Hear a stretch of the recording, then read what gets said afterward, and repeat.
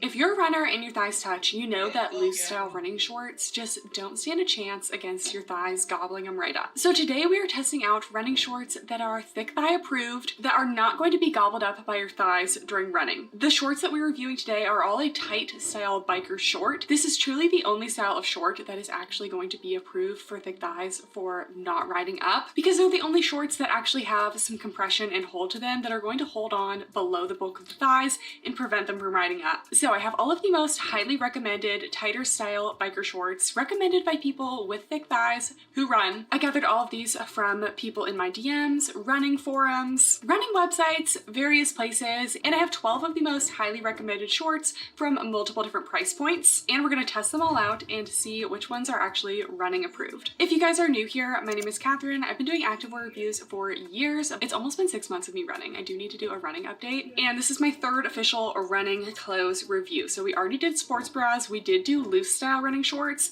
and now we're into tight running shorts. Running leggings is in the works. So first, let's talk about what we need to look for in a running short to make sure it's going to work and be functional for our bodies. So first of all, there is an almost foolproof way to tell if a short is going to roll up on you, and it all just depends on the inseam. And this is going to be a little bit different for everyone based on your height, your anatomy, where you carry your muscle and fat, etc. You're going to want to look for where in your thighs the thigh actually tapers down. So with general thigh anatomy, there is a point of your thigh that carries the bulk of the muscle of the fat, and that eventually tapers down. So wherever the bulk of your thigh is, you need to make sure your shorts are going at least a little bit beyond the bulk, because if the hem of your shorts are ending above the bulk of your thighs, there's nothing to hold that short down, and your thigh is just going to eat it right up. So what works for my body personally is about a 6 to 6.5 inch inseam. I know that those are going to be roll proof for me. For running shorts, I actually prefer like a 6.5 to 7 inch inseam. That's like the sweet spot for me, but everyone's going to be a little bit different. If you carry a little bit more weight in your glutes and your thighs, you'll want to look for a slightly longer inseam. So the short needs to hit below the bulk of the thighs, and the short also needs to have enough compression at the hem to keep that bottom hem in place. So many brands now are doing kind of a looser hem at the bottom, so it's not squishing the thighs down at all, which is good if you don't want your thighs to be squished, but there needs to be a balance between having some compression to hold the hem down and make sure the seam doesn't roll up, and also not being so tight that you're sausaging your thighs.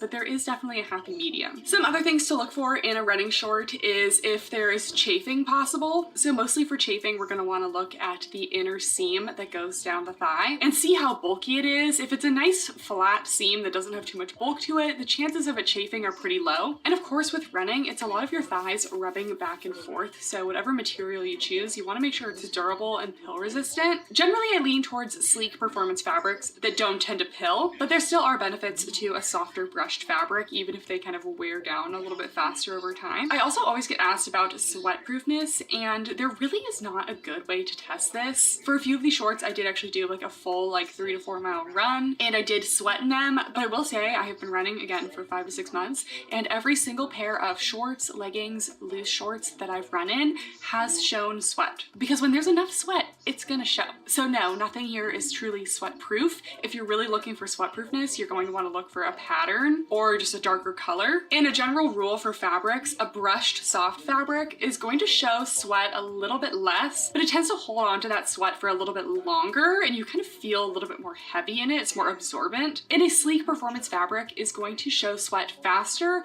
but also dry faster. So that tends to be my preference. I feel more comfortable sweating in a sleeker performance material. All right, so the metrics we're going to be going over for each of these shorts is my usual metrics, sizing, etc. If the thigh seam stays in place, what kind of pockets or runner functional features the shorts have, if there's any chafing potential, how they perform in the run test. I am run testing in all of these shorts, and I have these little chalk fabric markers, and I actually marked on my thigh where the short was before I started running, and then where the short was after a few minutes of running, to see if the short does really stay in place. All right, without further ado, let's get into the shorts. Also, I know someone's going to ask about the Lululemon fast and free shorts. There was some sort of Lululemon short, but they were literally completely out of stock when I looked on the website. So I'm going to be trying the leggings in my legging review, but I didn't intentionally leave those out. I wanted them, but they only had a size 2 left in any color. and I'm not a size 2. We're going to be separating these into categories of no front seam shorts and front seam shorts. So unfortunately there are not a ton of no front seam performance short options, but I did do my best to find a few and they are really good. So we're starting out with no front seam because personally that's what I prefer. And we're starting out with the Offline by Aerie Goals 7-inch pocket short. So these came highly recommended and these are a good one. Unfortunately right now I can only find them in black, but I would be buying these in every color if I could find them because I just feel like these are doing a great thing. So these are made of a compressive, sleek performance fabric. This is the Aerie Goals fabric. It has a good medium to high compression hold, pet fur resistant, nice and sweat wicking. It has a pretty wide double thickness waistband with no top band, but it stays put really well. We have no front seam on these, and these are a 7-inch inseam, which is my perfect length that it really stays put well, but it's not so overwhelmingly long. These have just a little triangle gusset. We have 2 spacious side pockets, and the seams are flat across in the back. Let's try these on. Okay, so these are hitting more of an ultra high rise. They do go kind of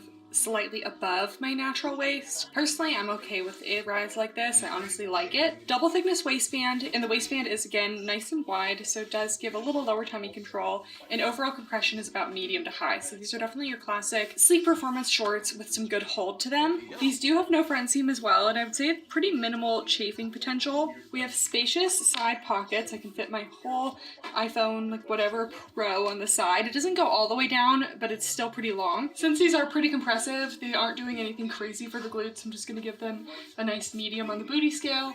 Again, you'll get some cellulite coverage because of that compression. True to size, but if you're in between, I would size up because again, they are on the compressive side. And personally, 7 inches is honestly my ideal running short. For gym shorts, I usually go for a 6-inch, but the extra inch for running shorts just really makes sure for me that they stay below the bulk of my thighs. And this is going to vary for everyone based on your own anatomy, where you carry your fat, muscle, etc. But for me, I like the 7 inches. They're not so long that they're going all the way down my legs, but I still get some nice security beyond the bulk of my thighs, and these stay put really well. There is some compression at the bottom of the thighs, but I would still consider them thick thigh friendly overall. So results of the run test, these did not budge at all. They have enough compression at the bottom of the thigh, but they also don't cut in. I also love how well these stay up, even though they don't have a top band or a drawstring or anything. They really don't need it. They have enough compression and hold that they just stay put. This fabric also lends itself really well to running. It's very sweat wicking, and I feel like these are just such a great balance of functional but also flattering. There's no areas where it like pinches into me or looks weird, so if they had more colors in these, I would be buying them. I think they may come out with more come summertime, but these are definitely a top pick. Short number 2 are the Camo Fitness Serenity shorts. These come very highly recommended from a lot of you guys, and I think there's a few reasons for that. So these are an affordable option. They are $25.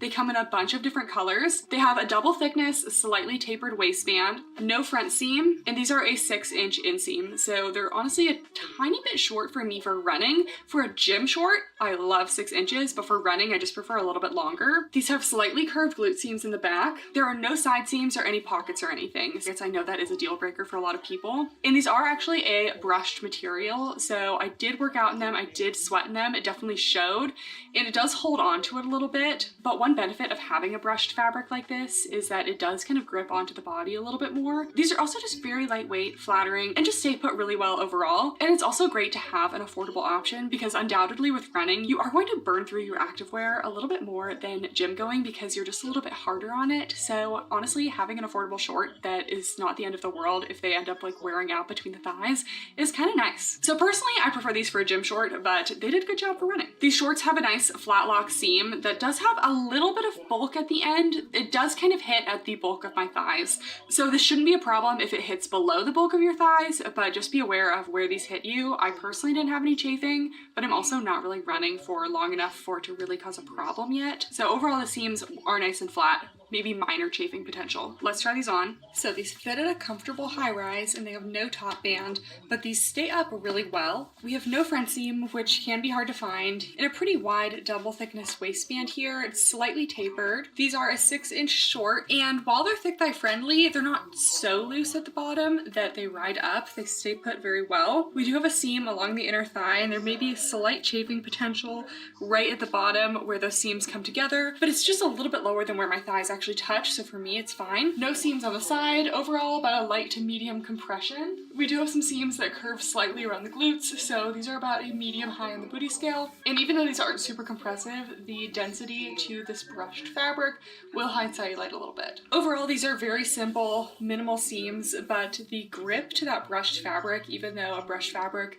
may pill a little bit more over time, it keeps these in place really well without needing a drawstring or anything like that. These are also very true to size. If you're in between, you could really go either way. Size down if you want more compression, size up if you prefer them to be not as compressive. So overall results of the run test, these did ride up like half an inch for me. I would say they more just kind of like settled into place because I did wear these on a 3.5 mile run. In the point where they rode up a little bit, they didn't move anything beyond that. But for me personally, I need just a little bit longer of a short. I still will definitely run in these. They're just not my top pick because of the length. But again, length is very personal from person to person. Our next no front seam short is another affordable option. These are the Belief 8-inch no front seam biker shorts. So Belief was one of the brands that was very highly recommended on running forums that I looked at, except they tended to recommend the Belief shorts with the front seam. So we'll have those later on. But this is their 2.0 version that has a slightly softer fabric and no front seam. And little spoiler alert, these are way better than the other ones. And these are really good. So first of all, these are $26.99, which is like $7 more expensive than the front seam Belief shorts, but it's worth the extra $7. These are much better. We have a double thickness waistband. These are more of a mid to high rise. They're not quite as high as some of the other ones. There is a top band on these that kind of helps everything stay up a little bit. There's a front inner waistband pocket, no front seam, and these come in multiple lengths. They have a 3-inch, 5-inch, and 8-inch. 5-inch is just a little bit too short for me, so I went for the longest, the 8-inch. And honestly, the longer short you choose, the less likely it is to ride up. So you know what? Biker shorts are back. These have a triangle gusset, a nice smooth flat lock seam down the thigh. They have these little angled side pockets, and the back is very plain. We have a little reflective logo, straight across seams. We'll notice throughout the video, the shorts, they're not really trying to be super flattering on the glutes, but you know what? With running,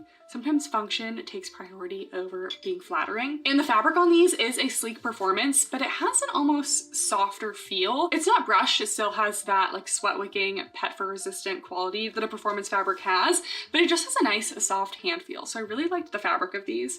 Let's try them on. Okay, so these are another true to size fit. If you're in between, you could really go either way. If you have larger thighs, maybe size up because they are compressive at the bottom, but they're not too tight. So I would still stick with your normal size overall. We have a high rise. You can almost see a little bit of my belly button there. And there is a top band up here, which can be beneficial with these more sleek performance materials. This one is sleek, but it is also soft at the same time. I actually am liking the fabric. So still a performance feel, but it has some softness to it. Definitely hard to find performance no front seam shorts, so I love that these have that. The side pocket is pretty good. I am poking out a little bit. I wish they would just continue it a little bit longer. We do have the little pocket in the front. I used to think that these were so pointless until I started running, and I'm like, I could put like my keys in there, my AirPods, something. These are a little bit longer than I go for, but I'd rather have them too long than too short. They definitely go past the bulk of my thighs. Again, a little compression at the bottom, but overall compression is really more like a medium, maybe even light to medium. And then there's not much going on in the back, it's just another medium on the booty scale. Again, performance leggings and shorts are never going to be the most flattering, but we're focusing more on performance rather than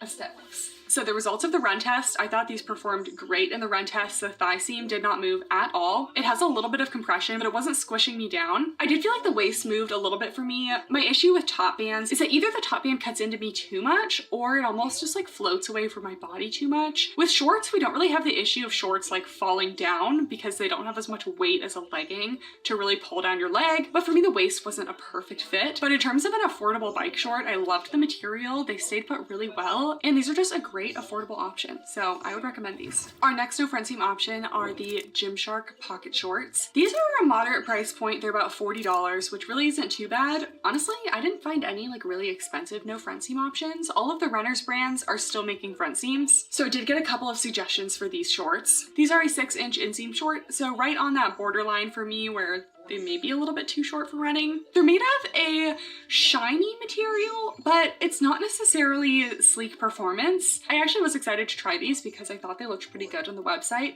but this fabric is just very disappointing.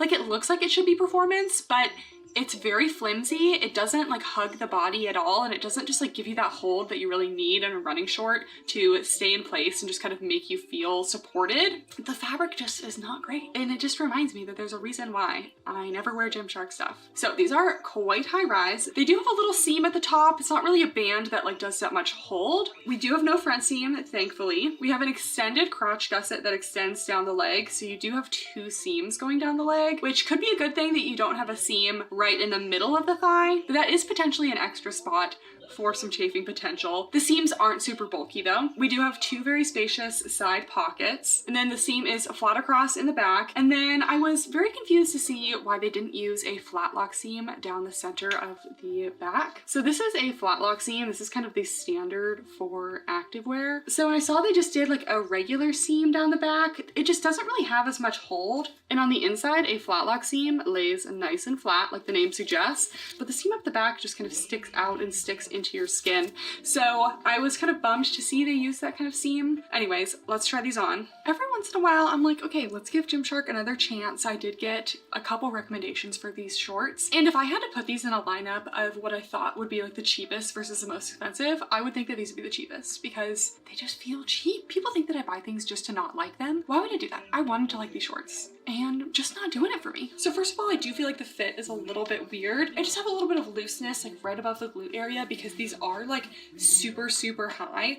Like, I'm not even straining the shorts to do that. And if this is almost up to my sports bra, I'm 5'9" with a long torso. So the rise is ultra high, if that exists. The material is a sleek performance, but it doesn't really have a lot of compression and just feels a little bit like baggy at the same time. But I wouldn't say that I would size down in these because I already have a nice fit on the thighs. So this fabric is a light compression. It's not really doing a lot of holding to the body. I feel like these would slide around a lot, especially if they were in legging form. The inseam of the shorts definitely feels a little bit short for me. I can definitely adjust them down, but we'll see the run tests. They're definitely coming up a little bit. The side pockets are very spacious though. I like that it goes all the way down to the bottom, very secure. These do have a little tiny top band, but it's not cutting into me. And then the back, honestly, I'm gonna give these a low to medium on the booty scale because this goes up way too high. And one of the reasons why I just feel like these feel cheap is because this back rise seam is not even a flat lock seam. Every other pair of shorts today, we have this kind of flat lock seam for every single seam on the shorts, but for some reason we just have a basic seam up the back of these, and these I feel like tend to loosen up over time, and it's definitely just a cheaper look. Overall, mostly true to size on these, but definitely size down if you're in between. I'm just not loving how this fabric is hugging the body, and there's just some elements I'm not so sure of. If you're going for a no front seam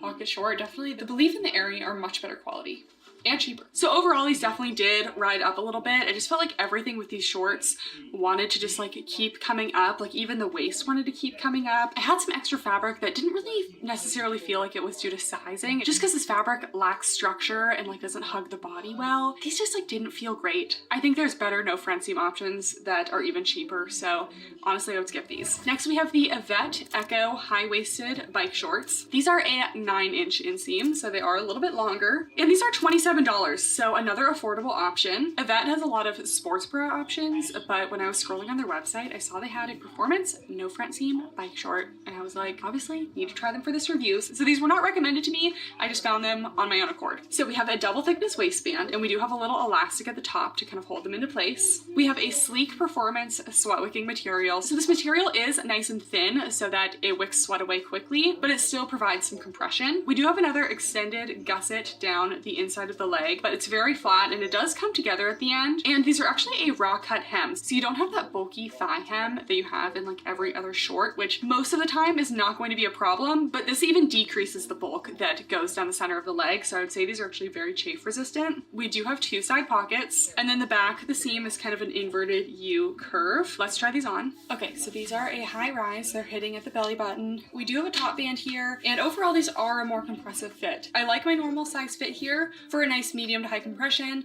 but if you're in between, I definitely would be going with the size up. It really just hugs the body. It's nice and sleek. Your thighs just slide right past each other. These are a little bit longer. They are a 9-inch short, and they do have that free cut hem at the end, which definitely can reduce the potential of chafing. My biggest complaint with these is that the side pocket is a little bit small. I guess I can fit my phone in here. I feel like I tried this the other day and I wasn't able to, but if you have like an iPhone Pro Max or anything, you will not be able to fit it into the side pocket, it is quite narrow. Seams in the back kind of curve around the glutes, again, just medium on the booty scale. In these lighter colors, they're not going to be the most cellulite friendly. So results of the run test, these stay put so well, and they have that compression at the bottom of the thighs, but since there's no actual seam there, it doesn't like sausage your thighs, it doesn't cut in, it just has enough compression to hold it in place. I have worked out in these and I found that the sweat dried very quickly. Again, it does show sweat, but it does dry. The only area of slight discomfort for me was maybe the top band, but I'd honestly rather have the top band staying in place instead of being slightly loose, because then it's not constantly shifting around my body. So these ones are definitely run test approved. I honestly feel like these are kind of a hidden gem, and I'm glad that I found them. I've really enjoyed running in them. Okay, that's it for the no front seam shorts. Now we're moving on to the front seam options. So I had to try the Jonji 7-inch pace shorts because I loved their loose style running shorts from my last running video. So I figured these would be great. So Jonji is a running brand. They do tend to be on the pricier end. These are $72, but you guys told me after my last video that you can often find Jonji on sale at places like REI. So definitely check that out if you are interested in these. Personally, I will be hitting up REI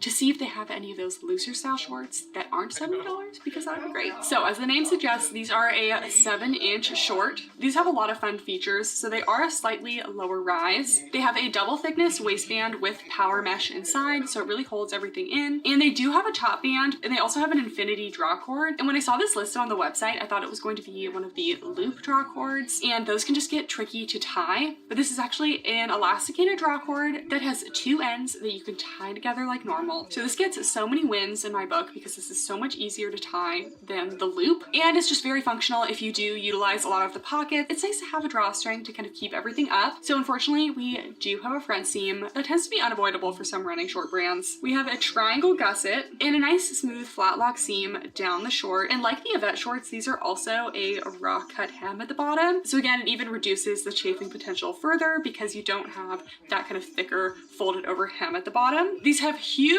side pockets that come in from the back, so they're kind of ergonomic in the way that your hand just like reaches forward, but also keeps everything in really well. We have a couple back pockets here. So you have these little drop pockets in the back of the waistband, but this can also serve as like a pass-through. You can see my thumb goes all the way through it. So if you're bringing like a towel with you or like a shirt or something that you want to just pass through there and forget about it, that is an option. Then on the inside of the waistband, there's another little secret pocket. And the final feature that I'm surprised none of the other shorts have is they have the silicone dot details on the inner hem of the shorts to really make sure that these stay in place and don't ride up. So I love this feature because instead of just making the bottom of the short super compressive, they just added these little silicone dot details so everything stays put really well. And this is a lot more dots than I would normally see. It's like a solid 1.5 to 2 inches of dots. Sometimes I'll see like one line or something like that, but they really put a lot in there to make sure that these don't slip. So let's try them on. First of all, I would say that these are true to size, but they're a more compressive fit. So if you're in between, I would be sizing up. They're also more of a mid-rise fit. I am seeing quite a bit below my belly button here. Personally, I do prefer a little bit higher, but everyone has different preferences. The waistband itself has a power mesh in it, so it kind of holds you in, but it's not super wide. So I would have liked to see that go a little bit lower. There is a band at the top, and I love that they did this infinity draw cord where you actually tie it instead of having the loop, because the loop drawstrings, I can never get those right. Honestly, these are tight enough that I don't even need that, but it's nice to have the feature. We do have a front seam, and I would say these are moderately invasive. I am getting a little bit of camel with these. It's not crazy, but as someone who prefers a no front seam, these are causing me a little bit of a problem here. The length of these is perfect. I absolutely love it. I also love that we have another raw cut hem. We have a good 2 inches of that silicone that really just keeps everything in place here. Also very minimal chafing going on. The seam actually sits just a little bit forward to the center of my thigh, so I'm not actually rubbing on the seam. Overall compression is about a medium to high. These definitely have a nice dense performance compressive fit. And then we have the pockets. So these side pockets are very secure and very large. So they kind of have this like ergonomic design where you slip them in from the back, and you can shove a lot in here and they're gonna stay put really well. There's a little bonded edge here that allows it to stay nice and flat. So very spacious side pockets, and then you just reach back in and grab it out. So I love that the entrance is a little bit smaller, but you still have a lot of space with the pocket. There is also that little pocket on the inside of the back as well. Just a medium on the booty scale, nothing crazy. And I'd say overall these are thick thigh friendly, but I do see a little bit of extra compression in the thigh area because of the silicone dots in there. So if that little like disruption at the back of your thighs is gonna bother you, just be aware of that. So results of the running test, these did not budge at all. Obviously that little silicone dot detail really did a good job of keeping these in place. Even if you load the pockets, these are not going to slide down because you have not only that compressive waistband with the power power mesh, but you also have the drawstring. I also like the little back detail for some visibility if you're running in the dark. But overall, I would say these definitely lean more towards functional and definitely compromise flattering a little bit. They honestly just weren't the cutest. I didn't feel like they were the most flattering. I feel like the waistband kind of cut in a little bit. The back view with the silicone dot detail just made the thighs look a little bit weird. So if you're all about functionality, they did great there, but personally I like a little bit better of a balance between cute and functional. And these are definitely all functional, not as much cute. Next up, we have another running focused brand. We have Vuori. I tried their Roga shorts in my last running short review. And now we have the pocket joggers. So these are the 7-inch pocket joggers, or they are supposed to be the 7-inch pocket joggers, but I actually measured the inseam and they were 7.5-inch inseam, which makes sense because you'll see in my try on, I was like, these are not 7 inches, these are longer. So never trust a brand with their inseam apparently. So personally that's okay. I just was kind of excited to see another 7-inch because I feel like I usually get like 6-inch or 8-inch, but alas, 7.5. So these have a lot of fun running features because Vuori is a runner's brand. A very thick waistband here. They do have a top band, and then these do have that loop drawstring. So again, nice to have this to keep everything up, especially if you are going to load these pockets, but I prefer the drawstring on the Janji. Again, we do have a front seam. We have a triangle gusset and pretty smooth flat lock seam down the bottom. Again, for none of the shorts today, I really foresee that much chafing because I specifically chose ones that shouldn't have that. Large side pockets for your phone. You also have a mesh pocket on either side of the waistband for your gels, keys, anything smaller. And then in the back, the seams are flat across, and you have a large zip pocket all the way along the back for anything else. You could probably even fit like a water bottle in there if you have like one of those flat ones. So these definitely have a ton of pocket options, but if you see when I'm holding these up, the fabric is almost like stiff and not in a good way. I was actually kind of disappointed to see this fabric. This fabric feels like a cheaper version of like Lululemon Luon. When I started doing YouTube reviews for leggings like 6 years ago, like it's probably even longer at this point, I saw a lot of fabrics similar to this where they're not quite a soft brush material, but they're also not performance. They're kind of that like intermediate material that's just like a little bit too thick, still gonna hold on to sweat, and it just has that like kind of itchy feeling, but they still pill. So based on the way these look to me right now, I feel like these would pill. I honestly really liked Vuori's fabrics on the Roga shorts. I thought they were really nice. So I was a little bit disappointed to see that this was the fabric that they were going for with their tighter shorts. So let's try these on. Okay, so here we are. These honestly feel longer than 7 inches. So I always measure my own inseams because sometimes brands will lie about the inseam length. So these like kind of feel like more of an 8-inch or even 9-inch. So we'll see. Anyways, we have about a high rise, maybe mid to high, but I think I'm gonna lean towards high here. Nice thick waistband. So it is going to give some tummy control there. Feels like it has some good thickness. We do have a little top band as well as a loop cord drawstring, which is definitely needed on these shorts because you have a lot of pockets. And if you're going to load up these pockets, you definitely need that drawstring to kind of hold everything up. Quite a bit of compression on this fabric. I would say medium to high. I just don't love this kind of material. It's very thick, it's very structured, and it's just kind of itchy. The front seam I would say is a little bit invasive, nothing crazy. So we have tons of pockets here. First, we have these very spacious side phone pockets. I love how much room we have here. And then these would obviously be for like gels and things like that, but they have these little mesh pockets that you can stash things into. So I love that that's kind of keeping that lightweight. And then in the back, we have a full zip pocket back here that you can store more goodies in. So then we have the same pockets on the other side. So definitely tons of pockets here, making these very functional and a solid medium on the booty scale. And these do have some good compression, so you are going to get cellulite coverage out of these. So overall thoughts and results of the run test. So these did ride up just a tiny bit, but they mostly just kind of like settled into place and then didn't move from there. So I don't foresee them actually having an issue riding up. I love all the functional runner focused features on these shorts, but overall I did feel like the fabric was just a little bit too heavy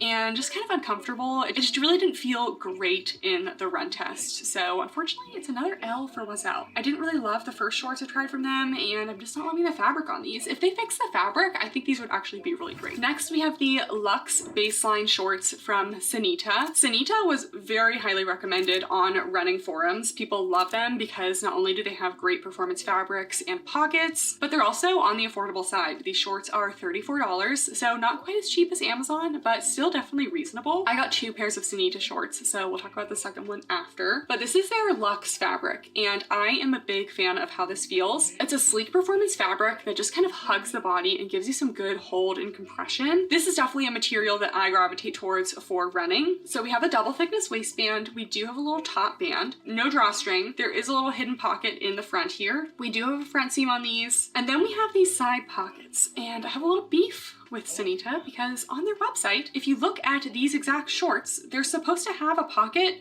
that has like an over-under detail. So you can put things on the top of the pocket, but also kind of have like a tennis ball pocket to just like flip your tennis ball under. So I'll insert a photo, but I looked back at the website and it didn't say that like some of the lengths didn't have that specific pocket. So I don't know if they like sent me the wrong ones or something, but everything else seems to be accurate. They're just missing that detail, and there's nothing worse than ordering something online and having a key feature missing that you were supposed to have. So found that a little concerning. I was kind of excited for that pocket detail because I thought it was something that kind of set these shorts apart from other shorts. It's not necessarily a thing that runners would need, but anyway. Straight across seam in the back, little reflective Sanita logo here. Nice flat lock seam down the side. And another great thing about Sanita is their shorts come in multiple lengths. These are these 7-inch shorts. Again, was very excited to see a 7-inch, but they also come in a 3.5 and a 5-inch, so multiple options if you prefer short or short. Let's try these on. Okay, so I'm not entirely sure what happened, but I definitely feel like I got the wrong shorts, even though I double checked my order, and I did order the Luxe baseline short, and when I look on the website, there are photos showing the over-under pocket, so we'll just ignore that. I'll take it up with Sanita. So these are a high rise, again, a little bit of belly button showing. These do have a top band. It's not too tight though. Overall, these are very true to size. I would say you could go either way if you need to size up or down. The front seam on these is actually not super invasive, so I'd say these are minimally invasive. I'm okay wearing this. We do have a little front pocket in the waistband here, and then we have pretty spacious side pockets as well. It covers my whole phone. I love that these have multiple lengths. These are the 7-inch option, which would be my preferred length just because I know these are going to stay put, and I really do like this material. It's a nice compressive sleek performance. These ones are fitting as kind of like a medium compression, and then the back is very simple. The seam is straight across, about a medium on the booty scale, and they have enough compression on the thighs where they feel like they'll stay in place, but they're not squishing me. So results of the run test, these performed really well. The thigh seam didn't move at all. My only issue was the waistband area. Again, this is the issue I have with some of these top band leggings and shorts. They just kind of move around a little bit. They're just scared to make them like snug on the waist, so I wish the waist fit me just a little bit better, but overall love the length of these, love how they performed, and I love the fabric. I also snagged the Sanita Luxe Terrain shorts. So these were not the ones that were highly suggested,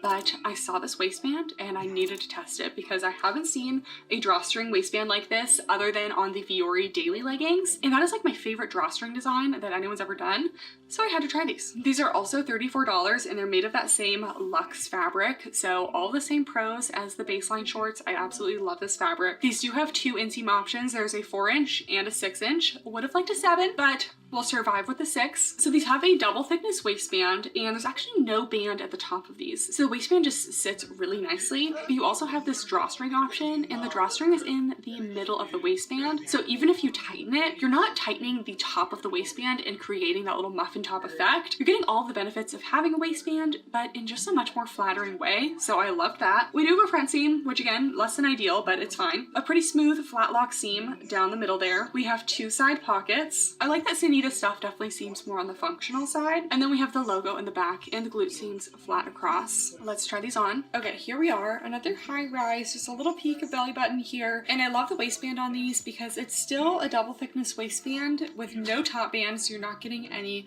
muffin topping cutting into the top, but you still have the security of a drawstring that's going to allow these to stay up well without cutting into the top of the waistband because it's right in the middle. So these are very similar to the Vuori daily leggings, and I love the waistband on those. Overall true to size, but these are a more compressive short. So if you're in between, I would be sizing up. These are also 6 inches. Again, I prefer a little bit longer. I assume these will be just fine for me, but just a 1/2 inch to 1 inch longer for me would be ideal. These do have a front seam, and I would put them as like moderately invasive again.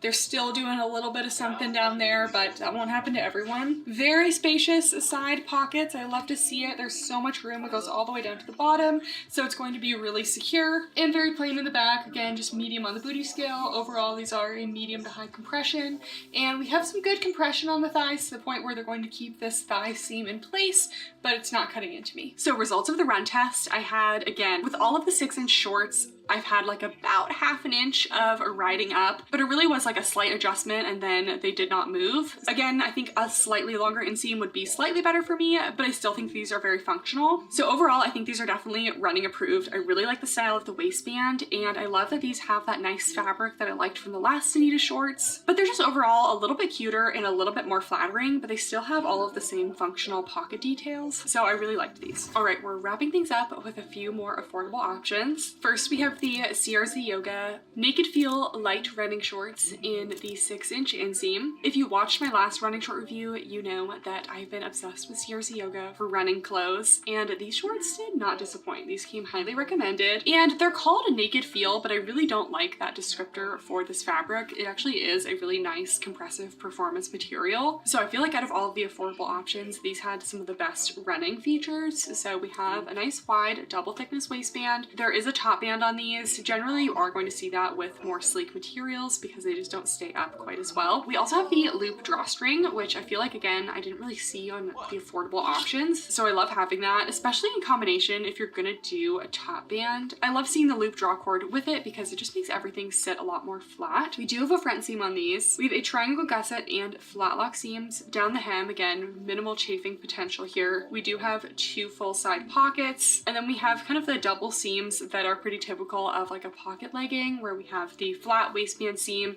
and then we have that seam that kind of leads into the shorts down at the bottom. So these are a 6-inch short, but they are a little bit more tapered than some of the other ones, so they have really good grip on the thighs. Let's try these on. I was a little hesitant with the name Naked Feel for these, but these are exactly what I would look for in a performance material. Has a nice sleek feel, has some good compression to it. Sometimes naked feel can be a little bit flimsy. This has good hold to it, so I like this fabric. We have a high rise. There is a little top band. You generally get that with these sleek materials. We also have that loop cord drawstring, which helps. Again, I prefer not to have the loop cord, but it is nice to have if you feel like you just don't have enough compression in the waist for these to stay up. Nice thick waistband here. These are a 6-inch inseam, but the thigh seam feels nice and secure, so we'll see with the run test, but I think that these are gonna stay put. We do have a front seam. I would say it's minimally invasive though. CRZ tends to be okay for me. They're not something I really reached for before I started running, but it is difficult to find no front seam options as a runner. We do have a nice side pocket. Kind of comes in at an angle here, but still it has plenty of space and holds my phone well. Overall, about a medium compression on these and true to size. If you're in between, you could really go either way, but I would kind of suggest sizing down. And the seams go above the glutes, medium on the booty scale, and you do get some lower thigh compression down there, but still thick thigh friendly. It's not cutting into my thighs. So thigh compression is a good thing with shorts. We just don't want cutting in. And so far today, I haven't really had anything cutting in, which is really good. So I need to find this material in some leggings next because I really like it. So overall results of the run test, these are actually the only 6-inch short that didn't move at all. All of the other ones had about like half an inch of riding up, which in the grand scheme of things isn't crazy, but I love that these didn't move at all because it gives me a lot of confidence in these that they're just going to stay put and stay in place when you're running. I love the material on these. It's very sweat wicking. It really holds the body well, gives you some compression, and just has that nice performance quality that I look for in a running short. Again, I wouldn't call these like naked feel or anything, but I love how these performed. I love the addition of the loop drawstring in here, and I feel like out of all of these 6-inch shorts, these are the winners for me. Next up for CRZ, we have the Butterluxe biker shorts. So these are an 8-inch short, and these are another affordable option coming in at $26. And I've talked about the Butterluxe material on this channel before, but this is going to be a little bit more lightweight compared to like Camo Fitness Serenity, but if you're someone who likes a slightly brushed material for running, just because it tends to stay in place really well, these could be for you. We have a nice high waistband, double thickness with no top band. We do have a front seam. Again, nice smooth flat lock seam down the center. Nice pockets at the side, and the pockets actually have a little elastic band right at the top to just kind of keep everything nice and in place, and very simple in the back. Let's try these on. Okay, so here we are. These are kind of between high rise and an ultra high rise with no top band. These are almost a teeny bit loose on me. So because they're made of a brushed fabric, I know they're going to stay in place really well. But if you're in between sizes, I would definitely choose the size down. I think I can probably fit into an extra small in this case. Because this fabric is so lightweight, the front seam is very minimally invasive. So generally the Butterluxe front seams don't bother me. These are an 8-inch inseam. So again, like maybe a little bit longer than I would go for, but still definitely wearable for me. And then we have the side pockets. You can see here why they feel just like a little bit big for me. The side pocket wants to bubble out a little bit. It does have a little band at the top here, but they are very spacious side pockets. Definitely secure. Overall, these are a light compression. I think if I size down, they'd be more of a light to medium compression. The seam goes above the glutes in the back. Not going to be a ton of cellulite coverage, but a little bit, and just a medium on the booty scale. So these are going to be another option, kind of like the Camo Fitness Serenity leggings. If you do want a brushed fabric that's just going to have like a little bit more grip to the body without having to have those top bands or anything, but it could be potentially a little bit more pill prone. I haven't had issues of pilling on this material, but with running, you know, it's just a matter of time. So results of the run test, I feel like I could probably do a size down in these. I feel like they would just hug everything a lot better because I have worn some Butterluxe before that just fits with a little bit more compression. I actually do really like this material. I feel like it has the right amount of brushness to it that it's going to grip the body really well without having additional top bands or needing a drawstring or anything, but it's still not super heavy. It's definitely a more lightweight brush material. And the thigh seams did not budge at all. They stayed put really well, kind of typical of a longer short like this. So I thought these did great. And lastly, we have the Belief 8-inch biker shorts. These are the ones I was talking about earlier that everyone is recommending on all these running forums.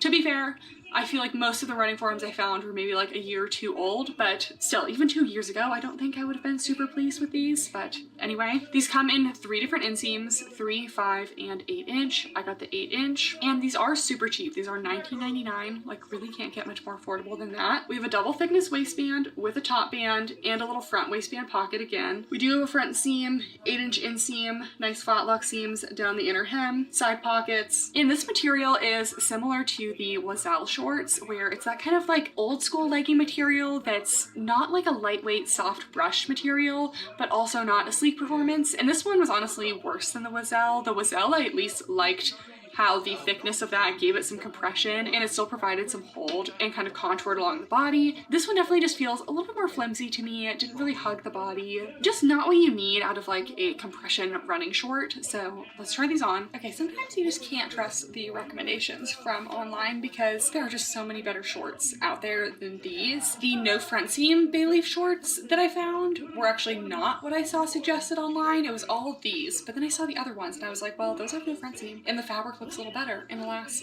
those are way better. So we'll still go over these. Overall, these are true to size, but they do just kind of like have a little bit of extra fabric in certain places. So I don't know if I would go as far as to size down because that's a little risky with a front seam, but they definitely run a little bit on the larger side. So size down if you're in between. I would say these are mid to high rise because we are fully showing the belly button. We do have a top band because these are not too tight. It's not cutting into me. We have the little mesh waistband pocket. It actually covers a decent span on the inside of the waistband there. The front seam is pretty minimally invasive. Again, these are a little bit big, so that kind of helps with that. And the compression is overall like a light compression. And this fabric, again, is just not my favorite. It feels like that kind of fabric that we don't really see in leggings a lot anymore. It's not that luxurious brushed material, but it's also not like a body hugging performance material. It's just a little bit flimsy. It doesn't really want to hug to your curves.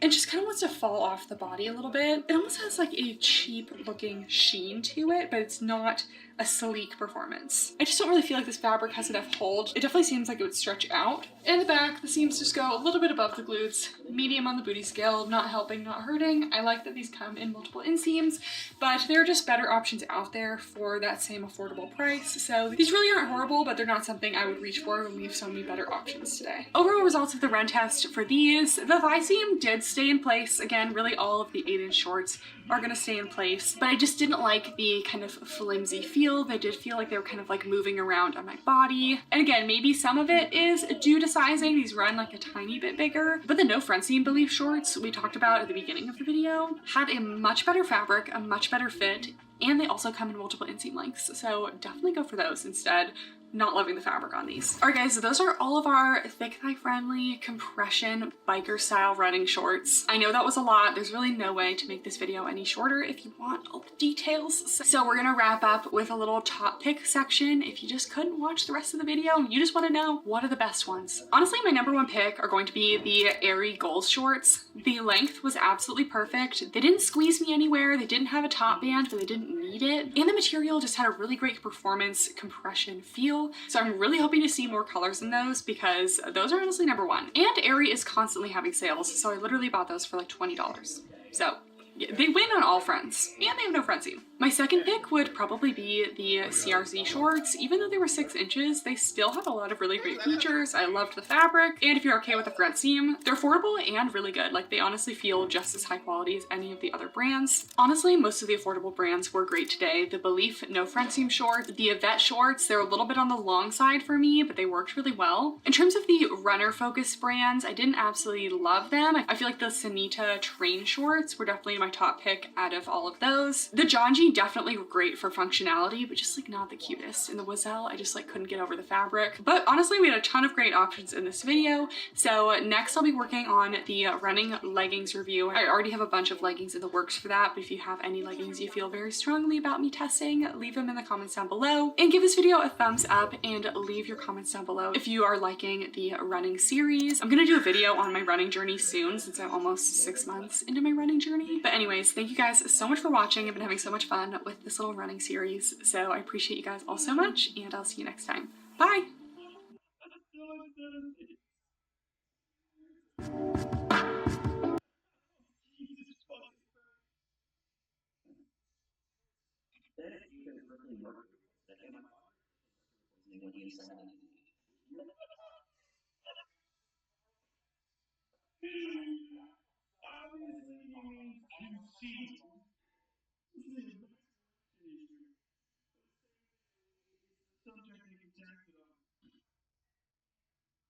Means when he conceived him.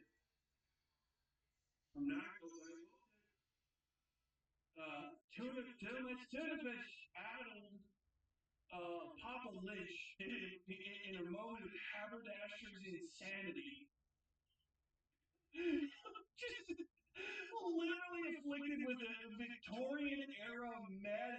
Hey guys, and welcome back to my channel. And today we're reviewing the new Shark Flex Fusion. I don't do a lot of hair styling reviews on this channel, but I recently got the Shark Flex Fusion like a couple weeks ago, and I've been testing it out, and I've been getting a lot of questions about how it is compared to the Shark Flex style, which I've had for 2 years now. And I absolutely love my Flex style. I actually did a video comparing this versus the Dyson Airwrap a couple months ago, and ended up returning the Dyson Airwrap and keeping this. And then of course, Shark comes out with a new tool. So today I'll be going over all of the important details to know about the new Flex Fusion. I'll be comparing it to the Shark Flex style, talking about all the different features that I actually didn't even know until I got it and started using it, and also comparing it to the GHD Duet style, because the Shark Flex Fusion does have a wet to dry straightener. So there are a ton of amazing features. So I wanted to get this up before Black Friday in case any of you guys were considering, you know, maybe getting a Shark Flex style, Flex Fusion, you're not sure which one to get. Also, I should say this video is not sponsored. Shark is not paying me to say any of this. I've had my Shark Flex style for 2 years and I purchased this myself. They actually did send me the Shark Flex Fusion a couple weeks ago, and I've just been kind of trying it out on my own, but they have no idea I'm even filming this review. I don't even have like a code or anything. So these are my completely honest thoughts. And I've been seeing a lot of questions on if you can use the Flex Fusion attachments on the Flex style, and you cannot. They do not fit. So if you want any of the Flex Fusion attachments,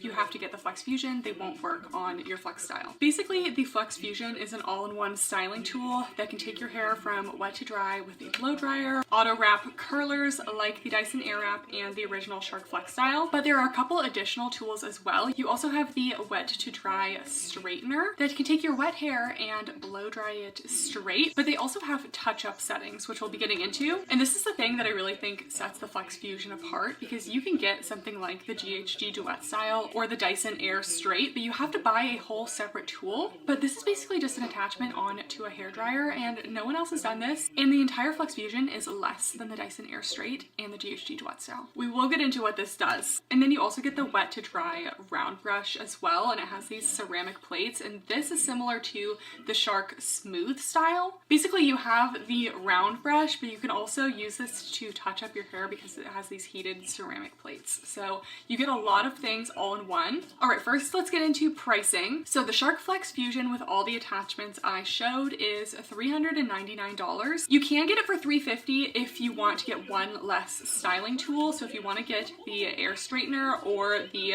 wet to dry brush, you can then get 2 more things, but you only get one or the other. If you want both, then it's $400. I kind of think it's just worth it to get both. The original Shark Flex style is $299. Some other price comparisons, the Dyson Air Wrap is $600, and that just has the curl settings, a couple other things. It does not have the straightener. If you want a wet to dry straightener, the Dyson Air Straight is $499. And you're only getting a tool with one function. All it does is the wet to dry straightening. So with Shark, it's $100 cheaper and you get everything all in one. And lastly, the GHD Duet style is $399. So the same price as the Flex Fusion, but it only has one thing that it does, which is the wet to dry straightening. So basically the Flex Fusion is the only tool that's actually combining the wet to dry straightening with the auto curl function and the hair dryer and everything, and it's also cheaper than all of the other options. Next section, we're going to be going over the comparisons between the new Flex Fusion and the old Flex style and the main differences. So first of all, price, the Flex Fusion is either $50 to $100 more depending on the attachments that you get. In terms of attachments, you also have different options for the Flex style versus the Flex Fusion. The Flex Fusion, generally you just get the 1.25 inch auto curlers, the oval brush, and the concentrated blow dry head. But they have a bunch of different brush options as well as I think 1 inch curlers as well. I think maybe they're like a 0.95 inch curler, but no long barrels. And then of course with the Flex Fusion, you have the new wet to dry straightener. The oval brush is also a wet to dry styler, and you only have one option for the auto wrap curlers right now. I'm just dying for some long curlers. Next difference is the Flex style is supposed to be mostly for wet to dry styling, but these two tools on the Flex Fusion have a setting for dry styling and touching up options. And there's actually a whole new air setting for wet hair versus dry hair. So let's go over some differences on the actual tools. First of all, I did weigh these, and the Flex Fusion is about 50 grams lighter, so they don't really feel that much different in weight, but it is a little bit lighter. They both have the little swivel head option. I have that on the Shark Flex Fusion as well. And the Flex Fusion has a slightly different way that the head attaches. So you have to put all of your attachments in with this little area that kind of has a cutout there. If you try to put it on this way, it won't go in, so you have to put it right where those little arrows align. The Flex style, you could kind of put it in at any angle. So it did take me a second to figure out how to put on the attachments for the Flex Fusion. Okay, then we get some button differences. So we still have cool shots on both of them, but the cool shot is now a little oval button. It's a little bit smaller, which I don't love because I don't want it to be any harder to press. There's this new little light setting that tells you when you're ready to go on the dry hair setting. And then we still have 3 air settings, 3 heat settings, but the Shark Flex style only has an on-off. And the Flex Fusion has on for the dry hair setting, and then it has the wet hair setting. So you have an additional setting there. And lastly, just a couple differences I noticed when actually using these two. So with the Shark, it turns on, full power, off. It kind of like has to take a second to turn off. It's not bad or anything, but it just does take a second. And the Shark Flex Fusion, I feel like I really noticed this with the curlers, but when you turn on the curlers, at first the air power is like a little bit on the lighter side, and then I would say like a second and a half later, it has full air power. And then the Flex Fusion, we're gonna turn on. Now it's full power. So it turns off much quicker, and I could kind of hear the pitch of the air when it gets to its full power. It takes like a second and a half. So when I first started curling my hair with it, I feel like it wasn't suctioning enough right away, but then a second in, it really wrapped everything up well. And I do feel like comparing the curlers side by side, the air power is definitely stronger and has higher suction on this new auto wrap curler on the Flex Fusion. It just takes a second to get there. But then when you shut off the power, it shuts off immediately. There's no lag time. They also kind of changed the structure of the auto wrap curlers. So if you actually compare compare the height here, they are the same. It just looks like this one's longer because it extends further into the base, but the actual length of curling space is the same. And you can see the Flex Style, it's all just one piece of plastic for the barrel, and the Flex Fusion is broken up into 4 little smaller ones. And I was unable to find an explanation on why they did this, but I do feel like this helps with the airflow and helps keep the hair on really well. Instead of being so diffuse, I feel like it really makes sure it goes to each of the sections. So I do like these curlers more, but you still do have to change them out to go from right to left. They're not switchable like the Dyson. Moving on to some additional attachment options for the Flex Fusion that you can get. So I got basically like the base model for straight hair. You can also get a classic oval brush for the Flex Fusion that doesn't have the ceramic. There's also a frizz fighting finishing tool. They have a wide tooth comb air attachment, and then also a curl defining diffuser. So if you have a different hair type than me, mine is kind of like slightly wavy, slightly frizzy until I style it, they do have other attachment options. All right, next we're moving on to noise. This was a big question I got. Everyone loves to complain about the noise of the Shark Flex Style as if it's not like a high-powered hairdryer. Like, that's why it's loud, because it's stronger than the other hair dryers. As a woman in STEM, I have actual data for you guys. I use my Apple Watch noise setting. If you've ever been in a really loud environment, it probably told you like, hey, this is really noisy. You can actually measure the decibels of your surroundings. I measured the amount of noise on every single attachment. I did all of this at the highest setting because I always use the highest setting because my hair just kind of needs that. And then I also measured all of the other hair tools that I have. So I'll put all of the numbers on the screen for the Flex Fusion. So when you're using the dry setting, it's less air, so it definitely brings it down to around like an 85 decibel volume. But when you're using max air on any of the attachments, you're definitely in the mid 90s for decibels. So it's definitely loud. Personally, it doesn't bother me, but honestly with any hair tool, if you're using it a lot, it may actually not be a bad idea to wear some earplugs while using them because you're so close to your ears, and listening to high-pitched volumes over time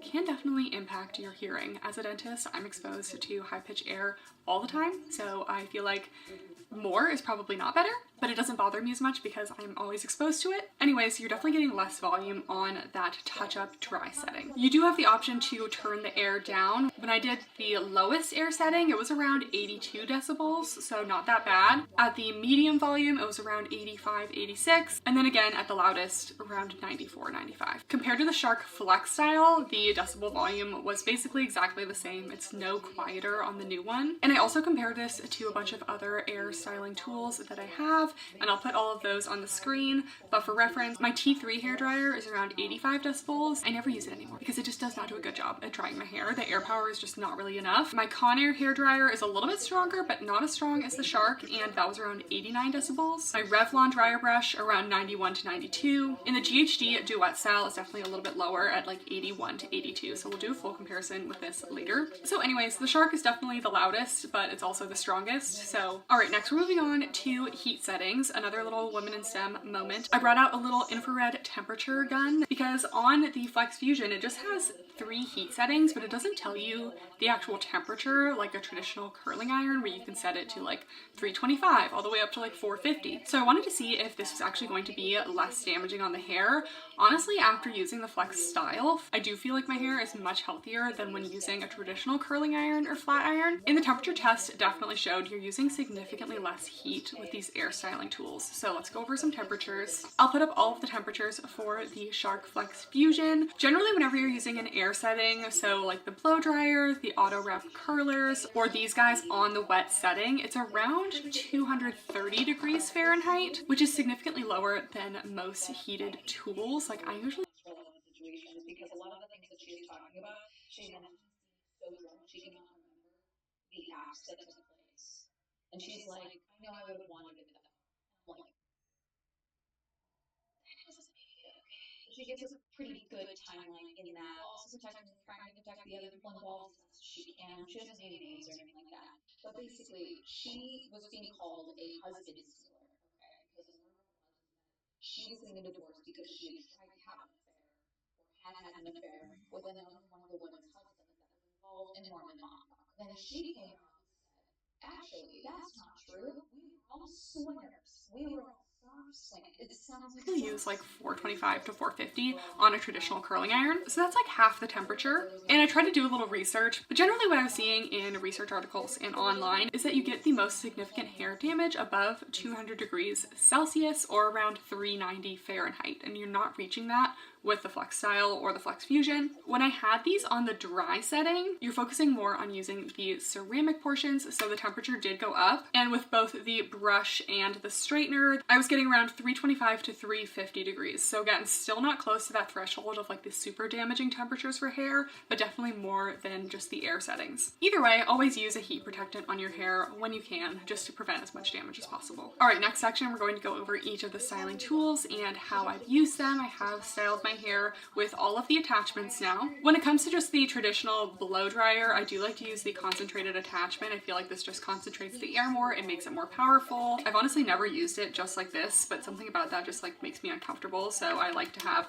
that little attachment on. And generally I'm never doing full styling with this. I'm just blow drying my roots for maybe a few minutes before I move on to one of the other styling tools. So that's how I use this, and again, the air power was really good. I would definitely say comparable, if not a little bit stronger compared to the Shark Flex style. Next attachment, we have the auto wrap curlers, and this is how I style my hair, I'd say in 95% of the time. I wash my hair twice a week, and basically every time I style it, even if I don't have anything going on that day, I'm using these auto wrap curlers. I can go from wet hair to curled with these auto wrap curlers in about 15 minutes, and my hair stays curled for days. So again, how I like to use these auto wrap curlers is I blow dry my roots a little bit. I'd say my hair is around like 75% dry. I section my hair into 3 layers, so I do the bottom layer first, the middle, and then the top. I have a whole hair care and hair styling routine that I did just a few weeks ago that I'll link that down below if you want a more in-depth review of how I do this. But basically, you're going to want to use this on the wet hair setting. I use max air and max heat, and again, the max heat is only around 250 degrees, so it's really not that hot. My hair never feels really hot when I use this. Then I hold my ends near it. It starts wrapping the curl up, and then I move it up towards the base of my head. I hold it for honestly not that long, maybe like 5 seconds. And then I do the cool shot, and the cool shot is not very cool. It's more like lack of heat shot.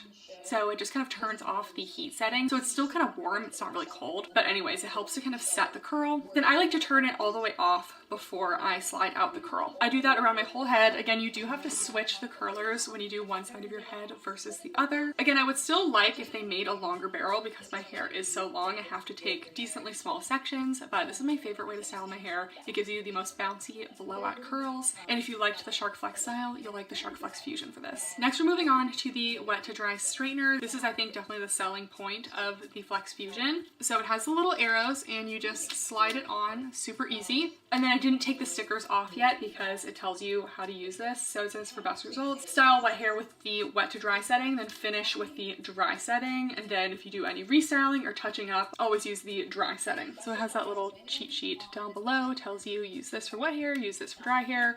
Super easy, either go to the dry hair setting or all the way up to the wet hair setting. And then I'll show you up close. So you have these little air vents that come out where all the air is coming out. So the arrow is pointed up, but the air actually comes out that way. So you're gonna wanna go down that way when doing your hair.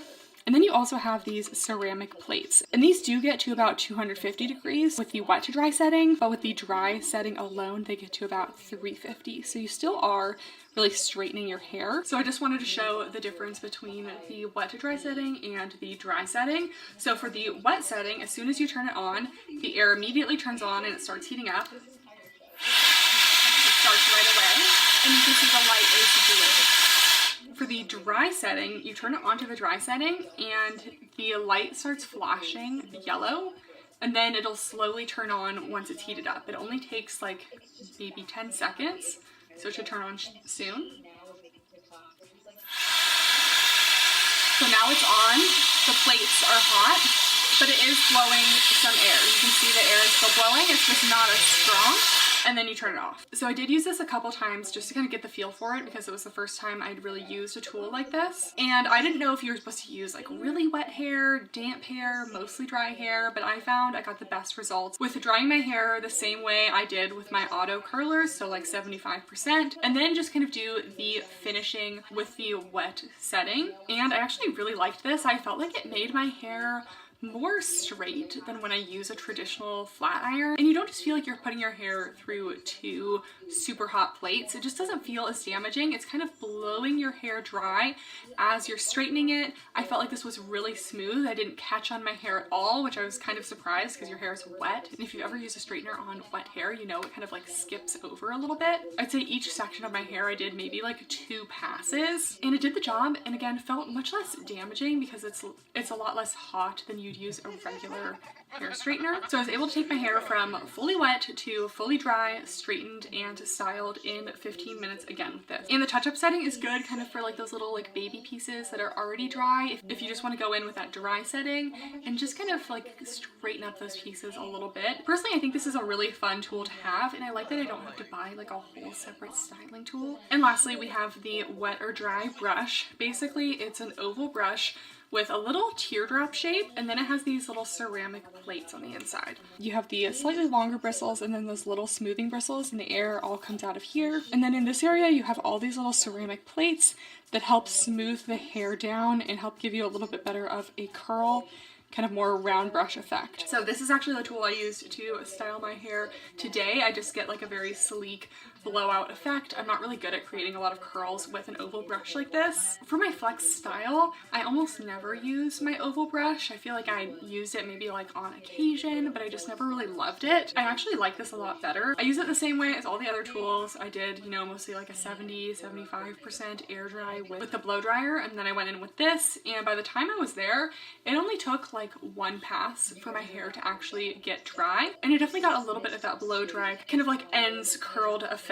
with this. I also feel like this is a lot smoother through my hair and didn't pull quite as much as the regular oval brush. Then I used the dry setting for some touching up, and you definitely can get a little more defined of a curl with these little ceramic plates. I definitely feel like this is made for someone with a different hair type than me. If you do have like more wavy textured hair, something like this is going to be really good because you can really get into the roots with that little teardrop shape and really smooth out the hair from there. And this tool basically replaces the Shark Smooth style, which is another tool that they have. And lastly, we'll do a comparison between the GHD Duet style and the Flex Fusion straightening tool. So the GHD Duet style is $400, so it's actually the same price as the Flex Fusion, and it does wet to dry straightening, and it also has a shine shot setting, which is basically the same as the Shark kind of like touch-up setting, dry setting. So GHD actually sent this to me like months ago, and I tried it, and the sound is just like really off-putting to me. It sounds like an airplane, and it's like just kind of weird. When I first used this, I thought it skipped over my hair more, but using it again today, it actually wasn't that bad. But basically we just have an on and off setting. They have ceramic plates with some airflow in the middle. So with the Shark, as soon as you turn it on,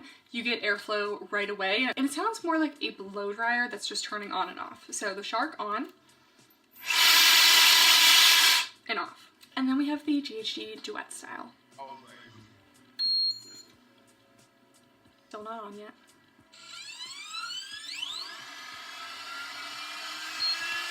Okay, now it's on because the light is on. And then if you turn it off,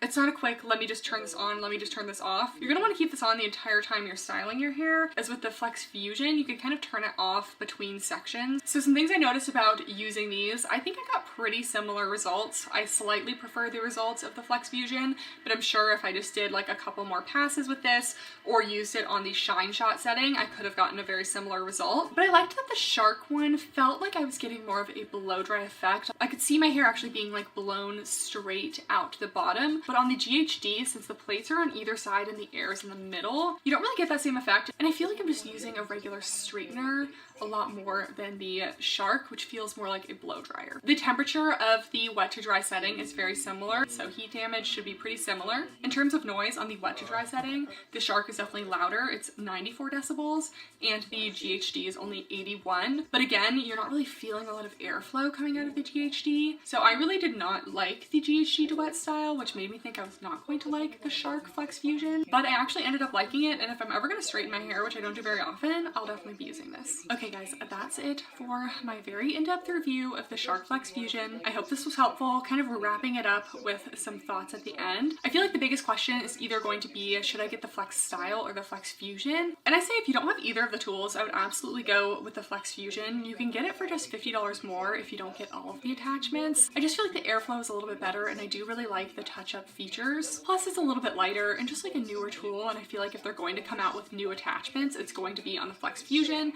So if you don't have either, I think it's worth a little bit of extra money to get the Flex Fusion. Next question, if you already have the Flex Style, should you be upgrading to the Flex Fusion? I would say that's like kind of up to you. Personally, if I had the Flex Style, I probably wouldn't be running to upgrade to the Flex Fusion unless you've been looking at something like the GHD Duet Style or the Dyson Air Straight. You can get the entire Flex Fusion for less than just one of those single styling tools. And there's definitely a lot of extra things you can do with the Flex Fusion. So I wouldn't blame you if you were like, hey, I see the new Flex Fusion is better and has more features, I want to upgrade to that. But if you're just using this to blow dry your hair and curl with the auto wrap curlers, it's not a huge difference. Overall, I really think this sets Shark apart from the other hair styling brands. Personally, I already preferred Shark to Dyson. You're still getting an incredible tool and you're getting a lot more value for your money, but now you're getting so many tools in one, and no one else has this wet to dry tool on a multi-use tool like this, and I just think it's really cool. So if you have any additional questions, please leave them in the comments down below.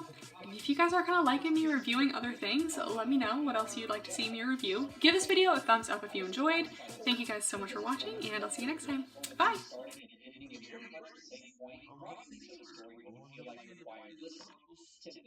Hey guys, and welcome back to my channel. And today we're bringing it back with a Love It or Leave It. These are kind of my quarterly.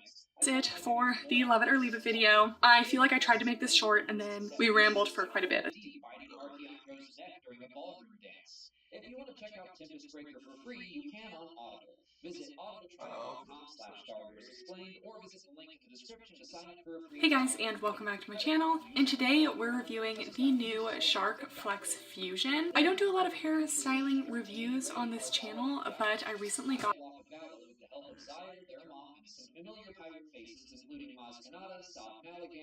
Hey guys, and welcome back to my channel. And today we're bringing it back with a Love It or Leave It. These are kind of my quarterly activewear check-in videos where we have a few segments. We do some mini reviews of brands I've tried recently, but they didn't get their own dedicated video or anything, and I just want to chat about them. Any quality updates, and then any favorites at the end. And I do have some favorites of all different categories today. So if you're watching this video, you're probably already subscribed, but if you're not, make sure you subscribe down below and give this video a thumbs up if you like the Love It or Leave It videos. And without further ado, let's get into it. So starting off with the mini reviews, and we are doing true mini review fashion today. I feel like my last couple Love It or Leave It's, we just did the full review, and then the videos are like 40 minutes long, and we don't always have time for that. So today we're doing rapid fire mini reviews. The first mini review we have today is for a new Amazon brand. The brand is called Ingia. I'm not really sure how to say it, but they're apparently a sister company of CRZ Yoga. But if I had to describe them, if CRZ Yoga is like more like a running girly, Ingia is more your Pilates princess. So those are kind of the vibes. And they also have no front seam, which I did see recently that CRZ Yoga should be coming out with no front seam very soon. So many years late, but we'll take it. Anyways, they just have a few pieces at the moment. I have a couple that we're gonna share. First of all, their sizing is extra small to extra large, so it's a little bit limited, and everything is around $28 to $30, so definitely still staying in that affordable price point. First, we have their leggings. So these are a little bit deceiving in the name. They're called the Women's High-Waisted Lounge Yoga Legging 25-inch Scrunch Butt Lifting Workout No Front Seam. We all know a good Amazon SEO title. First of all, I got a size small. I would say everything for this brand is mostly true to size, but if you're in between, I would be sizing down because everything just felt like it could be a little bit more snug, but not to the point where I'd want to size down outright. So if you're in between sizes on any of their stuff, size down. So first of all, the fabric on these is a nice, soft, sleek material. So definitely leans more towards a performance sleek feel, but doesn't have that compressive performance quality. For me, these basically feel like the same fabric composition as CRZ Butterlux, except without the brushing of the fabric on the outsides. They still maintain this really light compression and kind of sleeker feel. So these have a slightly tapered waistband with no top band. There is a little hidden pocket in the front waistband, but it stays very discreet. We have no front front seam, finally. And these just are a really nice basic legging, honestly. I really liked them. We have an extended gusset that goes about 3/4 down the leg. They're a 25-inch inseam, but they have quite a bit of vertical stretch. These are super stretchy. I actually really like this fabric, but don't expect a lot of compression, but it really hugs the body well, conforms to the body. And then we go to the back, they have a wordmark logo. One thing I like about CRZ Yoga is that their logo is like really subtle. It's just like a little circle. So this is a little bit bold for me. I'm not in love with it, but it's not a deal breaker. Very slightly angled glute seams here, nothing crazy, but they call these a scrunch butt, and there's no scrunch to be seen. So I don't know why that's in the title of these leggings. There's not even like a hidden scrunch or elastic up the back rise, anything. It's just completely a basic legging, which is fine, but like maybe don't have that in the title of the item when it's not actually scrunched. So anyways, this is my first time trying this brand and I really liked these leggings. To go with the leggings, I got the paneling cami sports bra made of that same material. There's an elastic band kind of hidden in the inside of the bra. We do have removable cup pads, and I actually like the cup pads. They're not too thick or too firm. They're just like the right consistency, if you will. I feel like this one is like a light to medium coverage, but definitely a light support. It has this cute little paneling detail in the front as well. And the fabric kind of tapers up into the strap, and then they have a little sewn on elasticated strap in the back. I do feel like they missed the opportunity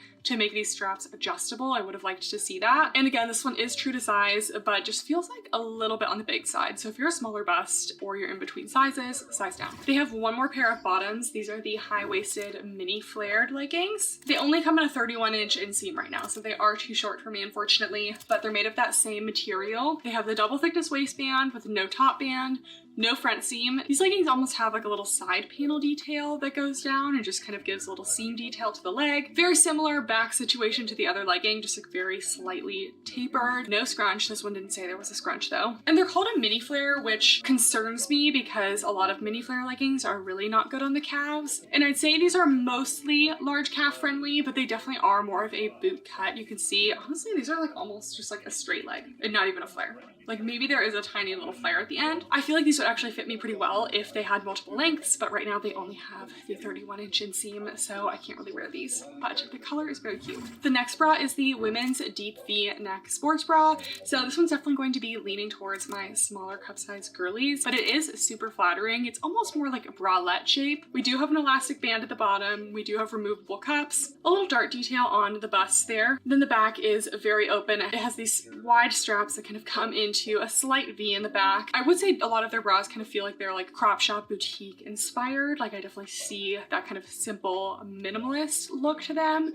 So again, more Pilates princess, not really running. Their bras definitely are on the lighter support side, but I am liking the look, the colors in the fabric. Obviously, low coverage, low support. And then what might be my favorite piece from them is the cut fit long sleeve tee. I also got a size small in this one. This one's $28 and it's made of that same material. And because that material is so nice and lightweight, I actually think it's a really good shirt material. This is basically like a long sleeve baby tee, but it has this little underbust, little seam detail, but it's very subtle. You almost don't even really see it. We have a crew neck, very stretchy, slim fit. It does fit very snug to the body. This almost reminds me of the Alphalete Ultra Soft tops, except maybe a little bit heavier weight, but kind of similar vibe to that. So I loved those tops, so I'm loving this. The sleeves are also extra long on these, which I like. They kind of go over the hands. It would only be better if they had a thumb hole to kind of complete that little look, but they don't. But yeah, I think as we go into like fall and winter, having a nice lightweight long sleeve like this is just gonna be really good. And it's made out of like a liquid material, so it's very breathable.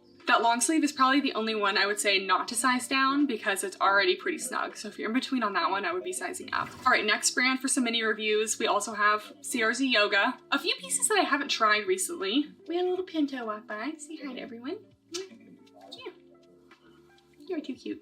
All right, let's start out with some Butterlux. So this is a tank made of the Butterlux fabric. It's like a light compression, but brushed fabric. It's not like the most brushed though, so I actually feel like it's a pretty durable fabric. This has a full built-in bra. It is a cropped length and kind of a shorter crop length, so it's not quite that like meet and greet fit that I prefer out of a tank like this, but it's still longer than a sports bra. We have these nice tank straps, logo on the back. In the under bust area with the elastic, it's actually lined with this like extra soft material too. So if you tend to find those little shelf linings a little bit itchy, this one's actually really soft. I also think that the square neckline on this one is a little bit different from the normal kind of V-neck we see from these like Align tank type tops. And it's just a very flattering shape and just like almost like a little bit elevated. So I really liked the neckline here. This one is true to size, but if you're in between, I would probably size down. It's not like super tight on me. Okay, and I wanted to finally try their Butterluxe flare pant. So unfortunately, they have not gotten rid of the front seam yet. So these do still have a front seam, but on the Butterluxe, it's really not super invasive. So personally, I don't have a problem with it, but I loved that these came in so many inseam options. This is the 33.5-inch inseam, which is kind of like my perfect inseam. I tend to go for a 33 or 34 inch for flares, but they also come in a 29, 30.5, and 32-inch inseam. So you definitely have options. We have a double thickness waistband.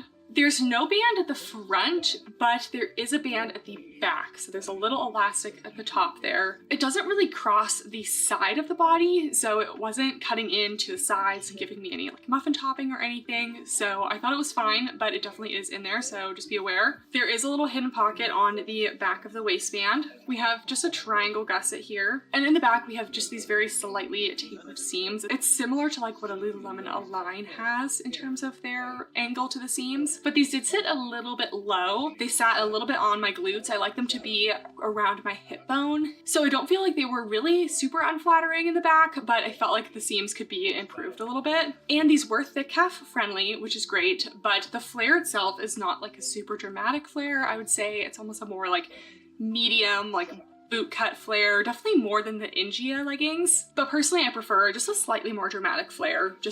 I like a lot of volume at the bottom of my flares, you know? I like a bell bottom moment, so these were definitely cute though, and I love all the inseam options they have. Also true to size down if in between, and the material is a light compression. Then we got some joggers. These are the CRZ cotton fleece lined jogger pants. I got a size small. They're a high rise with an elasticated waistband with the drawstring on the outside, which I love. We do have some front pockets here, and then kind of a smoother jogger cuff at the bottom. These only come in one inseam length, which is usually fine for me with a jogger. And they're a nice heavyweight fleece, very dense, and the inside is actually quite soft. But I've tried a couple other of their sweatpants in the past, and this just reminded me that none of those have really fit me right. First of all, the fleece that they use is really thick and durable and nice in feel, but it has zero stretch to it, so it's not very accommodating for thighs and glutes. And then I don't think the design itself really leaves a lot of space for the glutes, so these were a little tight on my butt and definitely tight on my thighs, and it just wouldn't be very comfortable to sit in these because of that. I would say that they're not really like thick thigh friendly. So if you have any curves in your bottom half, these are probably not going to be the joggers for you, because if I sized up, then the waist would be really big, so just didn't love these. Then I got another one of their seamless short sleeve tees. So if you've been seeing some of my little running vlogs I've been posting, like on Instagram, TikTok, and like YouTube Shorts, it's been getting a little bit colder, so I've been wanting just like a lightweight layer, and I have a bunch of CRZ seamless tops, but I don't have a black short sleeve, so I wanted to get one. They just have the best like lightweight seamless layering tops. I have honestly so many in my closet. This one's a size small, and it's made of a super breathable seamless fabric with a ton of stretch to it. It also is like slightly ventilated in the back, like the seamless material just is a little bit more ventilated, so it's perfect when I just kind of want enough of a layer to kind of take that wind chill off, because like this morning I went on a run and it was like 55 degrees. And then when I start running, I heat up fast, so I don't want too much on me, and this is just the perfect amount. I would say this one runs a little bit big. If you want it to be a relaxed fit, go true to size, but I could probably do an extra small just because it was a little bit baggy in the waist section, so just keep that in mind, but I love these tops. And the last thing from CRZ, we have their Butterluxe Slim jacket. You guys know I love me a BBL jacket, and this one was really nice. So first of all, it's their Butterluxe material, which I already love. So it's definitely more of a lightweight jacket. So definitely like fall spring jacket. It's almost like the thickness of a shirt, except just a little bit more, and has a couple more features. So first of all, it's a full zip with a mock neck. The sleeves are long and they have thumb holes at the end. So again, you can kind of keep your hands warm when you're on your walks, runs, etc. Some little reflective detailing down the back too. Think about what temperature I would be running where I would want a jacket. I worry about overheating because I hate being too hot and then having to like take off clothes like when I don't really want to. Like, just one thing I love about this is the length. It hits right at my hips, so it's not too long. I don't really love when my workout jackets go over my hips and my butt. It just isn't really flattering on me. It doesn't give me much shape, so I love this kind of mid-hip length. And then they have these very discreet zip pockets. You almost don't even see them. They kind of blend into the seams, but they are there. They have zip pockets. And then on the inside, they have like little drop pockets too. So I just feel like this has a lot of features, and I'm gonna see if I can get some leggings in this color. This has been my favorite color from them recently. It's the sparkle blue. I have it in their running shorts and their sports bra, and now I need a pair of leggings so I can complete this look. Okay, we have 2 more brands for our mini reviews, and we also have Peach, who's decided to sit on me and make her biscuits on the flower pillow. So please enjoy her company. Next brand for mini reviews is Yvette. So I recently tried one of their bras in my running sports bra video, and the bra that I chose just like didn't quite fit me right and didn't have enough adjustability for me. But I found this other one and really like the adjustable features of it. So it has a similar front shape to the other one. It has a sleek performance material, a nice 1-inch elastic across the bottom. We have these little breathable mesh inserts here and this deep V shape. But in the back, it has this super thick adjustable strap, which the last one did not have. So for me, strap adjustability is like huge for sports bras. So this helped a lot with support. I still would say this is not like the highest of high support, but it definitely was enough for running for me. I would say it was like a good, maybe like 8 out of 10. And then they still have the adjustable 3-hook closure in the back if you need some adjustability in that bottom band. The cups on their sports bras are also all sewn in, so you never have to mess with them. So yeah, I've worn this on a couple runs now, and I definitely like it. Their stuff is true to size, but if you're in between, I would size down. So if you watched my recent running short review, I reviewed a pair of their shorts there, but I tried one more as well. These are the Echo perforated 9-inch bike shorts. So it's made of the same material as the shorts that I tried in the running short video. I wasn't really thinking when I saw these on the website about the giant front seam that goes all the way up the waistband here, because I was trying to avoid front seams, and their last shorts did not have a front seam. So it's definitely not ideal, but these are made of that same sleek performance material. So it has about a medium compression and just really hugs the body. I have been loving this fabric. This one is a 9-inch inseam as well. I think the other one was too. It has a raw cut hem at the bottom, so it's nice because that kind of reduces chafing potential. You don't have any bulky seams down there. We do have those little perforations, and then one thing I really liked about this one is it has a zip pocket on the side. Normally legging and biker short pockets are pretty sturdy, but I love a zippered pocket because then you just know everything's going to stay put. So I loved that they had this little zipper option on the side, and it doesn't look like there's a waistband, but there is. You can kind of see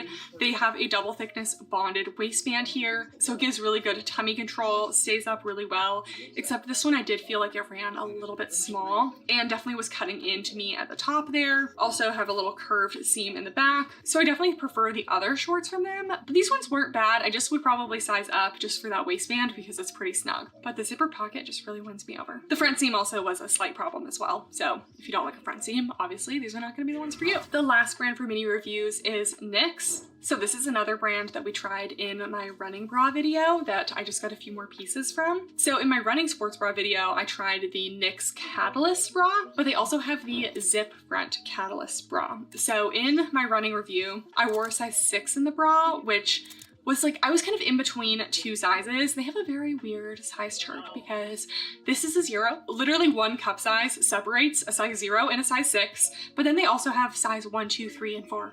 And 5. Whatever you know about sizing, throw it out the window because it's irrelevant. So anyways, I wear size 0 and it's much better than the 6.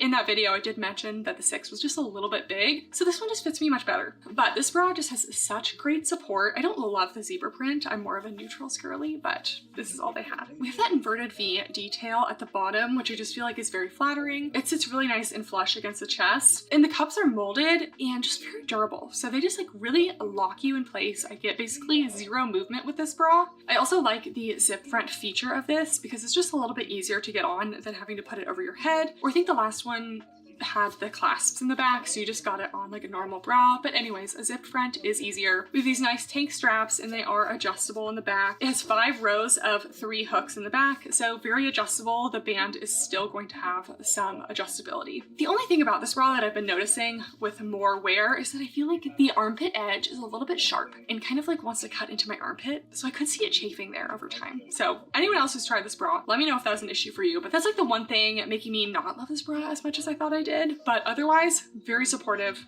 very good. Next piece from NYX, we have the High Touch High Rise shorts. So this obviously goes with that Catalyst sports bra. And these shorts are doing a lot of things. First of all, they have a very wide waistband here, and similar to that Yvette waistband, it's a double thickness fabric, and the fabric is glued together. So it's bonded, and it's very thick, very structured. So you can hopefully see just how structured this fabric is. It doesn't flow like the rest of it. So some pros of that is it gives great tummy control. Cons is it doesn't contour to your body like too much. It tends to like gape a little bit when you squat. These I would definitely consider more of a performance short, but anyways, lots of tummy control if you are looking for that. We do have a front seam on these, unfortunately. I didn't love seeing that. These have an 8-inch inseam, and the edge almost has this like velour type lining so that it doesn't ride up, but it's not silicone. It's more of like a soft feel, and it's a raw cut with no bulky seams at the bottom, so definitely chafe resistant there. So you can kind of see that little almost like velvet type lining. I did find these to be true to size. And then one other feature that they had, which is funny because I just talked about this in my shapewear leggings review, because that brand Fenka had these. But the leggings say that they have like a 3D shaping technology. So basically they just have this like 3D printed, I don't even know if it's 3D printed or it's just like screen printed onto the leggings. I'm not entirely sure, but it's basically just these little lines that they say like support and shape. I feel like they just look like lines underneath your shorts. I'm not really convinced this is doing anything, and I feel like it just like looks very obvious. It's not super obvious on these shorts because they are already a zebra print with stripes, so you can't really see it too well, but they have a picture on the website with a solid color and you can definitely see the lines. I don't know how much like shaping it's actually doing. I feel like shaping maybe, but the other brand that I talked about in my shapewear leggings video, they were claiming that it was like supporting the body. Like they had a lot of claims. NYX is just saying that it's offering a little bit of shaping, which I could see. Anyways, I liked these shorts, but the waistband's just a little bit uncomfortable and I don't love a front seam. So, all right, that about wraps it up for mini reviews. So next we're going to be doing quality updates, and I just have one quality update for you guys, and it is truly devastating. So in the Juicy launch from Buffbunny, they had these kind of meet and greet length butter bandeau crops, right? I loved them in my video. I have two colors. I have the red, I have the baby blue, and I feel like I wore them a couple times, but I ended up bringing this red one to my recent Disney World trip, and I was gonna wear these with some black shorts. It was gonna be like a little Minnie Mouse moment, but I can't really do a bandeau just by itself. So it actually has a little halter strap that was an option. And the strap just gives you a little bit more security just because the bandeau itself, you just worry that it's gonna roll down, especially when I'm like, you know, out and about raising my arms. I don't want, you know, anything to fall out. But as I put this top on, the little area that the strap hooks onto just completely broke. It just like fully ripped up, and I can no longer wear the strap with this. And then I was like, oh no, let me try my blue one. And you see, I only have one strap hooked in. I'll hook this strap in just so you can see a little bit better, but it is literally hanging on by like one single thread in there. So it is about to pop off. So that was very upsetting to discover because I really wanted to like these tops, but I just can't trust the strap. So what's strange is that like the right strap is totally fine. It's the left strap on both of my colors. I'm sure I'm not the only one who's dealt with this. And also I didn't even notice this, but I have some pilling on this top too. It is the butter fabric. So we're done with the butter fabric. I've mentioned this multiple times. It just is not durable. It's just not good. So yeah, that's my main quality update. I don't really have any others that have come to mind. I try to write them down as they come, but that's the only really like issue I had. So if you were thinking about getting that top for Black Friday, don't. Next, we're moving on to favorites, and I do have a couple favorites from different categories. If you guys do follow me on Instagram, you will know this is coming, but the Camo Fitness Featherlight jumpsuit. This has been a favorite since the moment it arrived on my doorstep. At first, I was like, that's gonna be so ugly, I'm never gonna wear it. And now I wear it like almost every day. Like this is like my new home lounge outfit. It's basically just a jumpsuit made out of the Featherlight fabric. So it's a legging material. So it's stretchy, it's soft, it comes in light colors so I can wear it at home and I don't have to worry about peach fur getting on it. It also came in the espresso brown, but I put that in my bundle pile because I just can't wear that at home. So it has this kind of scooped neck, it has adjustable straps. It does scoop down a little bit on the armpit side, so I like to wear like a little built-in bra top underneath it or like a little bralette, something like that, because you will see it. And it has these giant pockets at the side, which literally fit my Kindle. So it's perfect. I just walk around my house, phone in one pocket, Kindle in the other, and whatever room I sit down in, I can just read my book. And it's just perfect. So Kinder Girlies, this is perfect. It's like a drop crotch moment. It's definitely not like the most like flattering thing ever, but I don't think some people understand that sometimes we dress for comfort and not for flattering. It has like a little drop crotch, and it is a 23-inch inseam, but because it's kind of a drop crotch, it still actually fits me like to my ankles. So I don't think the length is actually an issue for me. And again, like I'm just wearing it at home, so I don't really care that it's like the perfect length. A lot of people have been saying this looks like the Free People jumpsuit. I don't really shop Free People, so I honestly haven't even looked it up. But every time I wear this, someone is like, oh, is that the Free People one? I'm like, I have no idea. I love the Camo Fitness jumpsuit. I hope they're still in stock, but highly, highly recommend, especially with Black Friday coming up. Should be on sale. Couple more favorites. I have some skincare faves. So earlier this year, I was really struggling with my skin because I felt like I was using so many products and they were all just kind of bothering my skin. And I've been on Accutane before, like I had severe cystic acne. So now that I've been on Accutane, like I'm used to my skin being pretty clear. So it was just annoying to have all these little breakouts all the time. So I completely simplified my skincare routine at the beginning of this year. And basically I just use a toner pad, which I'll talk about in a second. I use a prescription antibiotic moisturizer in the morning, my sunscreen, obviously. And then at night I use another toner pad and my tretinoin and my moisturizer. So anyways, very, very simple. I can't use vitamin C. I've tried every vitamin C in the entire world, it seems like, and none of them work for me. Anyways, we're going on a skincare rant. But these Korean Beauty Medi-Heal toner pads, I love them so much. This is my third box of them. This is the Metacasoid Casicide. I've actually never even tried to say this. These are the blemish pads, and they're not what you would normally think of like an acne toner pad. They're actually just really calming. So they're just very moisturizing, very calming, and just like kind of help with the redness in the mornings. And I swear by these things, they have helped my skin so much. They're so hydrating, which is so important for me in the desert. And at night I use the peeling pads. I'll link them both down below, but I've gotten so many compliments on my skin since starting to use these, and I am never looking back. So I'm on box 3 of ordering these. You can actually just order the little replacement things, so you don't have to like buy the new outer packet all the time, and I love them. Next skincare fave is the Pharmacy Honey Halo Moisturizer. This is also my third container of this, and I'm getting ready to buy a 4th. I cannot do a lightweight moisturizer, like a gel moisturizer. My skin just like sucks it up, and then my skin is dry again. I need like a thick cream, and I bought this because I had a Sephora gift card, and I was like, you know what, it's a little bit of a splurge, I'm gonna buy it. And then I was like, maybe I'll look for something cheaper, you know, to try next time. No, I continue to buy this stuff, and it's like 50 bucks. So it's not like insanely expensive, but it's definitely like, you know, it's not cheap. It's called Honey Halo, but it's like putting actual butter on your skin. And you guys know, I don't throw around the term butter. People like to say, oh, buttery soft, feels like butter, blah, blah, blah. No, this is like actually the consistency and color of butter, and it feels like you're putting it on your face, except it smells really good. And it's so hydrating that I will just continue to purchase this for a long time. I have no interest in trying other moisturizers. It doesn't make my skin super greasy, but it's still hydrated. But anyways, highly, highly recommend. They do usually have a Black Friday sale, so maybe I'll buy like the big one because it only lasts for like 3 months. One last kind of skincare fave. Since it is dry in Arizona, I am always using hand cream, and I recently bought the Trader Joe's Pumpkin Ultra Moisturizing Hand Cream. And let me just put this on right now because this stuff is so good. It's super thick and super hydrating, but what I love about the pumpkin one, this literally smells like pumpkin spice baked goods on your hands. And I don't know if everyone wants their hands to smell like a pumpkin spice cookie, but oh my gosh, it just smells so good.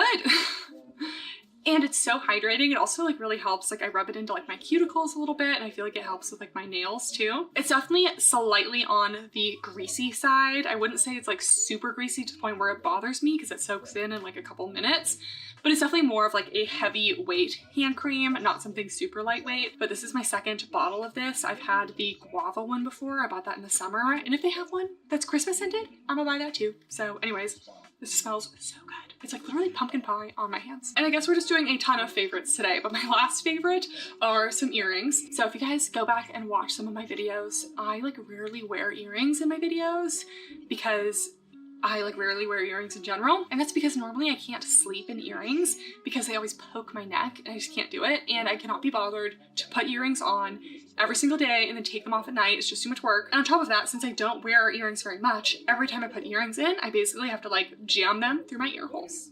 And I know it's all my own fault. Anyways, earrings have been a struggle for me. So I was like, okay, what if I can find like those flat back earrings? And I took a gamble and got some from Pumiey. My ears are usually pretty sensitive, but I feel like part of my sensitivity issue was that the fact that I was like jamming my earring through my ear hole. So like obviously my ear was gonna be bright red after that. These are the Pumiey flat back earrings. And I just bought these a couple weeks ago and I've been wearing them for like 3 weeks straight. And my ears had no issues. And I slept with them every night and I felt like I had nothing in my ears. I'm gonna have to throw a photo up on the screen because these are really hard to tell. But basically they just have a little ball at the front end, so they're very simple. And then the back, it screws on. So the first time getting them on, it was definitely a little bit tricky, but now that I've gotten them on once, like it's like easy. And once you get them on, you don't really have to take them off if you don't want to. But I'm trying to become an earring girly and these definitely have helped. So I also bought these little huggy hoops also from Pumiey and I just put them in this morning and they're not bothering my ears and they're very small little hoops. You guys suggested to me on Instagram when I told you I was struggling with earrings to get like a little huggy hoop. This one almost might be like a little bit too big. I haven't slept in these yet, but they're not bothering my ears. So it's good to know I found an earring brand that is actually like pretty cheap. That's high quality enough that it's not causing my ears any irritation. So anyways, now I have these little hoops. Super cute. I'm gonna try to sleep in these tonight. Hopefully I can. Okay guys, that is it for the Love It or Leave It video. I feel like I tried to make this short and then we rambled for quite a bit at the end. So I apologize. If you enjoyed these videos, make sure to give it a thumbs up and subscribe if you're not already. We have some exciting Black Friday, gift guide, etc. things coming up that I'm excited to share, so stay tuned for that. If you have any video requests, as always, leave them in the comments down below. Thank you guys so much for watching, and I'll see you next time. Bye! Turns his corner. Anxiety rises fast. He puts on his headphones to black out the world, hoping for a free. In silence, he suddenly notices something strange. The world has come to a standstill. The street is frozen, staring up at the sky. Curiosity and fear fill him as he removes his headphones. What he sees sends a wave of terror through him. The arrival of the Council of Kings in the 616 universe causes widespread panic and chaos.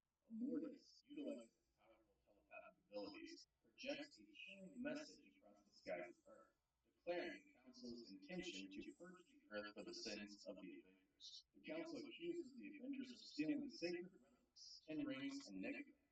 Hey guys, and welcome back to my channel. And today we're going over everything you need to know for the upcoming Alphalete Black Friday sale. A lot of Black Friday sales are happening earlier this year, so I'm also going to be linking my annual Black Friday sale guide in the description that gives a little summary of all the Black Friday sales going on. You can even view it in calendar views, so you can see when each of the sales start and all of that, so you can kind of do a little planning. The Alphalete Black Friday sale starts this Friday, November 22nd at 12 p.m., which is noon Central Time. This is different than previous years. Alphalete almost always has their Black Friday sale at midnight on the day of Thanksgiving, or, you know, the transition from Thanksgiving to Black Friday. This year it's a week earlier, which actually a lot of brands are doing because Thanksgiving is so late in November this year. And it's also at noon, which is so great because now people don't have to stay up until midnight. If you guys have been following me for a while, you guys know I've probably been shopping the Alphalete Black Friday sale for 4 to 5 years before I ever started working with them. They always had really amazing sales. You could get leggings for $20. They've done a couple different things with their sales in the past couple years, but this year they released every single one of the prices for all of their items. There are so many good deals. You can get Amplify leggings for under $20 in colors that are still in stock in almost every size. And honestly, the deals are just really great this year. So I wanted to make a whole video about it, even though there are no new items launching. Since I had a little break from working with them this year, I have a bunch of items that I did not get to do dedicated reviews for. So we're going to be rapid firing a lot of things. But anyways, an overview of the sale. So there are going to be 3 sale categories. I'm going to walk through each of the categories and give you my top picks in each category. But there's the 70 to 80% off bucket, which there is quite a bit in there. There's the 50 to 60% off, and then there's the 20 to 40% off. So the things that were launched most recently are going to be in that 20 to 40 range, and the older they get, they tend to be discounted more. If you missed my last video, my code Kathryn is back, so you can use that for 10% off at checkout. So make sure to do that so you get the maximum amount of discount. And every single price I put on the screen will be the price with that discount already added. But I'll also link all of those graphics down below so you guys can scroll and see exactly what items you're looking for and you know exactly how much they're going to be. Everything I'll be mentioning is true to size unless otherwise stated. So if I don't mention any sizing things, that means it's true to size. Get your normal size. And Alphalete does have a 30 30-day return window from the day that your package is delivered. If an item is discounted 30% off or more, it's not returnable. We have all of the pieces I want to talk about from each of the sale categories, and we'll also be posting how much everything is on the screen. So without further ado, let's start out with the 70 to 80% off category because those things are going to go the fastest. We're starting out with what's probably going to be my number one suggestion, which is the $18 Alphalete Amplify leggings. You guys know me, I am truly obsessed with these leggings. I don't say that lightly. I have a whole section in my legging organization dedicated just to Alphalete Amplify. They truly just never do me wrong. You've probably heard me talk about them, but if you have not tried them yet,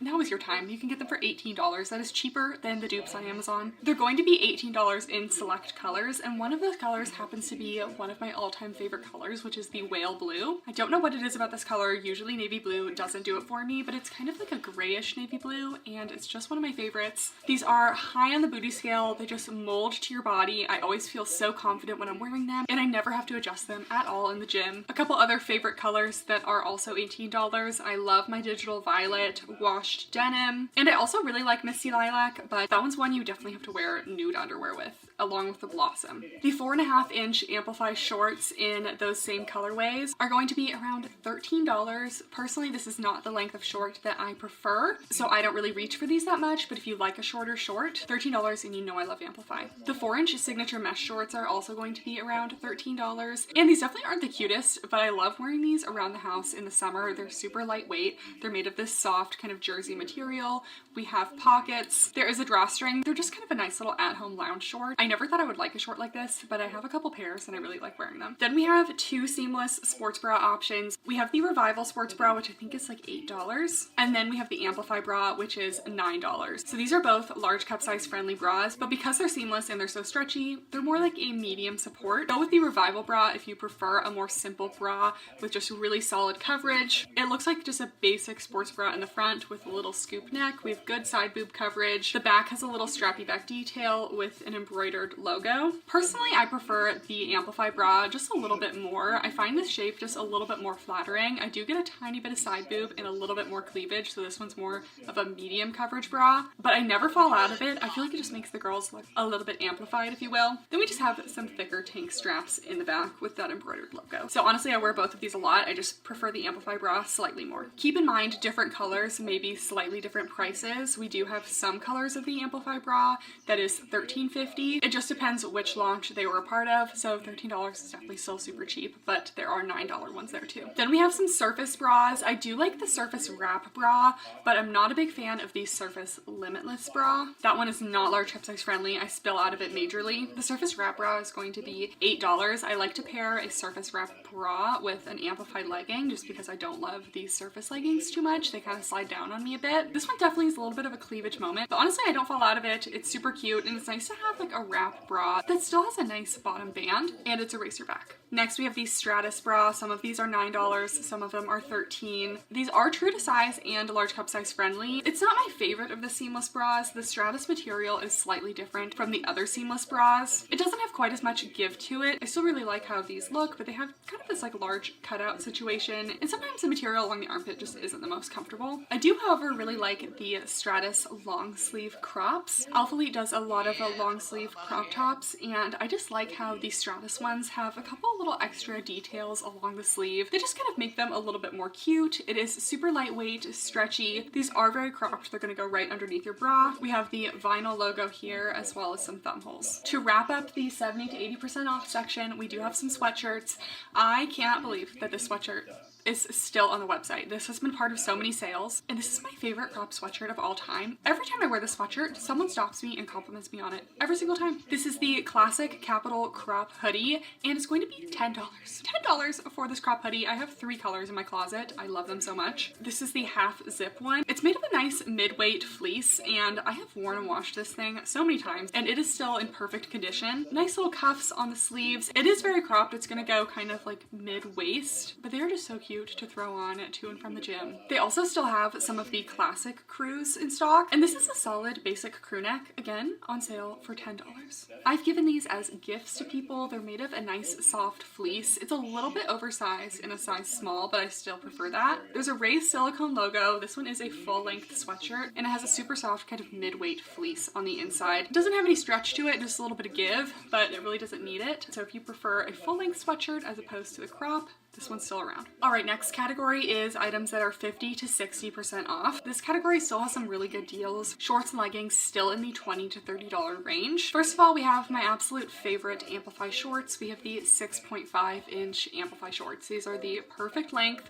They never roll on me at the gym. There's enough space where you can still kind of pull them up the glutes in the back and be super flattering. And these are on sale for $18. They're super thick thigh friendly, coming in a bunch of neutral colors. We also have the 5-inch Aura shorts on sale for just under $20. When it comes to Alphalete's non-seamless fabrics, the Auras are my favorite for bottoms. I don't really reach for my Surface very much. I don't really reach for my Alphalux, and we've reviewed the Tenacity recently, and those ones are just a little bit too low rise for me. So if you have a longer torso and you're looking for a non-scrunch, non-seamless shorter legging, I really do like the Aura. The fabric is a super soft brushed material, about a light to medium compression. It hugs your body, but it doesn't squeeze you anywhere. You also have these really flattering seams on the side, flattering glute seams, and these are a 5-inch inseam and super stretchy at the thigh opening, so they're thick thigh friendly. Then we have some Amplify contour shorts. So the contour shorts are very different from the contour leggings in terms of the details. The contour shorts are super flattering. They are a 5-inch inseam, which works for me on a non-seamless short, but because these are seamless, my thighs just kind of eat the 5 inches up, so these are a little bit short for me. They are super flattering with this little panel detail on the side and a little detail that kind of helps contour under the glutes a little bit, but it's really subtle.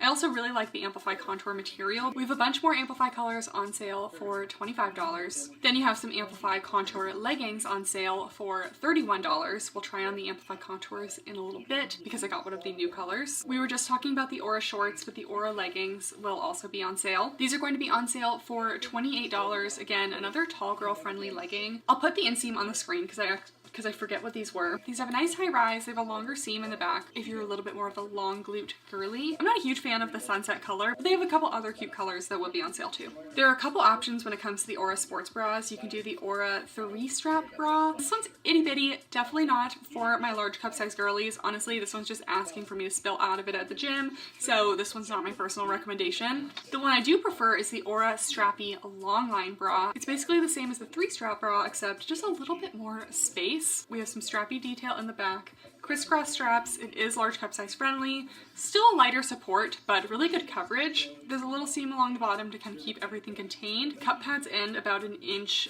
before the sports bra ends, so it is supposed to be long line. There are a couple more Aura bras. The Aura Sculpt bra, that one again is more for my small cup size girlies. I'm not a big fan of that one. Then the Aura bandeau is again super tiny and also a bandeau, so I just never wear that to the gym. One last Aura piece I do really like is the Aura long sleeve shrug. This one does have a little fabric in the front that connects it, so it's not just sleeves. But I've just been really into boleros this year, and I've tried a lot of them, and this one is definitely the most like sleek, minimal. It gives you a lot of space in the armpits, so they're just kind of free, and you know, that just feels good at the gym to have your armpits be free. The material is soft, but still lightweight. This is just one of my favorite boleros in my closet. They have a bunch of crops in this category. I just wanted to highlight my favorite one, which is the Origin crop. It may just look like a regular t-shirt, but it's actually made of a really soft, kind of brushed, stretchy material. So it's just super cozy. It has good flow to it. It has a little tonal branding, Wolf on the front, Alphalete Athletics on the back. It is quite cropped, but I love to wear this blue color with my whale blue Amplify leggings. I've worn that like 3 times in the past couple months. The final thing in this category for my full-length top girlies, the seamless racerback tanks are going to be around $13. I have this in 2 colors. I did a whole video on affordable full-length tops, and honestly, none of them beat how this one fits me. It just hugs your body in the right way. It's not too tight.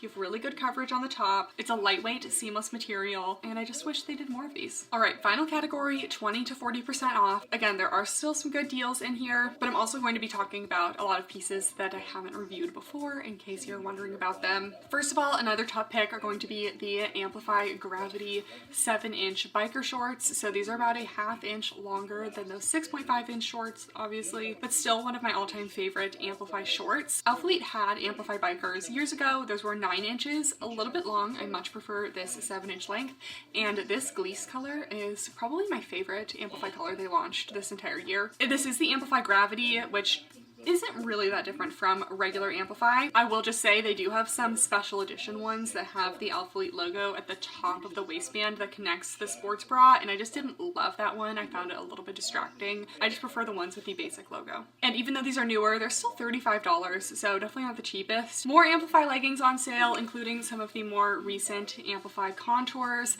I really love the Amplify contour. I know people are mixed on this. They just have some paneling down the leg, just a little detail that goes under the glute that's super subtle. I mostly love the Amplify contours because the material is just a little bit softer than the regular Amplify. I'm talking a very slight difference, but I just think that these are a little bit different and not too in your face. I did recently review the new Tenacity leggings, the everyday core leggings, and I do recommend sizing up in those. Those ones weren't my favorite because they do have a top band and they just sit a little bit too low on the rise for me, but for my shorter torso girlies, those could be an option. And then we have the undies shorts. These are the Tenacity Parker bike shorts. They're 7-inch bike short. I love the Tenacity fabric, but every brand has to have a moment where they just do a design because they really want to do it and no one really likes it. Anyways, super quick, these are the underwear line shorts. We have a little underwear line in the front. We have a little thong in the back. Just not really something I want to wear to the gym. Even if you look past that, these just sit super low rise for me. They run a little bit small. They do have a top band in the back, but not the front. I love the length of them if they just made them into a normal short, but really nothing about these works for me. We haven't talked about the Aura flares yet. These do come in multiple inseams, and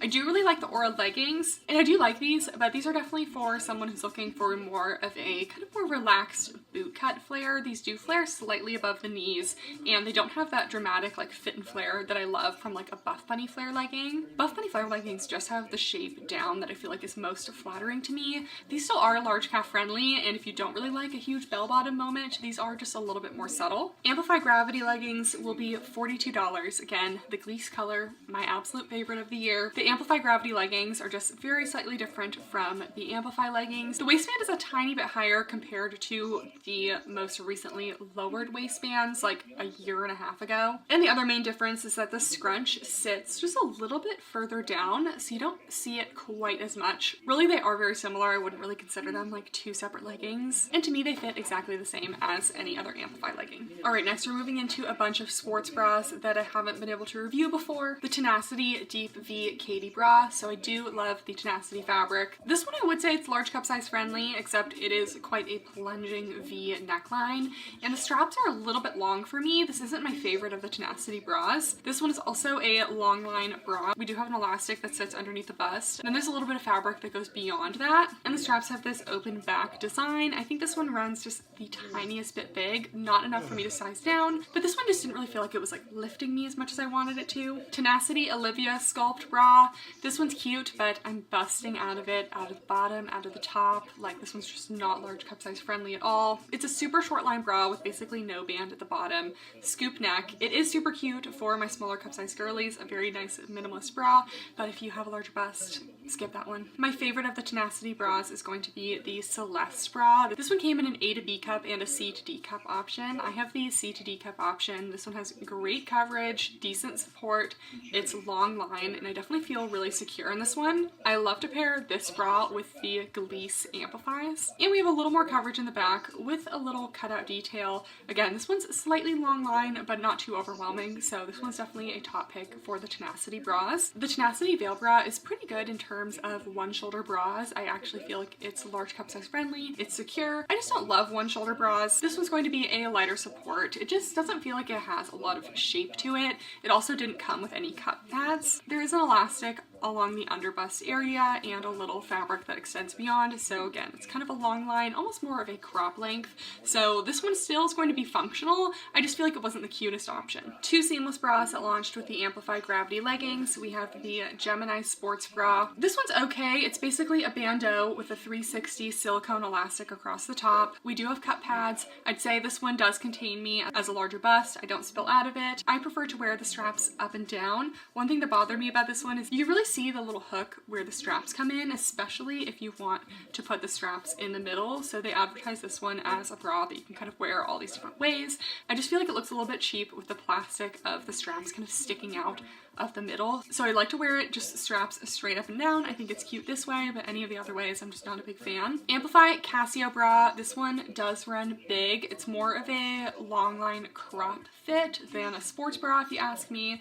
We have a 3/4 zip, a little mock neck, and I just get some weird extra fabric up above the bust area. So it's honestly just like too big in the boob space, which is not usually a problem that I have. So I'd recommend sizing down in this one if you are interested in it, just to kind of avoid that gaping. Amplify crossback bra, again, super tiny in the front, strappy in the back. I love that this one has adjustable straps, and I can wear this, but we get a lot of spillage, so not recommended for larger cup sizes. The Amplify Deep V bra and the Amplify Excel bra are both great seamless bras that are large cup size approved. Baby tees are going to be $17 to $20. The baby tees are the perfect length. They're a slightly athletic material, slightly stretchy, but great for lifestyle. I only have one color, and I'm considering getting more just because I love this length of top. It hits right at the top of your legging waistband and just so cute. The Halle long sleeve. Alphalete has done a lot of seamless long sleeve tops. Usually they're a thinner material than the leggings. This one feels a similar density to the leggings, so it is quite compressive. I just didn't love this one. The wide neck is just a little bit uncomfortable for the gym. It doesn't really work when your arms are up and moving around. There's also no thumb holes.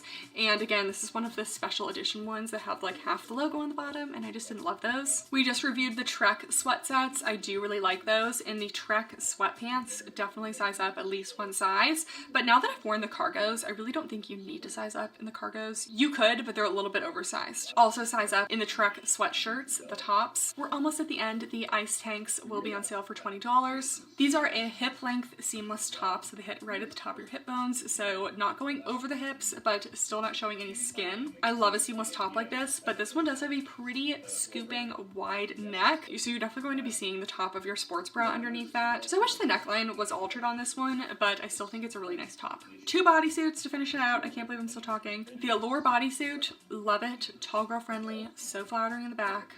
Just honestly, I might get another one. And then the Tenacity Kohl bodysuit that I'm wearing right now. It has the underwear lines, so it's just not great. The inseam is also just a little bit short for me, and it's also squeezing my thighs, so runs a little bit small, but just in the bottom. Everything else actually feels really good. This one does have an elastic under the bust with cup pads. In the very last section, some sweats slash men's stuff. So first we talked about that Origin crop that I liked. That same shirt also comes in a full-length men's shirt. This is the Aligned Tee. It's going to be $13. It's made of a super soft material, same as before, has a little bit of stretch to it. This is a medium, which is the perfect kind of oversized pump cover vibe for me. I probably would get Ian a medium, even though he's normally a large in men's shirts, because this does run oversized. So if you want that oversized fit, true to size, but if you want kind of more a normal style tee fit, I would size down. Then we have one of my favorite sweat sets. So this I would consider a unisex sweat set. Little gift idea, matching sweats for you and your man if you have a man in your life. This is the Origin zip jacket. I have 2 of these sweat sets now. The jacket's going to be $23. It's a nice classic fleece sweatshirt. I've had this one for a year. I've worn and washed it a bunch,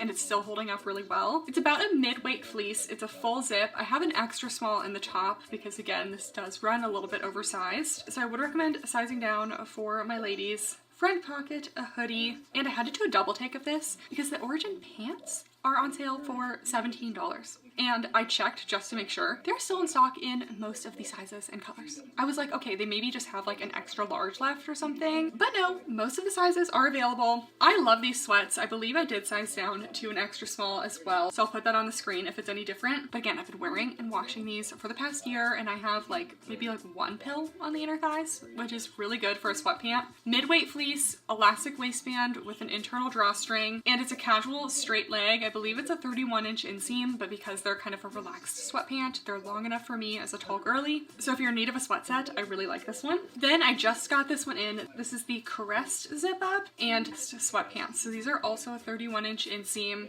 They're just a little bit more structured and different feel than the Origin zip up. The inside is more of a Sherpa fleece lining compared to just a classic kind of cotton fleece lining on the Origins. And the outside almost has a more like structured neoprene feel. It's not neoprene, it just like kind of feels a little bit more like that. Another straight leg, another little unisex moment. This one does have the Alphalete Athletics logo on the back. And the zip up for this one, it almost kind of has like a bomber style look. And the pockets on this one are actually zip pockets, so they're nice and secure. Again, we have that Sherpa fleece. It just feels really nice and substantial, and I feel like this would also be a good gift. Okay, so that's everything. So I hope that was helpful. Again, all of the prices that were on the screen are including my discount code Kathryn that you add at checkout. The sale is on November 22nd at noon Central Time. Items 30% off or more are not returnable. The sale is honestly great. If I had to put like a couple top picks, just off the top of my head, some of the things I'd probably be going for are, again, the $18 Amplifies, an Amplify or Revival bra, a baby tee, one of the Origin crops, one of the under $15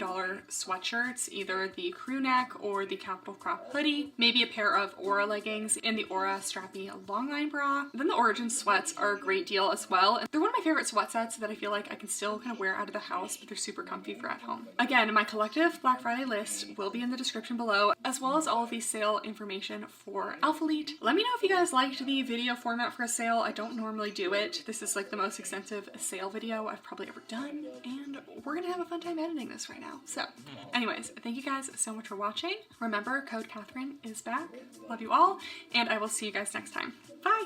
Where thunder rumbles ominously, Captain America has gathered the last surviving Avengers and Hey Bears, Eric here, and it's ground bunker designed by Tony Stark for global disaster. The remaining Avengers include Thor, Ant-Man, Spider-Man, Shang-Chi, Miss Marvel, and Hulk.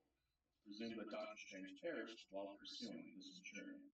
Thor is devastated by the loss of his family, wishing for his own death, but he remains steadfast in his mission to protect the Ten Rings. Hey guys, and welcome back to my channel. And today we're reviewing the new Oner Active Soft Motion collection. I've tried Oner Active a couple times, and I think they actually have really good stuff. And when I saw this collection was launching, I knew I just had to try it for myself. This is their first like naked feel, super soft, double brushed fabric, and that is something that's just speaking my language. And it's actually the first time I've shopped a launch in quite a while, and let me just say, I don't miss it. I got almost everything that I wanted. I did forget a couple things because things were selling out and I was panicking, so I missed the Bolero shrug that they have that I really wanted to try. But I got basically everything else. I got the flare pant, the straight leg pant, the regular leggings, the sports bras, and the jacket. As always, this review is unsponsored. I did buy all of these myself. I don't work with Oner, but honestly, my hopes are pretty high and this collection looks super cute. I think a lot of it is sold out now, but they did say this is a collection they're going to be bringing back, and Oner definitely likes to bring back the same pieces in new colors a lot, which is honestly nice as a consumer, because then if you find something you really like in one color,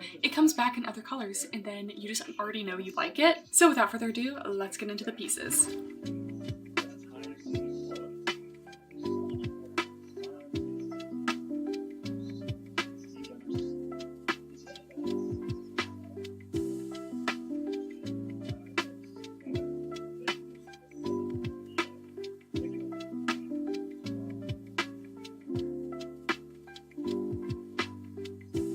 So I just wanted to chat about the soft motion fabric first. So this is advertised for low impact workouts, which makes me a little bit nervous that it's not going to hold up. Just because something is meant for low impact doesn't necessarily mean it's not going to last. It's a double brushed, minimal compression fabric. I'm all for something with a light compression as long as it hugs the body well still. There's nothing worse than a low compression fabric that just slips right off the body. So their soft motion fabric is an 81% polyamide, 19% elastane. And I actually did some deep diving because I'm like, you know what? I almost never see polyamide in a non-seamless fabric, and I looked through all of my years and years of legging notes, and the only leggings I was able to find that were actually a polyamide elastane or polyamide spandex, I could only find 2 that were made of a fabric of the same composition, which were the Vuori All the Feels leggings, which were also a very lightweight naked feel fabric. I would say, honestly, very similar feel to this. And then also the Gymshark Whitney Simmons V1 leggings, which do not feel similar to this. Because then I was like, what is polyamide and why do I only see it in seamless fabrics? And I often see nylon spandex fabrics. Apparently nylon is a type of polyamide, but polyamide is kind of the overarching term. And since polyamide is a more general term, I wasn't really able to get a lot of information on how that compares to nylon. But I will say this does feel very thin and very, very lightly brushed. I don't really think I have anything in my closet that feels exactly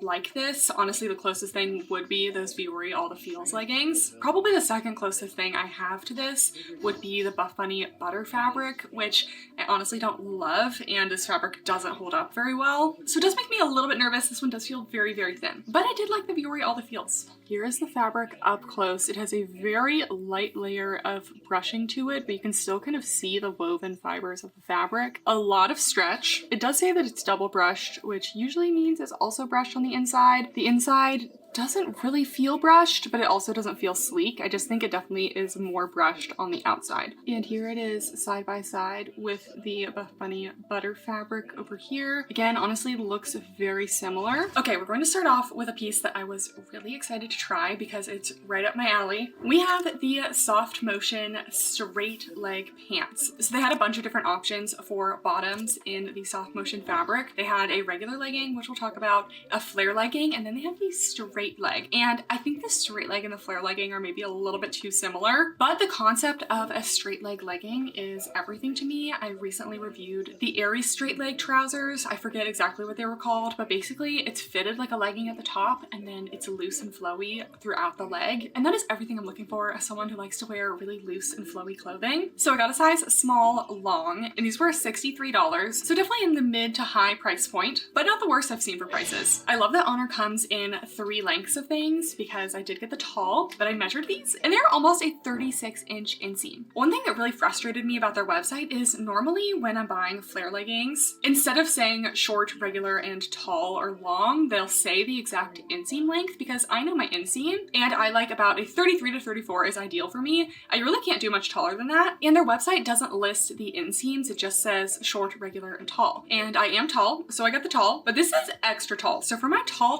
girlies, Oner Active has you covered, but I am just a little bit disappointed that they wouldn't just put the inseam length on the website so that I know what inseam I'm getting, because I wasn't able to find any information on exactly how many inches this was, and now it's going to be way too long.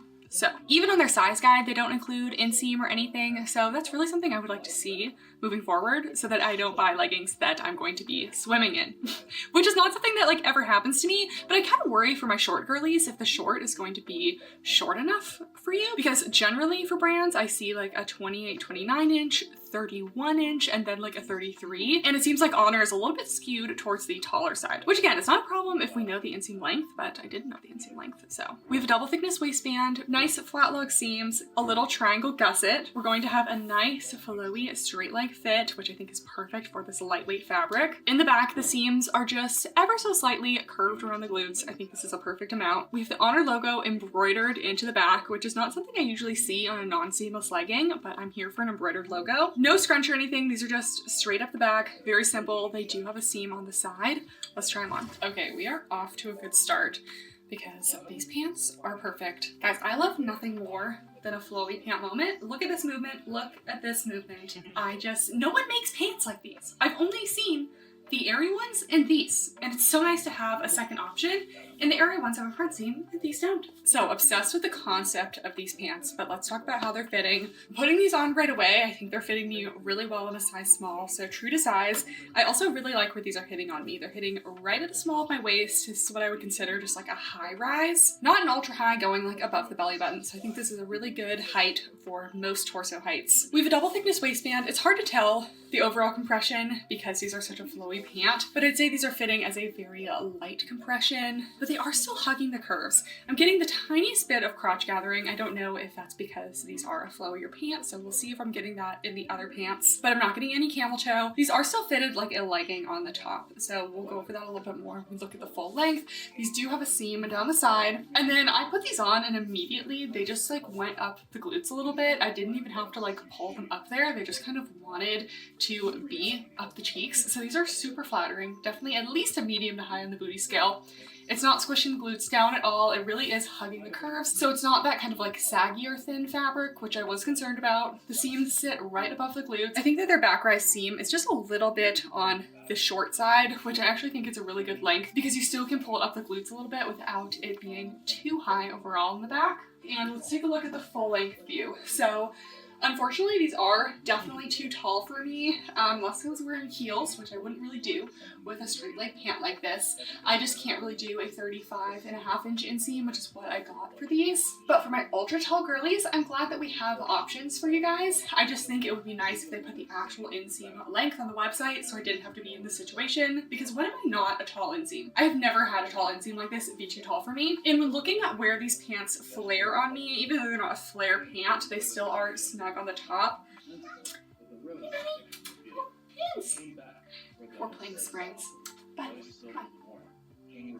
These start getting loose on me just below the bulk of my thighs. So if your thighs are a little bit smaller than mine, they may be looser, slightly higher up, but they truly are like a straight leg fit, straight all the way down. I would almost call them a wide leg pant, not a straight leg pant. And I think this fabric really works for this style of pant because it is so lightweight and flowy. I didn't really mean to do a little snaky leg on you guys right there, sorry. And durability, sometimes I just like rub my ring on things and see if it snags at all. But I did just rub my ring on the pant and I just got 2 little snags. So they're super tiny, but I definitely am able to snag this fabric. So unfortunately, longevity is something I just can't really try in every review because it takes a lot of wearing and washing to see. So if you guys have had any quality or durability issues in yours, definitely let me know in the comments down below. Or if you haven't and these are holding up for you, that is also, oh, thanks, you're back.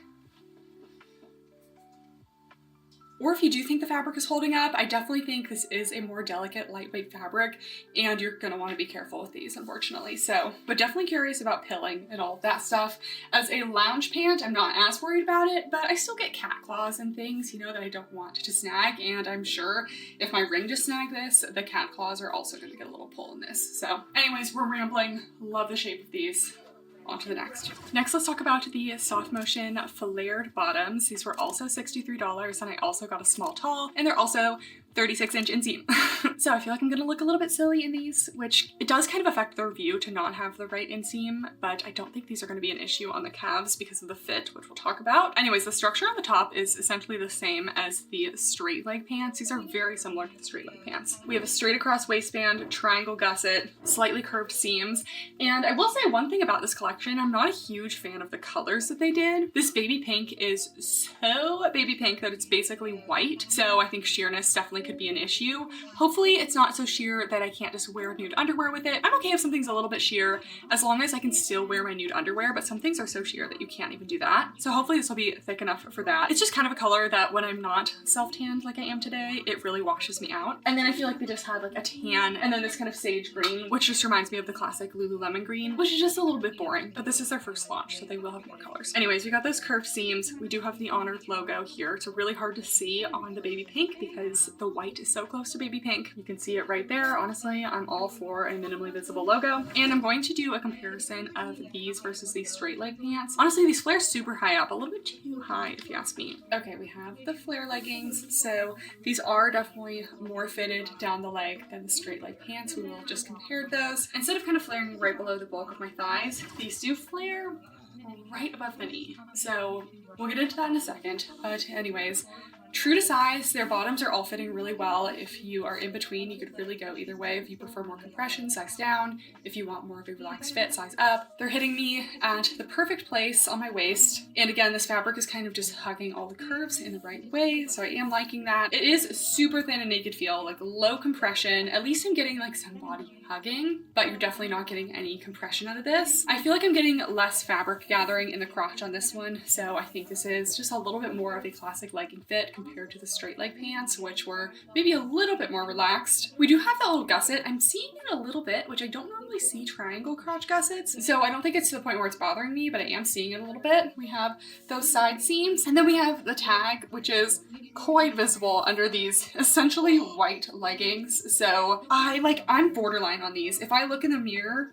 I am seeing a little bit of my nude underwear under these, so these might not really be stand proof. I am pretty flexible on my squat proofness. I'll wear pretty sheer leggings, but as soon as I can start reading the care tag info through the leggings, that's generally where I draw the line. And I feel like when you see that really stark difference between the waistband and right below the waistband, especially up that back rise, that's when it kind of draws your eye that it's sheer. So I think that these are just a little bit too light. They are essentially white, and that's basically impossible to make squat proof. But yeah, I would probably stick to the other colors. Just like the other leggings, these are super flattering on the glutes, medium to high booty scale. They are going up the glutes a little bit. You're not going to get very much cellulite coverage out of these because they're so thin and they're not super brushed. I really wouldn't expect much cellulite coverage at all. Then we have the full length view. Again, these are 36-inch inseam, so they're too tall for me. I would have preferred the regular length, but again, I didn't know how long the inseam was. So that could be kind of interfering with the overall fit of these. Are they going to be large calf friendly? Absolutely. So that is a plus, but I do think that these are a more relaxed flare shape. And since they already had these straight leg pants, I would have preferred a more like fit and flare shape just to kind of differentiate those a little bit more, because these feel like a similar shape to the wide leg. They just flare like 6 inches lower, but they do start to get loose around my knees. And my favorite flare shape goes just right below the knee and then flares, because it still kind of gives you that fit and flare look. That's all completely personal preference though. If you like a slightly more relaxed flare, I think that these are still a pretty dramatic flare amount. We're still getting a little bit of a bell bottom, which I like. I do like a wider flare. When it's too small, it just doesn't balance out my proportions well. So yeah, I like these, but I think I prefer their straight leg pants a little bit more just because those are so fun and unique. I guess we're just starting with all the bottoms first. We have the soft motion leggings. I got a size small long again. I love that even their regular leggings do come in multiple lengths. These are $58 and the inseam is 28.5. I think that's very normal for a longer length legging, which makes me wonder why the flare leggings and the straight leg pants are so much longer as the tall, because 28 is about perfect for me and I'm 5'9", but a 36-inch flare legging is for someone who's like 6 feet tall, and this might be more of an ankle length legging on a 6 feet tall person. Super tall girlies in the comments weigh in, because I am a tall girly, but I'm not 6 feet plus tall girly. Again, very similar structure, double thickness waistband, triangle gusset. I do think just looking at these leggings, they just really do look very high quality. The seams, they did a great job. Sometimes you can see issues when these seams are coming together in the back here, and I feel like it's very clean. Let's try them on. All right, finally, just the basic soft motion leggings. So again, very true to size. These do feel a little bit lower than the flared pants and the straight pants, which I liked how perfect those hit me. So this is a little bit low for me. I don't really like things to go below my natural waist. It's just not what I'm comfortable with. So this is definitely better for my shorter torso girlies. So the crotch area is fitting well. I'm not seeing the gusset, very minimal gathering here. The basic leggings have no side seams, so very seamless look, very, very low compression. And honestly, I just prefer a little bit more hold than this in my leggings. Like if we're comparing this to something like Buffbunny Butter, that's not really my favorite fabric from them. It's just almost a little bit too lightweight, and I'm not even really a big fan of like the OG Lululemon Aligns. I like something to have a nice soft feel, but just a little bit more hold. So if you are someone who likes an OG Lululemon Align, these are super, super lightweight. Endless stretch, they contour your body. It's a really nice fabric, but it's just not my personal favorite. We go to the back, and these are super flattering on the glutes, medium to high on the booty scale. They sit just right above the glutes there.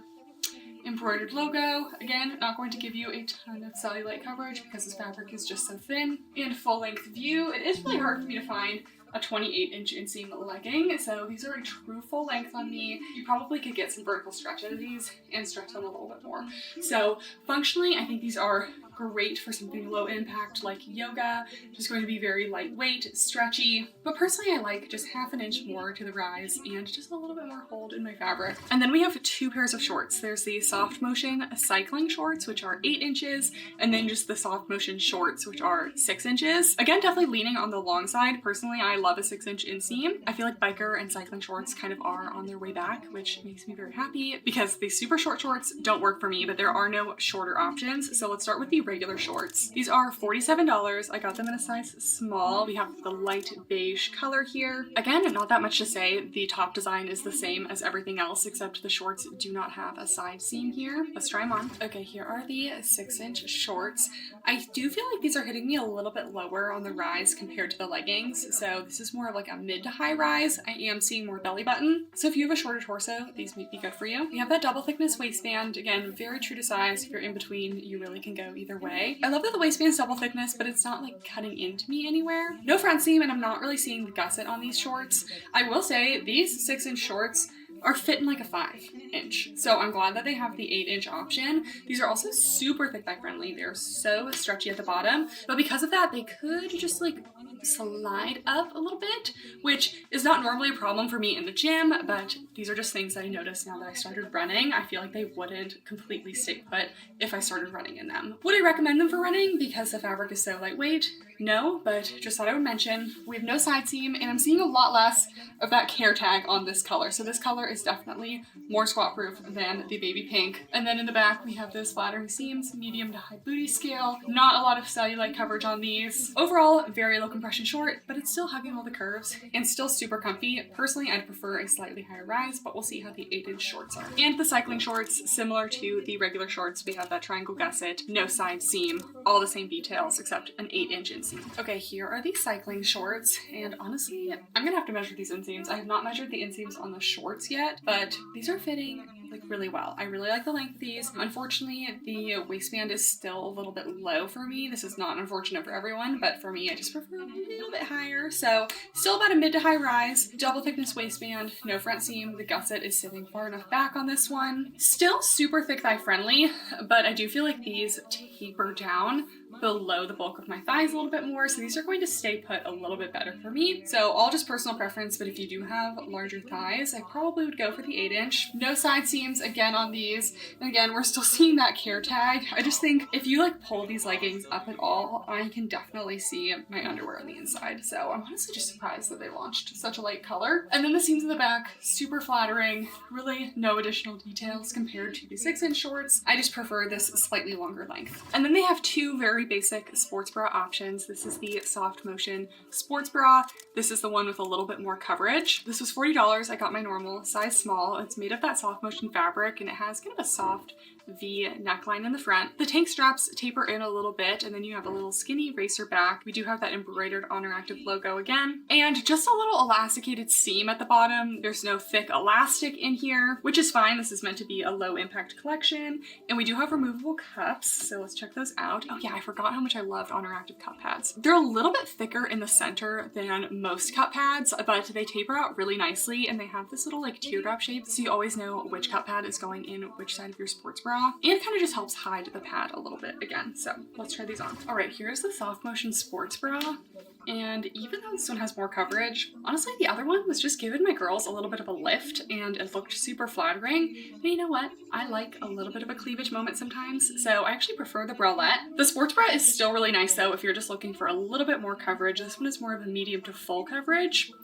And the support is a little bit higher on this one as well. Honestly, I'm pretty held. I would give it a solid medium support. I wouldn't go running in it, but for most other workouts, this one also has a slightly more snug fit, similar to the last one, so the fabric's just kind of holding you in. This fabric is really nice for sports bras. It has a lot of stretch, but when it's a little bit smaller, you get that kind of compression support without being uncomfortable. So I would size up if in between though, just because it is a little bit snug. I maybe feel a little bit snug on the traps, but again, because it is a softer fabric, I don't really think it's going to bother me. So slightly higher V neckline. We do have that little band at the bottom. Cup pads are a great size and shape, and I think this one might extend into the armpits just a little bit more. Feels like it's going to stay put really well, and I would not worry about falling out of this one. And the back is honestly very similar. It might be just slightly longer in the band there, but just a very simple racerback sports bra. Honestly, it's really nice. Love that Oner sports bras are usually pretty large cup size friendly. I'd say if you're a larger bust, you could really wear either of them. It's just going to depend on which coverage you prefer. And then we have the Soft Motion bralette, which is very, very similar to the sports bra, just slightly different coverage. Also $40, also got a size small, same kind of V neckline, except the neckline just dips down a little bit more. I will do a side-by-side of this one versus the sports bra, but I kind of wish they maybe did like a slightly different sports bra just to like switch it up a little bit, just because they are so similar. But it's nice to kind of have like maybe a smaller cup size option and a larger cup size option. Same cup pads, same little just elasticated seam at the bottom, and no true elastic in there. And we have the logo embroidered. It's basically exactly the same except for the neck coverage is slightly different. So the sports bra kept selling out on me in the baby pink, so I ended up not getting that one, but this one wasn't selling out quite as much. So let's try it on. Okay, so here is the bralette. Super flattering, very basic shape. So first of all, in terms of sizing, I would say this is true to size. It does feel a little bit snug on me, but in a supportive way. Because the fabric is so thin and stretchy, having a little bit extra of a snug fit just helps it be a little bit more supportive. So I would say true to size. If you're in between, you could really go either way. I would say size up if it weren't for the fabric being so thin. So we have that little band at the bottom that just kind of keeps everything secure. Love the cup pad shape, and we have that scooping slight V neckline. I would say this is about a medium coverage. I get a tiny bit of side boob, tiny bit of cleavage, but I think I would stay in it no problem. So I think for larger chests, you really could go either way. You could do the bralette or you could do the sports bra. Just know you're going to get a little bit less coverage out of this one. For my smaller bust, I would go with this one. The other one just might look a little bit too top-like on you. But of course, everyone has their own preferences.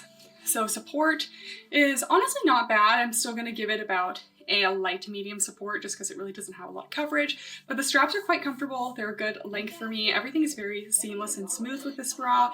You're not going to get any chafing or discomfort anywhere. And then you have the little racer back, and it looks like to be a little bit tight on my lats back there, but because the fabric is so stretchy, I'm not getting any discomfort cutting. Then you have the little Oner embroidered logo back there. So yeah, it's nothing crazy, but it's cute, it's simple, and I think it's flattering. And then we have the soft motion jacket. You guys know I love a BBL jacket like this. I got a size small, and this is $58, which I actually think is pretty good for a jacket. That's like less than the flare leggings, which I feel like usually a jacket is slightly more. So we have a mock neck, and this is a full zip. I don't love that they chose black for the main zipper thing here, because on the pockets they have tonal hardware for the zipper. So I just feel like the black stands out a little bit too much there. Made of that soft motion fabric, it looks like it's going to be like a hip length, which is my absolute favorite length. I don't like when my jackets are too long and they kind of just take over my entire torso and make my torso look longer than it is. I love how hidden the zip pockets are here. When you zip them up, you basically don't even see them, but we still have zip pockets, which is so important to me to have for a jacket. Do we have thumb holes? We do have thumb holes, guys. We have thumb holes. Basically, it has everything that I ask for in a jacket, although I do feel like this material is a little bit thin for a jacket. It almost kind of feels like a shirt, which is okay if you're looking for something super lightweight, but I almost feel like it has too much flow to it to be like a nice structured BBL jacket. Then we have the Oner Active embroidered logo into the back there. Let's try it on. Okay guys, here is the jacket. Honestly, the baby pink does look good with a nice tan. So first thoughts, I have not zipped it up yet. The sleeves are definitely snug, but because this fabric is so stretchy, I don't think it's an issue. I definitely have like more muscular arms for a size small, so I do tend to feel things tight in the arms, but it's not an uncomfortable tight. Also, love that the sleeves are plenty long enough. It's not at all uncomfortable to wear the thumb holes, which if there's something about me, I'm gonna be wearing the thumb holes. Just a quick 360 with the jacket unzipped. On the inside of the jacket, they have those little tuck pockets, so you can put things on the inside of the pocket as well. And then let's zip her up. Again, the black zipper is killing me. Like it stands out so much. It's just like a little black zipper when this is such like a soft color. Okay, we are getting BBL out of this. This is a snug. Okay, I love it. I love it. This is so cute. It's snug, but the fabric can be snug. So you know what? I was second guessing this fabric for a jacket, but I think this is so Pilates princess. This is so cute. First of all, the length is absolutely perfect on me. It hits me right at the hip bones, so we're not showing any skin, but it also doesn't overwhelm the torso. I think this is a really flattering length if you're not trying to lose your legs. It's definitely snug, so if you're in between sizes, I would size up, or if you just don't want a super snug fit, I honestly don't know if I could wear a shirt under this in addition to a sports bra. So if you do plan on layering underneath this, you absolutely need to size up. But if you want that kind of compressive BBL style fit for a jacket, I would stick with your normal size. Zipped up to the full mock neck This is the look. I love how hidden these little pockets are. These are my favorite type of pockets for jackets because you almost don't even see the seams. They're blended in to the seams on the bodice, but they're still a nice functional pocket so you can carry your things in them. It's lined with that same material. Sometimes these are lined with like a little mesh. Can we fit a phone in this? It's looking good. Yes, we can fit a phone. And usually I find in a size small jacket, I get like a little extra fabric at the bottom, but this one is actually snug all the way around for me. So this is actually fitting me really, really well. It's still definitely a thinner material, so it's really more of a shirt in terms of how much warmth you're going to get. So just keep in mind, this is like a spring fall jacket, probably not really a winter jacket. I also just like to zip these like right under the bust area. So even if you have a larger bust, this is so stretchy that this is going to stretch over your bust. Honestly, this is a top pick. I think it's super cute. Okay guys, that's it for the review. I did go back and measure the rises of everything. They'll all be listed with each of the items at the end of item notes as always, but the straight leg pants did have the highest rise measurement of 8.75 and the leggings in both of the shorts were only 8 inches. So that's why I just felt a little bit more comfortable with the rise there. The rise measurements are all on a size small. They might change based on your size, but I think overall the flared leggings and the straight leg pants have a slightly higher rise. And the 8-inch cycling shorts were only a 7.5 inch, which I had a feeling they weren't 8. They didn't feel like 8. So my overall thoughts, I think this launch is super cute, especially if you're like a yoga Pilates person, you really love those super lightweight, zero compression fabrics. This is definitely going to be for you. I am still a little bit concerned about how this fabric is going to hold up. Again, I don't really have a lot of information on that because that's something that you kind of work through over time, but it did snag on my ring when a lot of things don't. Personally, I just don't find myself reaching for the zero compression fabrics too much. I like something with a light to medium or medium compression, not to restrict me at all, but just have a little bit more hold. But I think they did an amazing job at the zip jacket and the straight leg pants. The straight leg pants, you just don't see those anywhere, and that is what this fabric is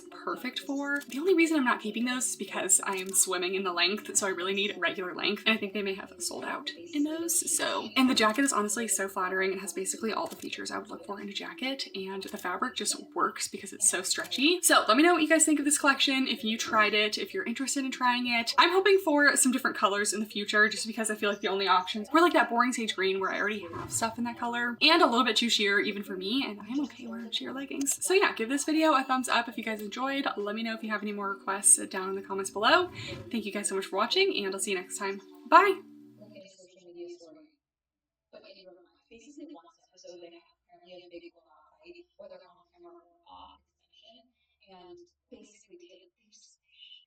They're still together currently, it seems, but the whole season ends. I spent nearly $800 on Bombshell Sportswear, one of the sexiest gym brands. And today we're going to deep dive into these pieces and see if they're really worth the money. I have reviewed Bombshell a couple times on the channel before, but it's been a little bit, so I wanted to try some of their new pieces, and I've been getting recent requests to review this brand. If you don't know what Bombshell Sportswear is, it's an activewear brand that's definitely in the higher price point. All of the bras today are around $65, and the leggings are all around $90, so you're walking away with like an $150 activewear set, which I would say is definitely on par with like Alo Yoga, Lululemon prices, and they definitely have a good amount of pretty well-known pieces. They were first really well-known for their sock leggings. I don't have any of their sock leggings today, but I have reviewed those in the past. It seems like on the website they've moved away from the sock leggings a little bit, and honestly they do definitely seem to be trend-setting in the activewear space. One thing that's always held me back from Bombshell, besides the price point obviously, is that their activewear has a lot of features that I don't usually see in high-end activewear, and we'll talk about that with the pieces today. But in the past, almost every legging I bought from them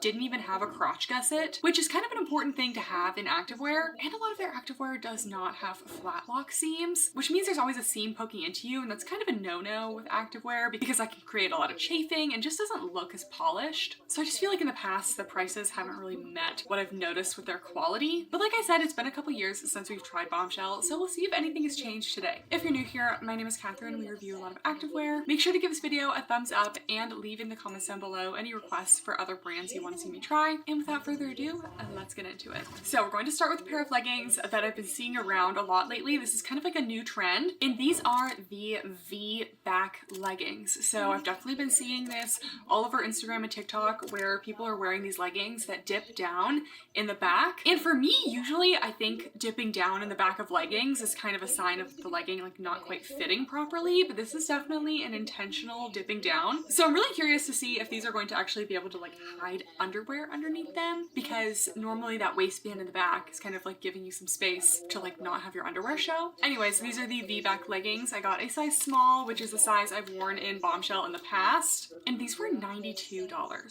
so definitely quite expensive. And their fabrics don't have any names, but they definitely make a lot in this soft marled fabric. So here's an up close of the fabric. It has a soft feel, very brushed, and has a little marl to it, very stretchy. This is similar to like a Petula Bear fabric, except I think a little bit more heavyweight. So we have a double thickness waistband, and then we have our first instance of not having a flat lock seam. So this is what it looks like on the outside when there's no flat lock seam. Basically, you just see two pieces of the fabric coming together, but what you're left with is this little piece of fabric that kind of just pokes into you and can just look a little bit bulky when you're wearing a tight garment like activewear. A flat lock seam is when the two ends of the fabric come together directly and are sewn, so you see that stitch on the outside, but this is just a regular overlock stitch where the two pieces of fabric are sewn together on the inside, so you have that little piece that kind of pokes into you. So it doesn't always mean that this is more likely to come apart than a flat lock seam, but in my experience, I see more stretching out of seams that are like this. Anyways, let's keep going. We have no front seam on these. Another feature I noticed about Bombshell is they like their pockets. So I think almost all of the leggings today have side pockets. They did not list an inseam on the website, so I will have to measure that. Okay, and we are on legging number 1, and there is no crotch gusset. I am honestly so shocked. Honestly, Bombshell is the only high-end activewear brand, or I shouldn't even say high-end, I should just say high price point, that is not putting gussets on their leggings. I don't think I've actually purchased a legging without a gusset in several years. So what a gusset is, it's just a piece of fabric, usually a triangle or a slightly extended, like tapered oval piece of fabric that goes kind of in between the crotch seams, so you don't have 4 seams coming together in an area that creates a lot of strain, like in the crotch, because this is a legging meant for fitness, so you're going to be bending, you're going to be moving your legs apart, squatting, and that creates a lot of tension on that 4-point area. So the gusset helps to strengthen that area and make sure all of those seams are going to be nice and stable. So it redistributes the stress on the seams, and it also helps create less camel toe because you're not getting as much tension on those seams, so you get less pulling up the crotch in areas that would create discomfort. So honestly, if I was just looking at these leggings and you didn't tell me how much they were, I would never guess that they were $92. I would be guessing like $30. But even my $30 leggings have gussets. This is just crazy. So this is the seam that goes down the leg, and this is the back rise seam, and all 3 points of those seams come together in one point, as opposed to a legging with a gusset. So you have the back rise seam, you have that insert of fabric, that's the gusset, and then it slowly extends to the seams down the leg. And this just allows the forces to just be a lot more easily distributed. Anyways, we'll move on from the gusset talk, but just don't love seeing that. And then we get to the back, and they do have that dip down V, as well as a scrunch. And I'd say the scrunch is a little bit stretchy, but just a very little bit. So this will probably have a little bit of a wedgie feeling. And then the logo is on the bottom left. That's enough rambling, let's try these out. Okay, I was trying to figure out why these leggings would be $90 when they don't have the same features of other leggings at the same price point. And then I looked at the tag and realized that these are actually made in the USA, which is very rare to find with activewear. It's almost all made overseas, like designed in the US, but made overseas. So I'd say the price point makes more sense now, knowing that it's made in the US, but I would still like to see some of the seam features changed. Anyways, we have the V-back leggings. So I'm wearing a size small here, and it's fitting me like any other size small, so I would say true to size. If you're in between, I would probably size up. These are hitting me just right above the belly button, so I would say right about a high rise. Double thickness waistband, and no cutting in. I love that there's no front seam, no top bands on any of their leggings. And then we do have their side pockets. They're pretty spacious. It goes all the way down to mid-thigh, and I can fit my whole phone in there. The waistband does poke out just a tiny bit because of that lack of a flat lock seam. And this one does not have a gusset, and I would say I'm not really getting camel toe right now, but I definitely feel a little bit of tension in the crotch, so it's definitely a risk when you don't have a gusset. I like some of the seam details down the leg, that they just kind of continued the pocket seams all the way down. I feel like sometimes these seams can like elongate the legs a little bit. And then we go to the back and they have that dip down V. You guys have to let me know what you think of this style. I feel like because it's such a deep V, it does look very intentional and not just like the leggings aren't fitting. But I don't know, I feel like I have mixed feelings on these. My underwear is like a good inch away, so I don't actually think we'll see anything, but we definitely will squat test. And Bombshell loves the scrunch legging, and they are definitely more on the scrunched side. So you do still get some actual ruching. It's not a hidden scrunch where all of the fabric stretches out, but I would still say that these are quite flattering on the glutes. Honestly, I'd give them a high on the booty scale. They're not squishing me down. And because of the marled fabric, these are also pretty cellulite friendly. All of their leggings are around 25 inches, but they have pretty good vertical stretch, so they actually are going down pretty far. I can basically make them a full length on me. And we'll quickly do a little squat. And I would say everything's staying put pretty well. So my concerns about the V area going down too far are really not happening. But after squatting, I am getting even more discomfort in the crotch. Overall, I'd say these are cute. I like that Bombshell does do like very interesting styles like this to kind of like push the boundaries. But it's just a little bit too much crotch tension for me without that gusset there. Like not having a gusset plus having a scrunch is just a recipe for problems there. To go with the V-back leggings, we have the backless sports bra. So this is made of that same marled fabric. This is a long line sports bra, a V-neck with a little ruched detail in the front to kind of go with that V-back of the leggings. We do have removable cups here, and they feel just like a thin layer, nothing too thick or padded. Just a simple band along the back with the Bombshell silicone logo. It looks like one of the classic like vinyl logos, but it does feel slightly nicer than that. And then this is a halter sports bra, so it has a strap that goes around the neck, and the straps are adjustable. I feel like I don't love the hardware they used here. Like the thin little silver metal rings just don't go very well. It would have been nice to have like a dyed to match hardware to like match the purple of the top, but I'm happy to see that it's adjustable, so let's try it on. Okay, so here we are. I'm actually liking how this one's fitting. I would say that it's true to size. Definitely has scooping coverage, but I would say overall it's a light to medium coverage, and I think I would be actually okay wearing this one at the gym. So even though their bras definitely lean a little bit more on the revealing side and less on the supportive side, I still feel covered enough to have a good workout, but we're definitely more limited to low impact lifting workouts rather than cardio. So we have that double thickness area along the bottom, so it sits nice and flat along the chest, a little ruching detail. We do have the cut pads and they have good structure to them, but they're not too stiff, so I'm liking them. And then we have these straps that go around the neck, and the neck straps are adjustable. Even though they're a little bit thinner and more adjustable along the neck, I'm still finding them not too uncomfortable because this fabric is so soft. So if you're going to make a halter out of something, I like that it's out of this softer fabric that's not going to hurt your neck. And then we just have double thickness fabric creating the band in the back with that logo.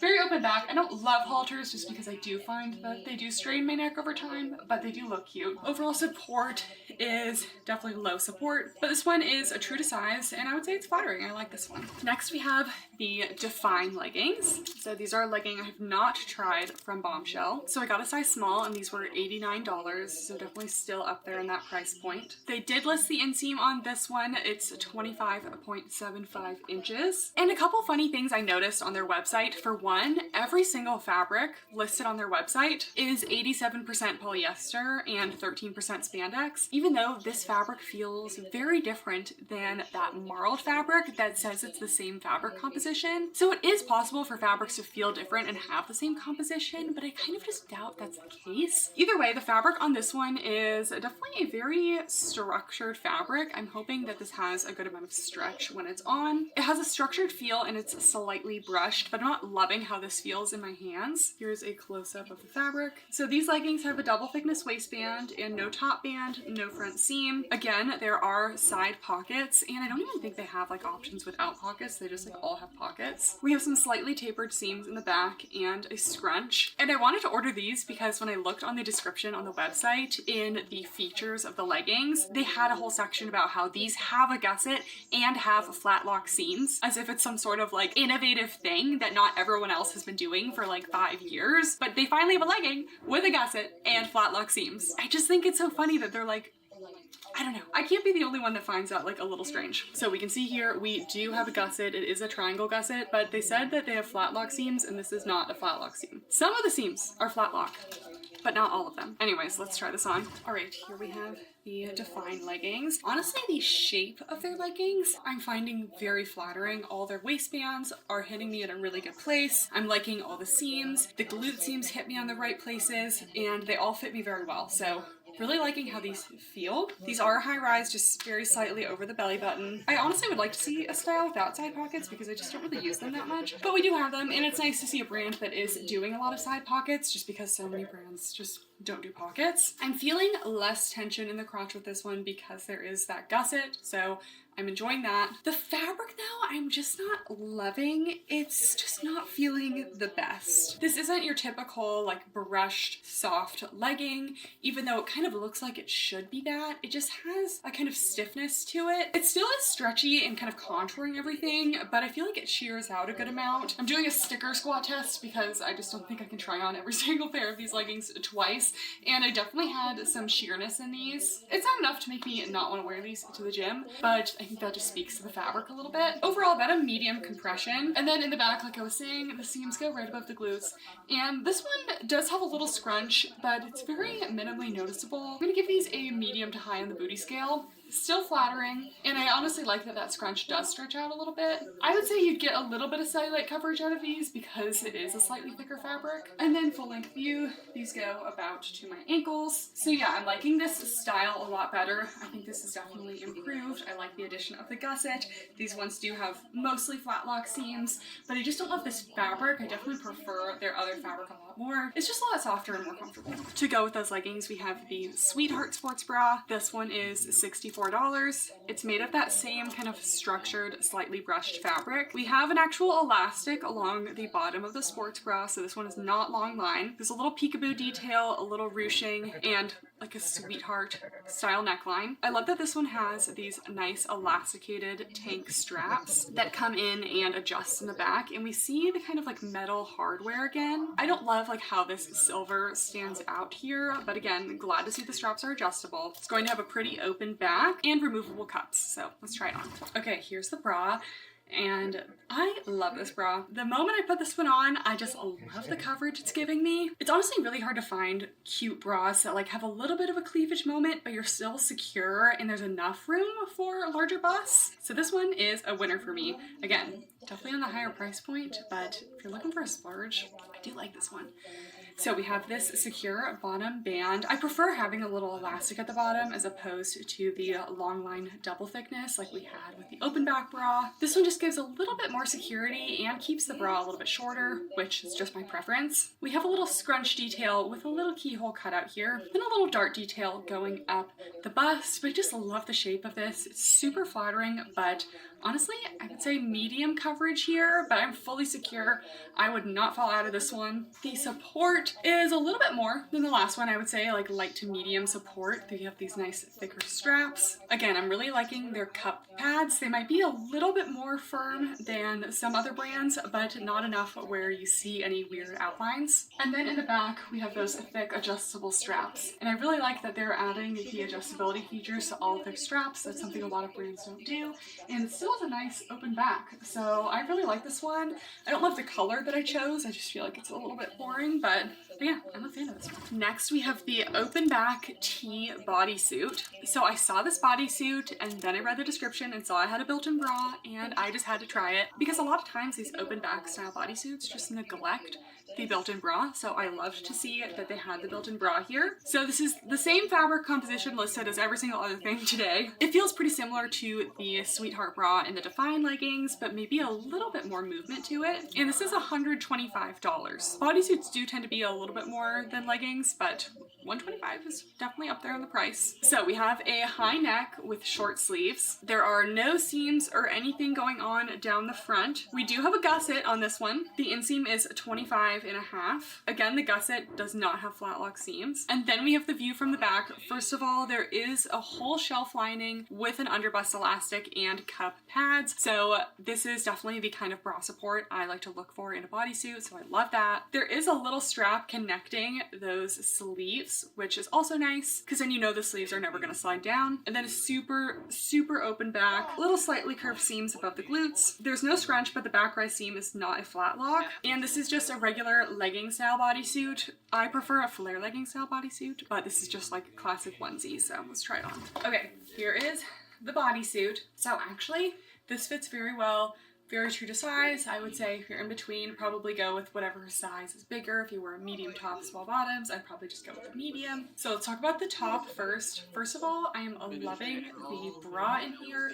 It feels really supportive. It has really good coverage. I would say it's about a light to medium support, which is really like all you could ask for from a bodysuit, but very full coverage with this little cap sleeve moment. I do think it's a little bit plain in the front here. I like to see some sort of seam or something going on to just kind of make it less like, you know, onesie-like. Like it is a onesie, but I like when there's a little bit more going on in the front. It's also just one layer of fabric in the tummy area and everything, so you're not getting any extra compression there.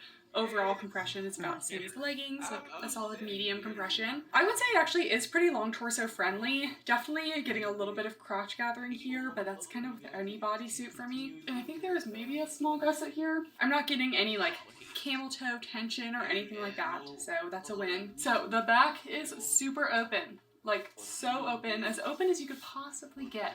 We have that little piece of fabric across the top, and if you are someone who wants to show off the back gains, there is nothing better than a bodysuit like this. So I think the back is super fun and unique. Then we still have those seams that go right above the glutes there, and I don't know if you're meant to do this. I could look at the model on the website, but I did pull the seam up my glutes. That just allows the bodysuit to be a little bit more long torso friendly. So because of that, this is actually fitting pretty well and makes it nice and flattering on the glutes as well. All right, and then go to the full body view, about a similar length as the rest of their leggings. So it's hitting at just about my ankle. So there's a lot of things I like about this bodysuit, some things I don't like. First of all, I honestly don't really wear full length bodysuits that have like a regular legging style at the bottom. I feel like it looks a lot better when you have a flare leg at the bottom. It just like kind of balances out my proportions better. That's just me personally. And second of all, I just don't love this fabric. I feel like this fabric is going to hold on to a lot of sweat. I'm probably like already sweating in my armpits. Yeah, I'm already getting a little bit of armpit sweat, which is normal, but I feel like the way this fabric is just gonna hold on to it a little bit more than other fabrics. Like with a performance fabric, it shows sweat quickly, but it dries off quickly. And with a brushed fabric, it tends to show sweat a little less quickly. This fabric, I feel like, is showing sweat quickly and not drying quickly. It also just almost has that little like slight itchy feeling that like, you know, really like old style leggings had. So I wish they had just like a classic either performance material or brush material. It's just a little bit better than this because I'm just not loving this. Even though it does hug the body nicely, it's just like not the softest, and this doesn't feel the most like athletic friendly. So we're rambling now. I love the style of this, but fabric could be improved.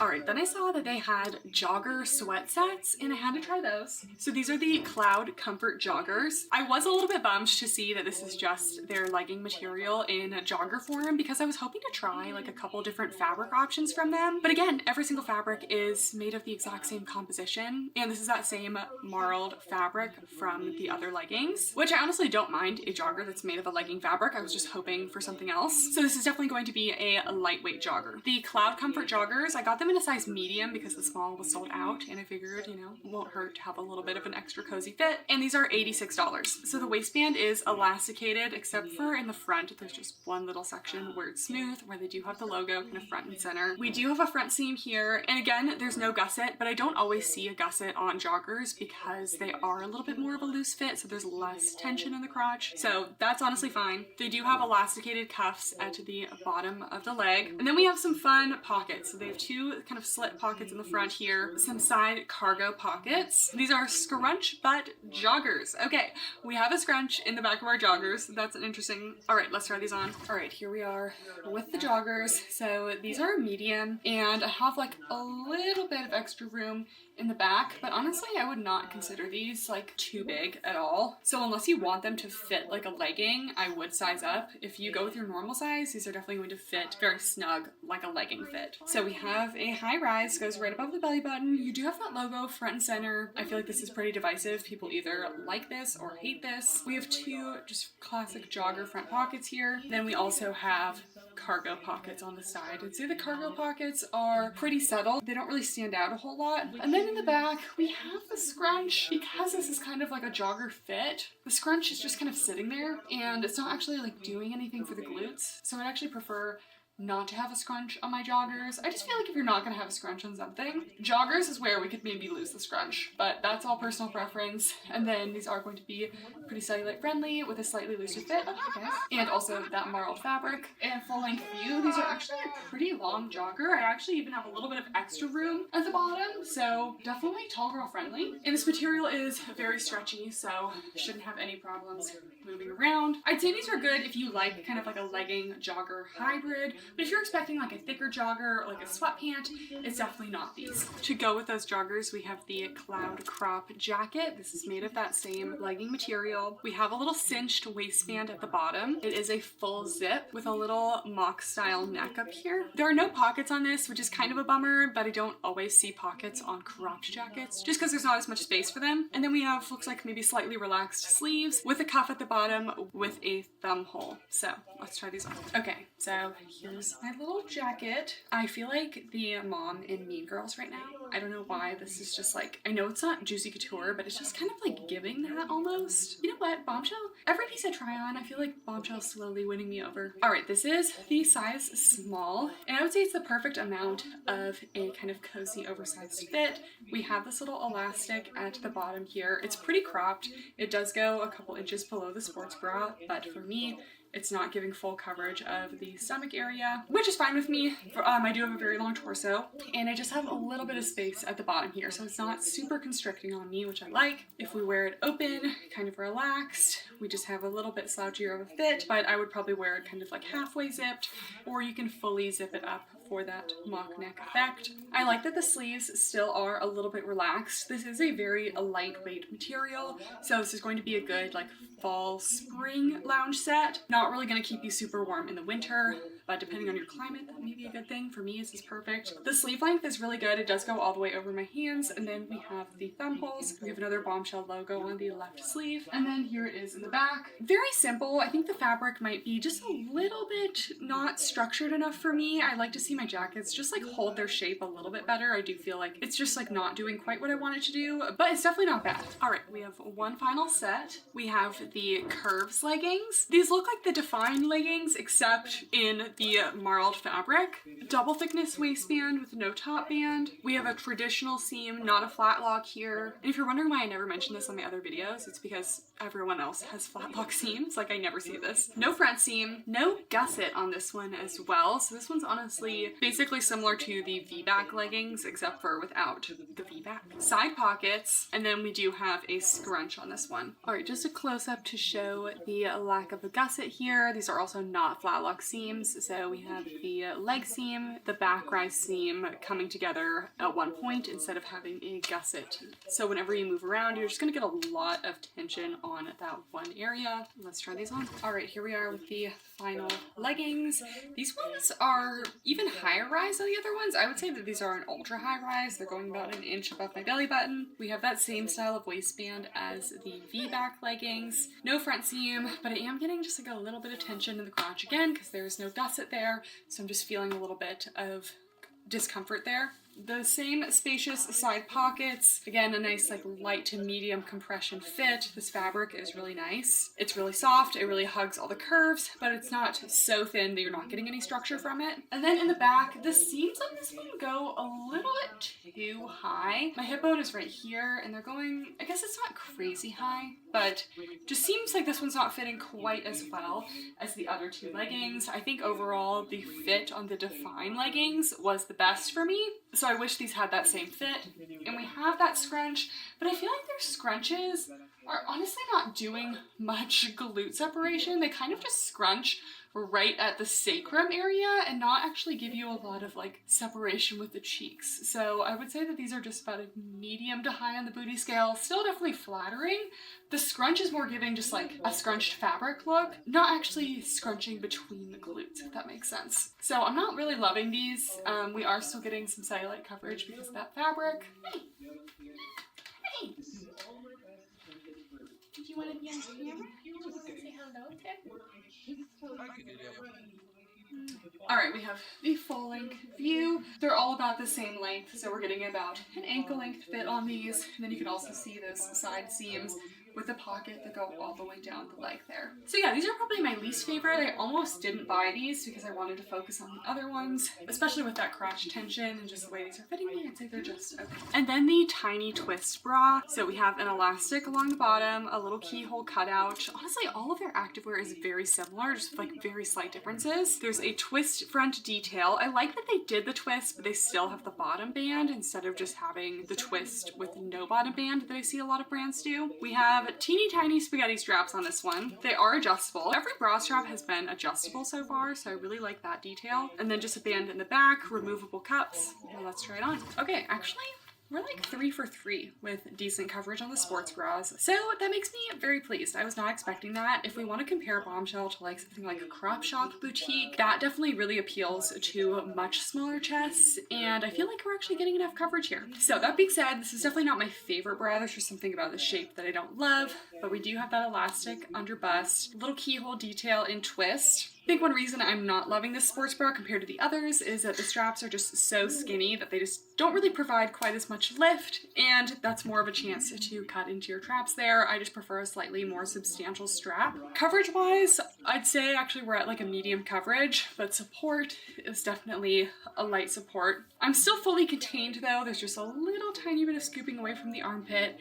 You do have that little cutout, but overall fully held in. I would be confident that I'd be fine in the gym with this one. And then it seems to be their signature thing to have adjustable straps and a very open back, because this is the last bra and we have all the same features. So very open back, that elastic strap down there. And even though the straps are super thin, they are adjustable. So yeah, I don't love this one, but I think I would be totally fine wearing it to the gym, and it's overall large cup size friendly, even though it's not super high support. I also would say this one is very true to size. If you're in between, you could really go either way, and that's kind of for all of their sports bras. All right, you guys, that's it for the review. I'd say for Bombshell overall, when you consider that their pieces are made in the USA, I would actually say that their prices are not that bad and are definitely pretty on par with other activewear brands that are made in the USA. And again, that is really hard to find. So if that's something that's important to you, I definitely think that's something to highlight. But if you don't care where your activewear is made, it is quite expensive, with the leggings being $90 and the tops being around $65.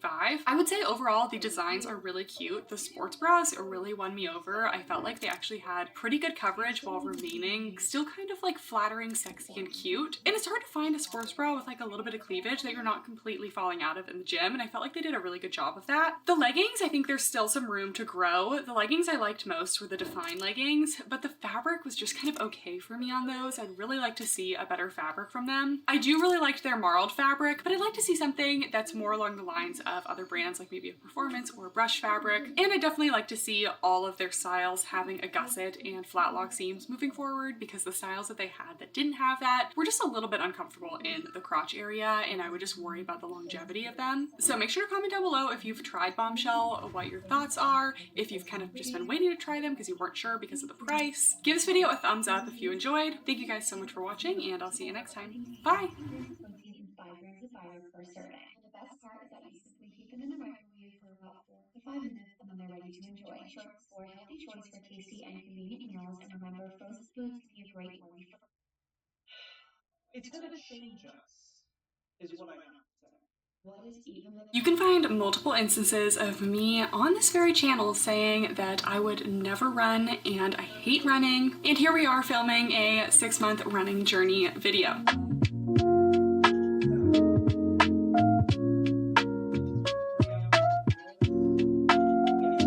Welcome back to my channel, or welcome if you're new. My name is Kathryn, and I've been a gym girly for 6-7 years now, maybe a little bit longer. I love lifting weights in the gym, but about 6 months ago, I decided I wanted to switch it up and try running. And now we are 6 months into my journey. I started out not even being able to run a full mile without stopping, and my PR distance as of lately is 5 miles without stopping, which would have had me 6 months ago shook. So in this video, I'm going to be going over my full running journey, why I started running, how running's going, what goals I have, anything I would have done differently, tips for beginners, how to improve on your runs, my warm-up routine, favorites, etc. We have a lot to cover, so sit tight and let's get into it. Okay, first starting out with why I started running. So you guys have probably noticed that running is definitely kind of trendy right now. I hate that like fitness has to be about trends, but I definitely was exposed to more people running and more people talking about running than I had in the past, and I'm not gonna say that's the reason, but I think it definitely contributed. I am easily influenced, okay? But I don't think of anything in fitness in my life as a trend. Like I said, I've been lifting weights for 6 to 7 years now, so clearly that's not just a trend for me, that is a part of my life, and I'm treating running in the same way. I'd say the biggest reason I started running is I've never been super into cardio, mostly because I've just never felt very good at it, but there would be times, honestly, where, you know, I'd walk up a couple flights of stairs and be a little bit more winded than I'd want to be. I definitely consider myself a very in-shape person. I work out at least 5 to 6 days a week because I love to do it. I'm overall healthy, but I definitely feel like my cardio fitness was lacking, and I honestly always envy those people who could just like go out on a run and run a couple miles and have it kind of be no big deal. So I started running honestly with the goal of just being able to get outside, run a couple miles, and not feel like I was going to die. I've spent the last so many years focusing on muscle growth, being strong, which I still think is the #1 priority for me. I think everyone needs to be weight training. It's so good for you. It's so important, especially as you age, to have good muscle mass and bone density, which is really what strength training is doing for you. So my goals with running, again, I just wanted to be able to run, honestly, just a couple miles without feeling like I was going to die. I have no goals of being able to run a half marathon, a marathon, running a sub 25-minute 5K. These are all things I didn't even really think about before I started running, and I still honestly do not care about that. I really just wanted to enjoy myself, feel like I was in better cardio shape. I had no goals physically in terms of changing the way I look. I'm very happy with the way I look. I actually don't even really want to lose any weight or anything like that. We'll get into body changes at the end. Basically, I wanted running to be something that comes a little bit easier to me to do 1 or 2 times a week and just have something else in my fitness repertoire that I just feel like I am good at. I know a lot of people like to create really specific goals, but for me, I think having the goal of just incorporating something into your lifestyle and just having the goal of just enjoying something is going to help you stick with something so much better long term. I think part of the reason why I've stuck with the gym for so long is because I truly enjoy going there. And if I went to the gym for a specific physical goal and you probably won't reach that physical goal in the same amount of time that you think you will or ever, then you're going to give up on that. So I feel like having kind of more lax goals just for the enjoyment of it is what helps me stick with things long term. So next section, kind of how I got started and an overview of my running journey. So I kind of decided that I wanted to start running back in May of this year, and it's definitely been very sporadic for the first few months. I had a lot of life changes in the summer. I was traveling a lot. Anyways, the very first thing I did is I went out and got myself a pair of running shoes. As a former dancer, I know that footwear and making sure you're prepared for any exercise you go into is very important, and I just felt like none of the shoes that I had were really gonna cut it for running. And this is something that I definitely recommend if you are starting your running journey, is honestly go to a running store, get yourself fitted for a new pair of shoes.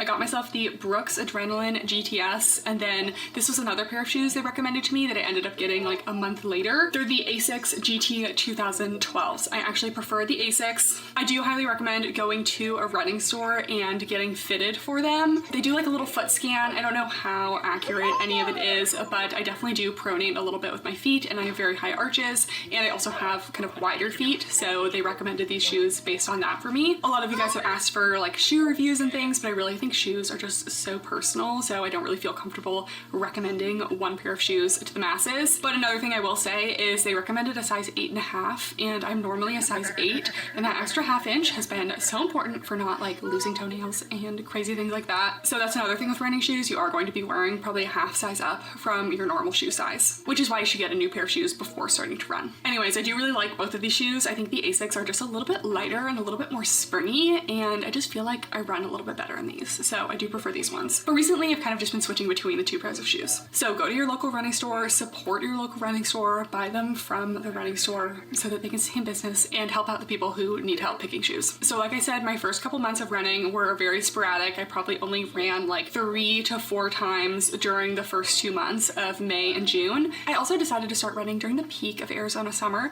where it does not get below like 85 degrees even at like 3 a.m. So it was not the easiest time to start running, but the boost I saw in the fall, amazing. So people thought I was crazy for starting to run during the summer, but I wanted to start running then. What was I gonna do? Wait like 6 months? Because Arizona never cools down. So how I personally started is I just went outside and decided I was gonna start running. And so I tried to run a mile and probably made it like 0.3 miles before I just felt like I couldn't breathe anymore and I was dying. So I started off not even being able to run a full mile. Since it was super hot, I also did quite a few treadmill runs, and I have a Peloton, so I already have access to the Peloton app. So I did a couple Peloton beginner guided runs as well, and I felt like running on the treadmill at first definitely helped me kind of have a sense of what my pace was and what running at different speeds felt like. And the first mile I ran without stopping was in July, so it took me about 2 months to finally run a full mile without stopping, and I believe that was on the treadmill. And then from there I committed to a 3-mile loop outside, and I would just go and run as much of that as I could, and then I would take walking breaks as needed. Usually I would run like a mile, mile and a half, walk a little bit, run like another half mile, and then just walk all the way home. But finally in August I ran my first 5K, which is just like 3.1 or 2 miles.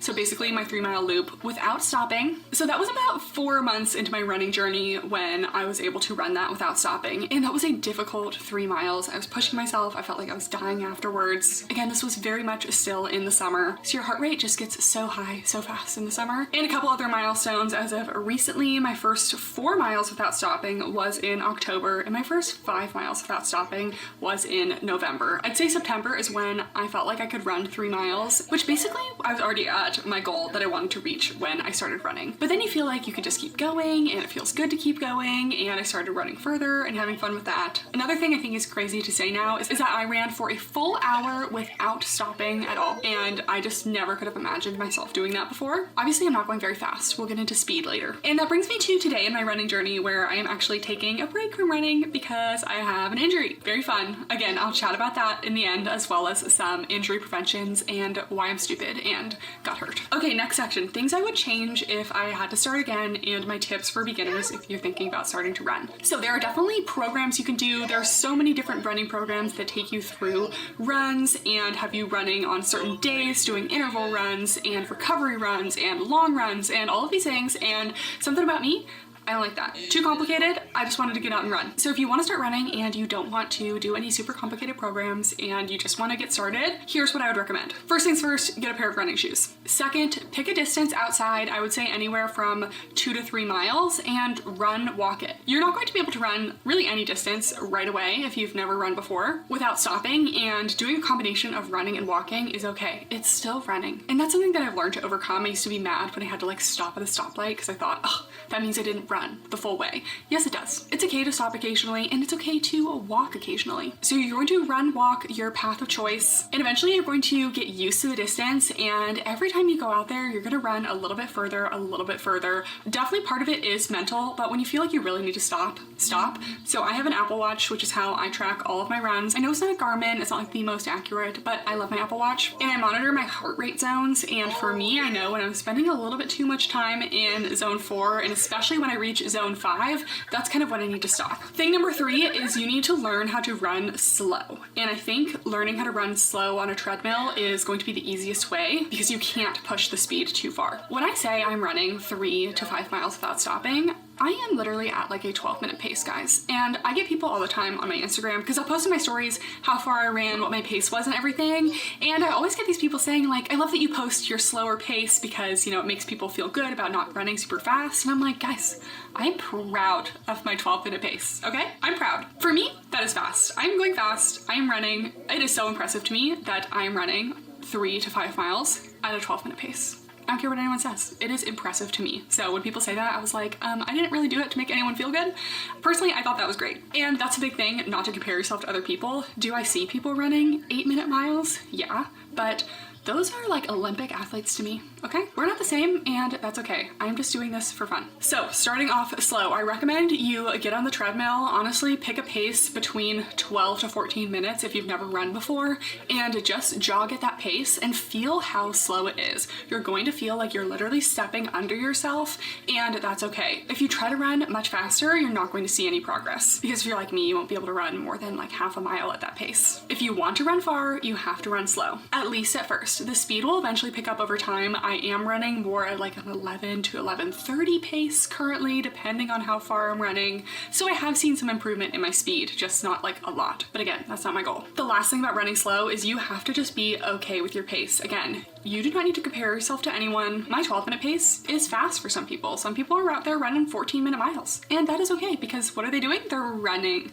They're running. Personally, any pace that you run, I commend you for. Even if you walk, good for you for getting outside. Once you get comfortable with a slow pace on the treadmill, then I would say get outside and start running that, but be very aware of your pace. I do think it's important to have something like an Apple Watch where you can track your pace, because if you start running outside, you'll probably start running way too fast, and it's good to be checking in with your pace and making sure you're not running too fast. Because again, if you want to run far, and I'm talking like even 2 miles, you have to run slow. And tip number 5 is be very cautious with how much you're increasing your mileage every week. A general rule I see is to not increase your mileage by more than about 10% per week. Again, this is a long journey for me. I'm not trying to run a marathon really at all, but I did increase my mileage too much, too fast, and that's how I got injured. Take it slow. I felt like I could jump from 4 miles to 5 miles right away. I was really excited to be running 5 miles, and now I have some tendinitis that I'm dealing with. So I thought it was a stress fracture, but now my doctor and I are pretty sure that it's tendinitis, especially since the exercises that I'm doing is helping. So if anyone's curious, posterior tibialis tendinitis,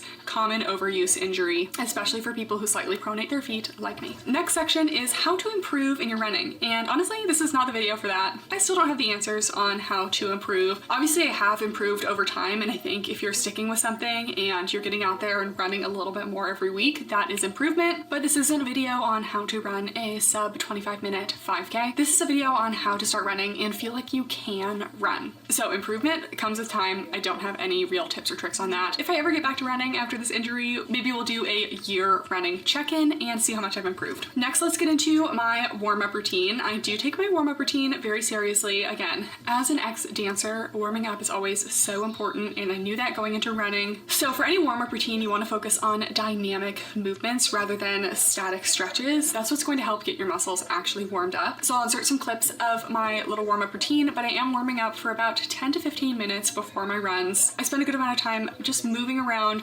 opening up my hips. I like to do this little hamstring calf raise exercise that I feel like helps warm up my hamstrings. It also helps get my ankles and my calves moving. You're gonna wanna focus on all of your lower body joints, like your ankles, your knees, your hips. I always finish up my dynamic warm up with some leg swings, and this is what I do on my leg days at the gym as well. I do like 5 to 10 front and back leg swings, and as well as side to side leg swings. It helps open up the hips again, and do that on both sides. And sometimes I do some hip circles as well. Again, opening up the hips. My hips haven't been the problem though, it's been my foot, but I don't think that was a warm-up problem. After you do your dynamic warm-up and you get outside, I definitely recommend walking for a good 5 minutes. And then if you are trying to do any speed work or run a little bit faster, I also recommend jogging at an easy pace, again for about 5 minutes before picking up that pace. For me, if I just start running super fast, even after my whole warm-up and walk routine, I get a side stitch right away. So I always take my time with a slow jog first. Next section is fueling for runs. So personally, I like to work out first thing in the morning. That includes my runs. And I like to have a little something, but I don't like to eat a lot before the gym or my runs. Personally, I feel like I'll throw up if I eat too much. So I save my breakfast for after my workouts. But my favorite thing for my runs has been a caramel rice cake with a little bit of peanut butter on top. The rice cake gives some carbs, which is good for easy fuel during your run. And then having a little fats and protein in the peanut butter just helps me stay full a little bit longer, especially if I am doing a slightly longer run. I also recommend drinking minimal water before. I do bring water with me on my runs, and we'll get into that. Especially in the desert, you're just gonna have to bring water just in case. And then I also like to drink electrolytes after my runs. Usually I just fill up my giant 40 ounce,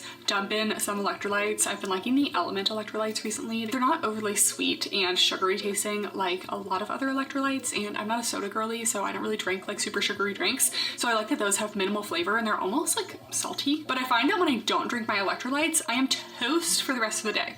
But if I drink my electrolytes, I suddenly have energy. I don't sweat a lot in the gym, but I do sweat a lot when I run. So you're losing a lot of fluid in your body and you need to replace that, and it can't just be water. It is important to rehydrate with electrolytes. And I also have my go-to protein smoothie after my runs. That's just my normal breakfast that I have every day, but it's important to refuel calorie-wise after your run as well. I don't have any tips on fueling mid-run yet, because from what I've seen, you generally don't need to refuel mid-run unless you're running for like over an hour, and at this point my longest run has been just right about in an hour, so I currently have no need to fuel during my runs. All right, let's talk about my workout split now that I am running. I am going to do a full video on my workout routine soon, but I want to wait until I'm running again, so it will be on hold a little bit. So this is just a quick overview, but generally I do 3 to 4 days of full body lifts in the gym. Again, the gym is still my #1 priority, and I've been aiming for 2 runs per week. Most recently, my runs have been a slightly faster 3-mile run and then a longer 5-mile run. So those were kind of my 2 weekly runs. You definitely don't need to be working out that many days, but honestly, my hour working out every day is my favorite time of the day. So if I can do that 7 days a week, I will. Next, let's talk about how to stay occupied on longer runs. This is a question that I've gotten from some people, like, how do you not get bored on runs? I suggest exploring neighborhoods you haven't been in before, finding an interesting place to run. Honestly, I feel like I'm easily entertained and I really value that time outside, appreciating the fresh air, appreciating being off my phone and not being able to be on my phone. It's just like truly my me time. So I don't really need much entertainment besides that, but I put on my Taylor Swift running playlist. I wander through the neighborhoods, I look at the houses, and I bird watch because we have some cool birds here in the desert, and the other week I saw a roadrunner and that just honestly made my entire day. All right, let's talk about things that have been limiting my runs. I'd say my #1 limiting factor to my runs right now is side stitches. So if you've ever done any cardio activity and you get this pain that feels like it's underneath your ribs, kind of up in your diaphragm, that is a side stitch. I've been getting them my entire life, but that's definitely been the #1 thing limiting my runs recently. Even when mentally and physically I feel like I can go faster, my side stitch says no. There are a lot of factors to this. I don't have all the answers. Honestly, different things work for everyone. I've heard so many different suggestions from people. Some people say drink water before your runs. Some people say don't drink water before your runs. Some people say drink electrolytes before your runs. Some people say don't drink electrolytes before your runs. So honestly, I'm not entirely sure. This is something you kind of have to work out for yourself. But I do think having a breathing routine is really important, and this is something I'm still training myself to do. Breathing correctly when running is difficult, but generally what people suggest is to inhale through your nose and exhale through your mouth. It can be hard if you're pushing yourself too fast to feel like you're getting enough air in through your nose, but generally that just means you gotta slow down a little bit. And recently I've been focusing on 2 to 3 steps during my inhale. So inhaling for 1, 2, 3, and then exhaling out of my mouth for 1, 2, 3. So that's kind of what I've been working on. It's not perfect right now, but working on your breathing is definitely something you should do as a beginner runner. Again, where I'm at right now, I'm dealing with a kind of overuse injury with my posterior tibialis tendonitis. Luckily, it's not a stress fracture like I had thought it was, which means I can still exercise. I'm just focusing on strengthening my foot muscles, my calf muscles, and when I do get back to running, I'm definitely going to take it very slow. So hopefully I can get back to running soon, because I really do want to keep working on my running leggings video, and that's on hold for now because if I can't run, I can't really test the leggings. The last kind of thing about me and my running journey is any body or weight changes. This is a question that I've gotten from some people. I have been getting questions on if my body or my weight has changed at all since I started running, and the answer is not really. Maybe 2 pounds, maybe. I've not really noticed a lot of physical change in my body, but that was never my goal. And I kind of just replaced gym days with running days, so overall I'm still about the same level of activity. I'm definitely burning more calories on run days, but something about cardio is it does increase your appetite. So on those days that you do run and burn a lot of calories, you might be eating a little bit more. So again, whenever incorporating something new into your routine, fitness-wise, I think it's okay to have physical goals, but I think it's so important to have things that are more than physical goals that you can rely on, because if I was expecting my body to significantly change from starting to run, I would have been disappointed because my body is basically the same, and that's okay with me. I didn't really want my body to change. Okay, last thing I've been getting a lot of questions on is what are my favorite running accessories and clothes? So if you guys are regular watchers of the channel, you've probably already seen my running sports bra video, and I've also done 2 videos on running shorts, one for loose running shorts and one for tighter style running shorts. And again, I am working on my running leggings video, but we are still in the works of that because of my injury. So besides that, I do have some running accessories that I like and will recommend to you guys. Honestly, most of this is all from my Amazon storefront, so I do have a running essentials section of that. But first is my vest. I don't care if people think I don't run far enough to need a vest or to need water. I like it, and I just feel better knowing I have some water, especially since I was running in the summer. It's honestly not safe to be running in the Arizona heat without any water on you. So this is my vest. I have had one other vest and a running belt, both of which I did not like. This is my favorite so far. It has a nice little zip front pocket here that fits my phone. It is really adjustable, so you can adjust it on the sides here, and you can also adjust it in the front area here. The last vest I bought was not adjustable enough, and it was just too loose overall, so this one, I can really just like get it nice and compressed, and it also kind of like holds the girls down a little bit more, so it acts as like an additional level of compression if you feel like your sports bra is just not quite doing enough. Not really what it was meant to do, but it does do that. The other side has another pocket here. This is generally where I carry my keys, my AirPods, and my pepper spray, because as a woman, you definitely need to be carrying something for self-defense. Honestly, it is so important, even if you're a man. Honestly, carry something for self-defense. You don't want to regret not having something. My vest also has a little whistle, which is another safety feature. And then I have had vests with water bottles in the front. I didn't like the water bottles in the front because they would kind of jiggle around and feel like it was my chest jiggling, so I was not a fan of that. This is a water bladder that came with the vest. It holds a good amount of water. I don't fill it up the full way every time, but this is just super easy to just grab a sip. Basically, I'm only having like maybe 1 or 2 sips each mile, if that, maybe like 1 sip per mile, just to kind of stay a little bit hydrated but not weigh my stomach down. But it has a little Velcro that helps keep this in place so it doesn't really jiggle around. You also want to make sure to get all the air out before closing it, but it has not leaked at all. I did get a little bit of chafing where my phone kind of poked into me with this vest, but I bought some moleskin padding if I'm not wearing a shirt, but since it has been cold outside, I've been wearing a shirt and I've had no chafing issues or any discomfort with this vest. So highly recommend this vest. It's like $20 on Amazon. It's super cheap, but it's really nice. Again, I like my Asics and my Brooks. I'll link both of these down below, but I do suggest you go to a running store. My running socks I've been wearing recently are from Saucony. I don't know if that is how you pronounce it, but I believe that's a running brand. And I like that they have the little heel tab that kind of sticks up a little bit, so you don't get any heel chafing or anything. And they're still a nice thin sock without being too much, but they just provide a little bit more support than my normal Costco socks. I have actually switched up my running hairstyle since the fall. I used to do a ponytail with a braid, but I don't really like to do a heavy ponytail. I feel like it just kind of rips my hair out over time. So lately I've just been doing a French braid and then throwing on a headband because my ears get very cold, and when my ears get cold, they hurt and they give me a headache. So my 2 headbands that I've been wearing, I really like the Paragon Stretch headbands. It's made of a nice sweat wicking material, but you can see it's still thick enough that it covers your ears, but it's almost just like a windbreaking layer. It's not super hot and it's very sweat absorbent. If you're somewhere really cold, I got this little fleece headband on Amazon a couple years ago for my walks. It has this little thickened area for your ears, and this will keep your ears very warm. Currently, I don't think it's quite cold enough for me to use this yet, but when it does get really cold, I'll have that. And again, I do have dedicated running clothes videos, but I'll just throw in a couple of my favorites. First, we have these CRZ long sleeve tops. They have thumb holes, so they kind of keep your wrists warm. They're lightweight and sweat wicking, but they still provide enough warmth for me right now. So the coldest I've run in so far is like 45 degrees, so if that helps. The running sports bra I reach for the most is the Siricon front adjustable bra. This bra has the best balance of being supportive, adjustable, comfortable, and affordable. It honestly checks all of those boxes, and even if it wasn't affordable, I would still be buying it. Running shorts, honestly, my favorite ones have been the Aerie Goals 7-inch pocket shorts. These are a no front seam, no top band pocket short that's made of a compressive, sleek performance material, and they're just the perfect length. Aerie, please come out in more colors with these. I need more colors. And running leggings, again, we are working on it, but this is an old legging, but it's just been so good for running. These are the Buffbunny Rebel leggings. They're honestly the only no front seam, no top band running leggings I've tried so far that don't slide down on me. These just glue to my body. They don't even have this color on the website anymore. I'm gonna ask them to bring them back because personally I need more, but they've just been my favorite, and it's really hard to find running leggings that check all those boxes.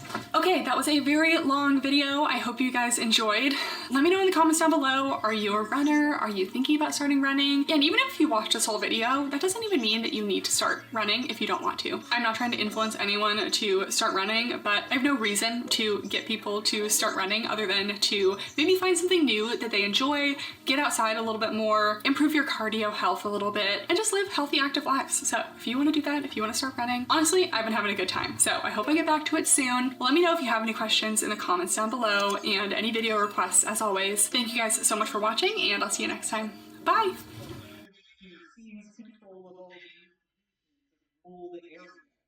Hey, it's Beth and welcome back to my channel. Today I am doing the highly anticipated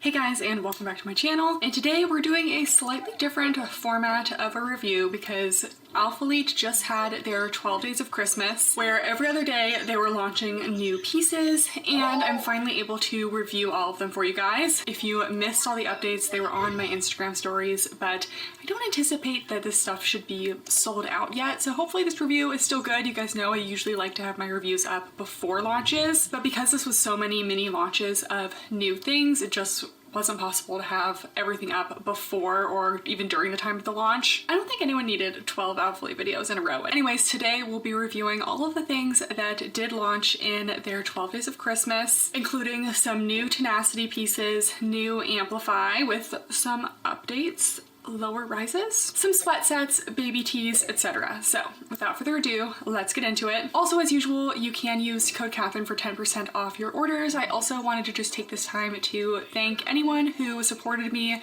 during this Black Friday season, whether it was with Alphalete, another brand, or just literally by watching my videos. I really do appreciate you guys so much. This channel is such a positive thing in my life, and every one of you who comments, I just appreciate you guys so much. Even if you just like or watch the video, even if you've never commented before, I appreciate you. All right, first let's get into colors. This is very much a jewel toned, kind of deep, vibrant colors. We have Mist, which is a light grayish blue. Berry, which is a nice, bright, kind of purpley pink. Rain, which is a royal blue. And Blade, which is a nice, deep forest green. Then we also have Dusk, which is like an amethyst, deeper purple. As a colors girly, these colors definitely appeal to me as kind of my preferred winter colors over just neutrals. I like to have some nice like muted colors.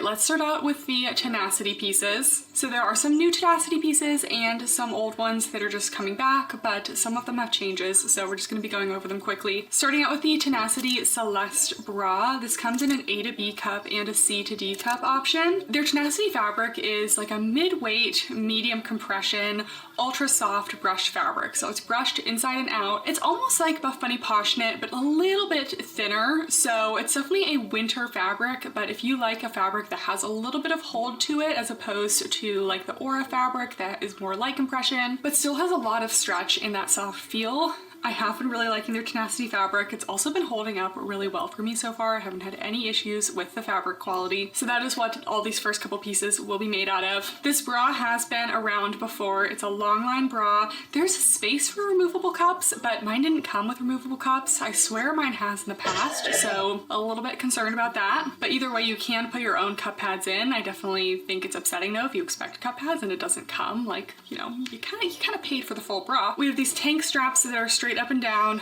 a little cutout in the back. Let's try this one on. Okay, here it is on. It's definitely feeling a little bit more compressive than previous versions. I've only had one other version, so it could just be a color thing, but at least this color, it does run a little bit snug.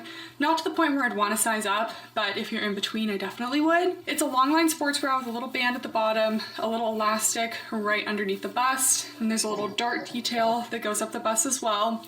We have a little V neckline. This one, the straps never fall off for me, so I definitely appreciate that, even though they are a little bit wider. Overall, medium coverage, and the support is light to medium, kind of leaning towards medium because this is a bit more compressive. Then we have a little scoop in the back, a little cutout detail. Again, we have chatted about this one before. I'd say it's not my favorite bra. I feel like I do spill out of the bottom just a little bit.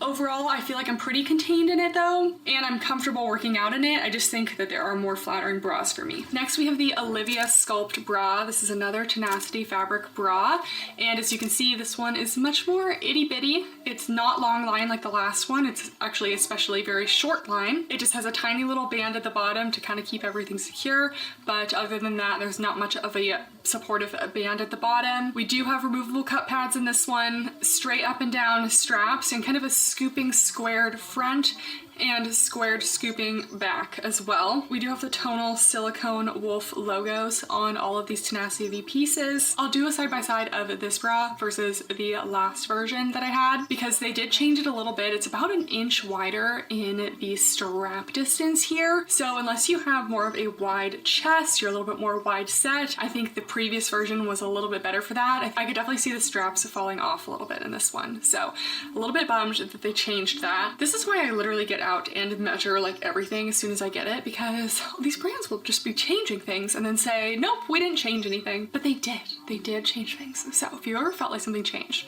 I'm here to validate you that it probably did change and they probably just, you know, either didn't realize or didn't tell anyone. Anyways, let's try this on. Okay, here is the Olivia Sculpt bra.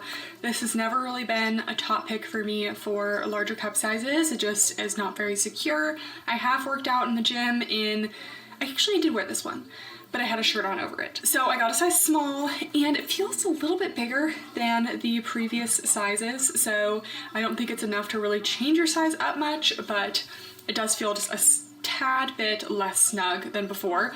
And then the wider neckline is just not working for me. I just think it's too wide on the straps now. I honestly could barely wear this before, but this makes it even worse for me, so I don't really like that change. Other than that, I'd say this is a low to medium coverage bra. We do have good side boob coverage. I am covered along the bottom, although it's just a tiny little band here, so there is a possibility of some under boob, but I'm definitely spilling out of the top, so large cup sizes, this is not really for you. And the support is a low support. We have a little dart detail. This did come with cup pads. I do think it's a really flattering shape. It has like a little under bust contour moment. If you can wear this bra, I think it's super flattering. And then the back is just a little skinny band and wide scooping neckline. But again, that wider strap adjustment kind of affects the look of the back too. So next we have the long sleeve KDM zip bra. So this is a new item. They just had the regular KDM zip bra before that was a short sleeve. And I would really consider this more of a crop with a built-in bra, not a bra in and of itself, but they call it the KDM bra. Anyways, this is made of the Tenacity fabric. I will say out of all of the colors, the mist definitely feels the softest and most lightweight. All of the other colors feel pretty similar to me, but it feels like the mist is like the least compression if you're just looking for something a little bit more lightweight. That tends to happen in the dyeing process. Usually darker colors have a little bit more compression and lighter colors can be a little bit more lightweight, stretchier, but it's definitely very prominent in this color. Anyways, we have a longer crop. This actually is much longer than the original KDM zip bra. I'll do a side-by-side comparison of those, but I much prefer the length on this. The original one, I was like, okay, just another, you know, zip up short sleeve crop. This one is more of a meet and greet length for most people. I did show a little bit of skin personally, but I have a very long torso. So if you're wearing this and you have a shorter torso, you may not show any skin. So it's nice to have a longer option. This is about like 3 to 4 inches longer. So it's pretty significant. You have a half zip up to a little mock neck, long sleeves, simple in the back with the little wolf logo on the top and the tonal silicone. And you do have that full built-in shelf liner with cup pads. Let's try this on. All right, here we have the KDM long sleeve bra. Really, it's more of a top with a built-in bra. I was impressed with this one because it's so much longer than the regular KDM bra, to the point where I feel like I can wear this out and I'm not feeling like I'm showing a ton of skin. So for me, like, I just don't like to go out, you know, like what I'm saying, like at the gym, I'll wear a sports bra all day. But sometimes when I'm in the grocery store, you know, I don't want to be showing like that much skin, but I can do like, I can do an inch. So love the length. I do feel like this one runs a teeny bit on the big side. I wouldn't size down in it, but if I was in between, I definitely would choose the size down. You can just see like a little bit of extra fabric in the waist area here. It just doesn't feel super compressive in the top, the bra area, even when zipped. So this fabric does show sweat a little bit, but I've been wearing it for a little while now and not showing any marks, so it's not super quick to show sweat, but it will show sweat if you're like really in the gym sweating it out. So I'd say this is more like a half zip now that this is longer, so it does go like to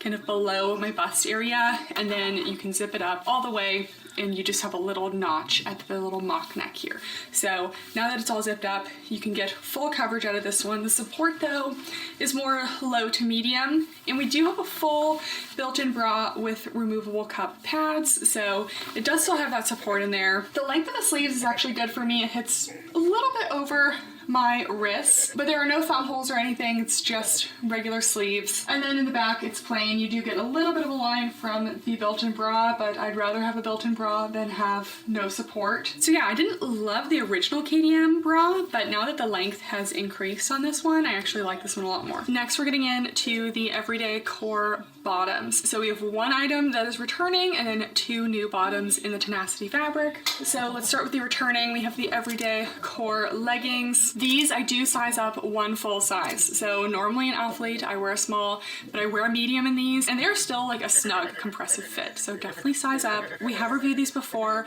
so just quickly going over them. They have an extended crotch gusset. We have a slight V dip down in the waist with no top band in the front, but you do get a top band around the sides in the back. These do have an elasticated back rise, kind of hidden scrunch as well, that you can see gathers a little bit of fabric, but when it's on, it stretches, just kind of sits between the glutes and kind of gives a little bit of a glute contour moment. But because this fabric is so dense, it doesn't give you a ton of wedgie feeling, which is actually nice. You have a little contour side seam, and then these are a 27.25 inch inseam. Let's try them on. Okay, here are the everyday core leggings. We have seen these before. I wear a size medium because I find that these run a little bit small. These are about a mid to high rise on me. We have a slight dip down in the waistband, no front seam. I fortunately don't really get any tension in the crotch, which is good. And there's no top band on this front area, but we do get a top band starting at around like the 3/4 mark into the back. So it definitely can cut in on the sides. Overall, I get about a medium compression on these. The fabric is double brushed and very stretchy, but it is a dense, kind of more mid-weight fabric. It's not like a summer fabric. Definitely has a little bit more weight to it, so it has some compression. You have a little side contour seam detail similar to the Aura leggings. And then in the back, the seams do sit above the glutes, so that's good, but they are a little bit more short in the back rise. They have that hidden scrunch, so they do go up the glutes a little bit, but because the fabric is more dense, it doesn't go up the glutes too much, so you don't get like full wedgie, but a little bit of glute separation. So nice medium to high in the booty scale. We do get a little cellulite coverage as well. And then full length view, these are 27.25, I believe, inch inseam, so they are a little bit longer. So yeah, I'd say these are growing on me, but they're still not my absolute favorite. I don't love the top band, and I wish the rise was just a little bit higher, but I do really like the fabric. And yeah, just definitely size up at least one size. These do not feel like a size up for me at all. They feel like my normal size for Alphalete. All right, the first of the new bottoms, we have the everyday core bike shorts. So these are a 7-inch bike short, and I also wear a medium in these. And these fit very similarly to the everyday core leggings and the everyday core shorts that launched last time. So they definitely have a shorter rise like the leggings. They're more of a mid to high rise on me.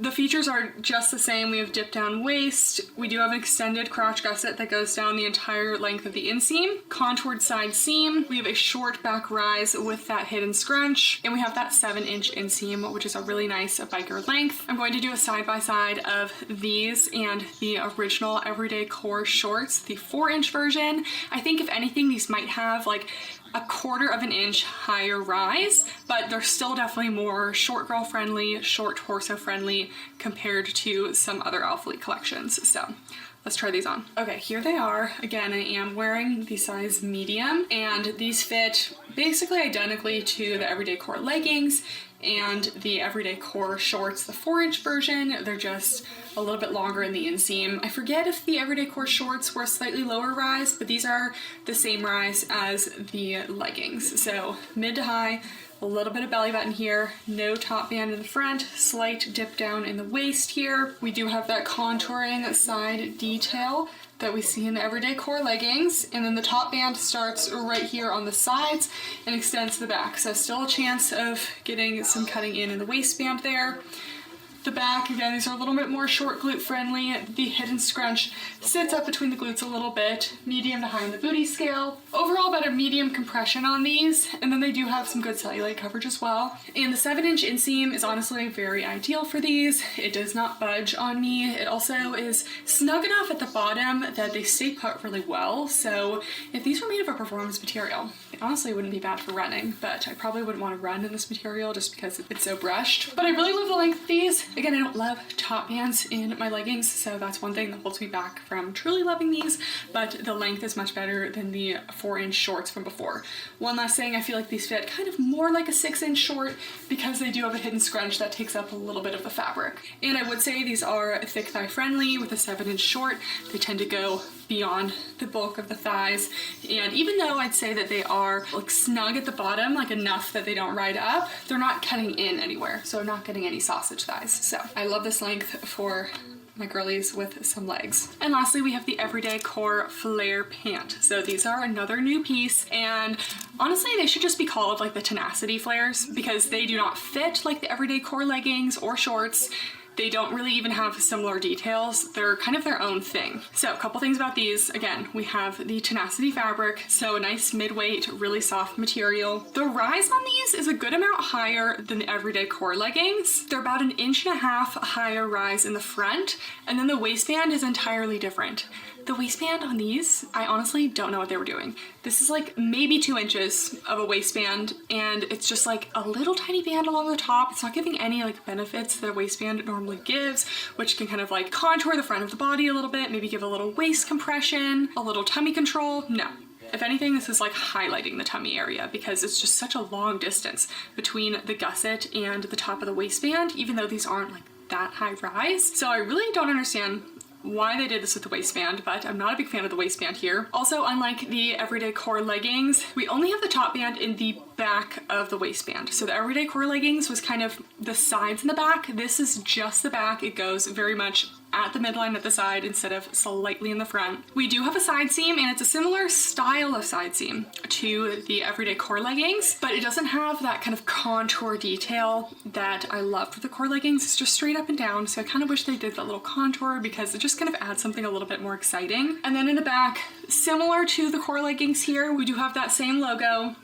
We have the slightly curved glute seams. We do have the hidden scrunch, but the back rise seam up here is about 1 inch longer. So it goes up the glutes a little bit less, not quite as flattering on the glutes, I would say. But if you found the Everyday Core leggings to be a little bit too short for you in the back, because those were very much like a short glute friendly option, these are a little bit more if you have like slightly longer glutes. Personally, I don't mind the back rise here. I think it's actually fine, but I am a taller girly. And then these are flares, and the inseam is 33.5, but they only have 1 inseam. You guys know I always like to advocate for different heights as a tall girl. I'm usually forgotten. It's rare that when they only launch 1 length, it's actually an inseam that works for me. 33.5 is like my ideal inseam, but I think it's just a little bit strange for Alphalete to be not launching multiple lengths, especially when they have launched multiple inseams of the Aura flares in the past. Also, why do we have an A to B cup version of the Celeste bra and a C to D cup version, and then we don't have multiple lengths of leggings, which I would argue is like more important because I could just not buy that bra if it's not going to work for large cup sizes and maybe go with another bra. It just seems weird to kind of skip out on the inseam lengths here. So Alphalete, if you're watching this, we need at least 3 lengths, a 29, 31,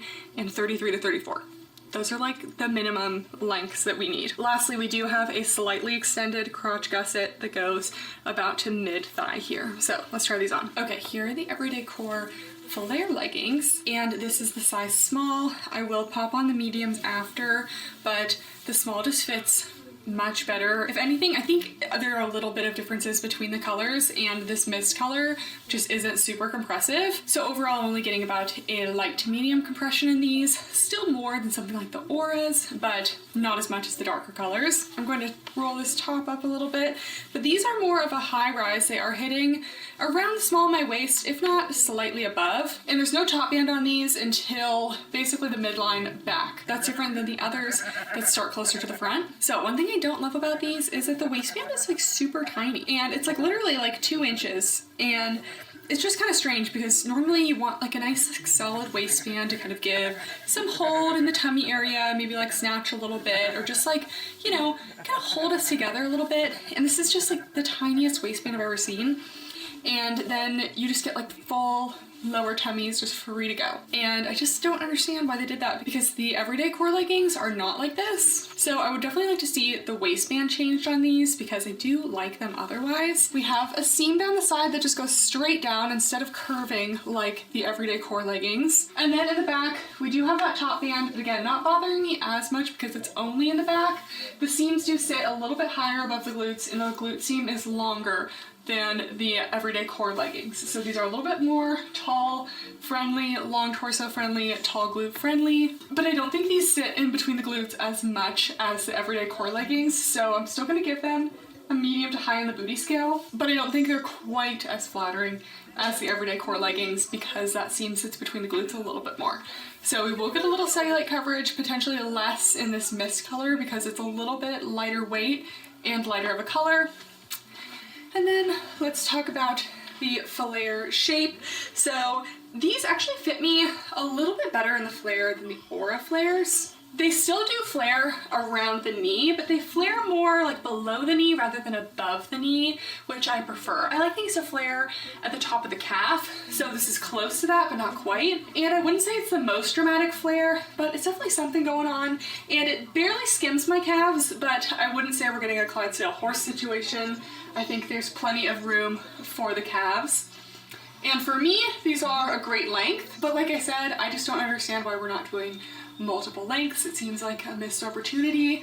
So anyways, these are a good length for me, but if you're short, you really would have to attend these, and it's just, honestly, it's not worth it when you could buy leggings that just are the right length for you in the first place. So yeah, I think that these need some work with the waistband, more length options, but I do like the fabric, and I think the flare shape is pretty good if you like a slightly less dramatic flare. So here are the medium flares, and they're honestly not huge, but I just do notice like a little extra fabric in the crotch, and these just run a lot less snug than the everyday core leggings.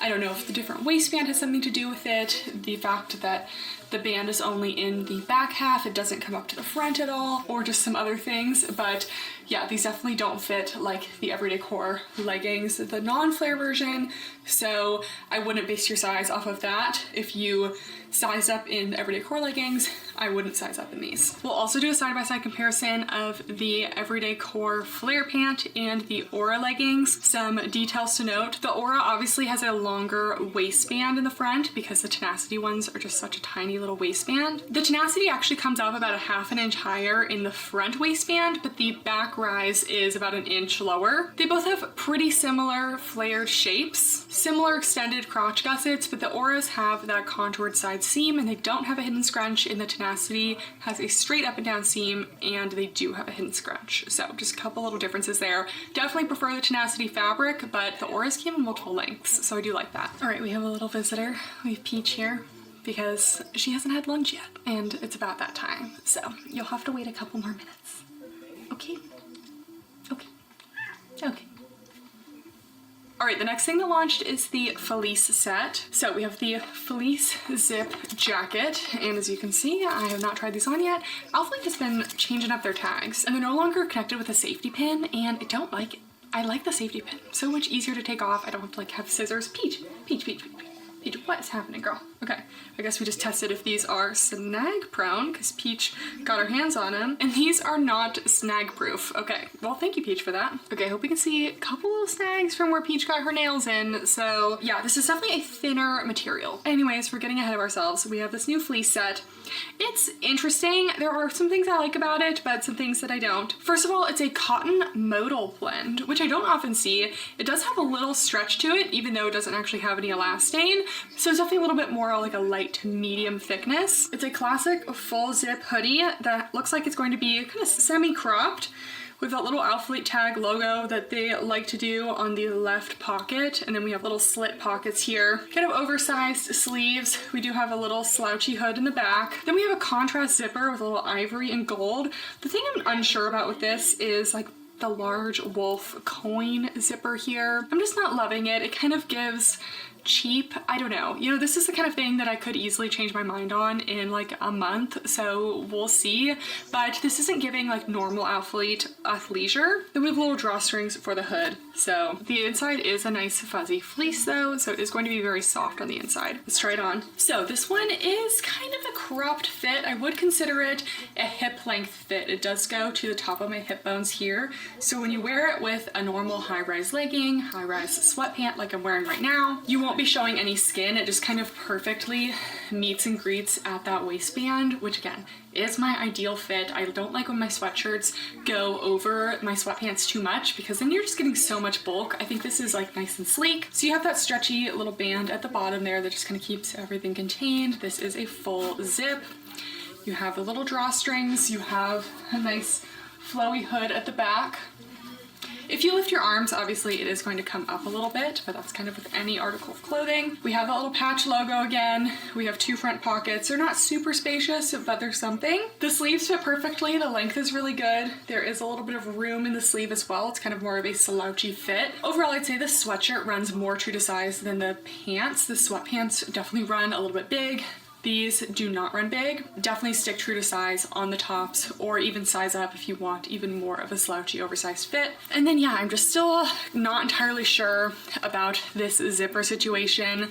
The contrast zipper is very in your face, but it kind of ties in the little patch logo elements there, so I don't hate it. And the more I wear this, honestly, the more it grows on me. It's a nice mid-weight, very flowy, soft sweatshirt. So yeah, to go with the fleece jacket, we also have the fleece sweatpants. You guys know I love to see a wide leg sweatpant. I'm basically anti-jogger at this point. I don't like how it makes my ankles feel, okay? We might go back to it at some point, but for now I'm living in the straight leg era. I got a size small in these again. They're made of that same cotton modal. It does have a nice like kind of plush feel to it. So these have an elastic waistband. So it's fabric covering elastic up here. There's no drawstring or anything. And it is a flat waistband. It's not like that normal kind of like scrunched elastic waistband that you see in sweats. So no drawstring or anything. We do have two front pockets. There are no pockets on the back. And these only come in one inseam option. Again, I do like to see multiple inseams. If you're gonna do a straight or wide leg, it's nice to have the options.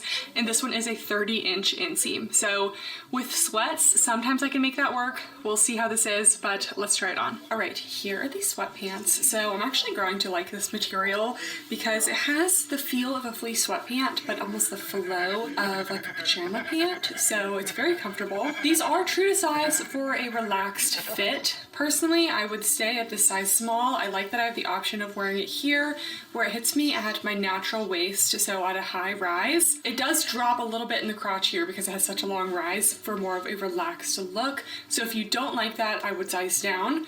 I also would size down if you're unsure about the length. These are 30-inch inseam, but because of how they drop a little bit in the crotch and they're a little bit relaxed, they do fit a little bit on the longer side. So I'd recommend if you're on the shorter side, either sizing down. The inseam is not going to get any shorter, but the rise will get shorter and they'll overall just sit a little bit higher up. Or you could flip the waist like this, which is actually how I've been wearing them quite a bit as well. It makes the waist a little bit more snug, and you can do this because the waist is a little bit on the larger side and it's just a flat elastic. So you can wear it like this, or you can wear it at the intended way. We have two front pockets here. You do have that little sewn patch logo. There's a little seam that wraps around the side hip to the inside of the bottom seam. The back is very plain. There's nothing going on, no pockets. It looks a little bit better on the butt if you do the little waistband fold over trick. And then like I was saying, full length, these actually are long enough for me at the 30-inch inseam, even when I fold the waist over. So yeah, overall these are very comfy. I love the leg line of these. They're just a nice like wide slouchy leg. This is my ideal sweatpant fit, but they do run a little bit big, so just keep that in mind. I would size down if you're unsure height-wise or fit-wise overall. The baby tees are also back. I thought this would be super cute to wear with that sweat set to have kind of a full complete look. Also, stay tuned. I'm doing a review on a bunch of the best baby tees coming up that I'm super excited for because I just love a baby tee. So the baby tees are a cotton elastane and they almost have a slightly performance feel to them. They're kind of a little bit more on the sleek side than the cotton side. They have a slightly scooped kind of crew neck, short sleeves, and it's a nice mid-length crop, kind of hits the top of your waistbands typical baby tee length. You do have a little tonal Alphalete branding right in the center there. It's made of silicone, and then the back is very plain. I wear my normal size. Let's try them on. All right, we have the baby tees. I think the baby tee with the fleece sweatpant sweatshirt combo is so cute. Such a nice little like casual outfit. So in terms of the length, it's kind of classic baby tee length. It hits me right about at the belly button, so a little bit above my natural hip. So I wouldn't consider this like a hip length top. It's definitely more of a longer crop length, but with almost every legging or sweatpant that I'm wearing, it's going to be covering up all of my skin at the bottom. Compared to something like an Oner Active Mellow Soft or the new Buffbunny Baby Tees, those are a lot thinner. This definitely has a more opaque, almost more cotton performance feel rather than that super thin, stretchy feel. I will be doing a full review of a bunch of baby tees coming up, so stay tuned. I think because these are a little bit thicker, they may show a little bit less sweat than something like the Buffbunny Baby Tees, but honestly, all of them you're gonna get some sort of pit sweat if you're sweating in your pits. That's just how it's gonna work. Anyway, so these are true to size. I do have a little bit of room at the bottom of the waist here. It just isn't skin tight down there, but I honestly wouldn't really want it any tighter on my bust. So I recommend sticking true to size. If you want 100% fully skin tight, you could probably size down. They do have some stretch to them, but I'd probably recommend going with your sports bra size just to be safe. We have a crew neck, little short sleeves. We do have that little tonal branding in the center of the chest there, but it's very minimally noticeable. And then these have very minimal seams and just very plain in the back. Next, we're moving in to the seamless pieces. So there are a couple seamless things. I didn't get all of them though. Starting out with the Gemini bra. The Gemini bra is back. This launched in the Amplify Gravity collection earlier this year.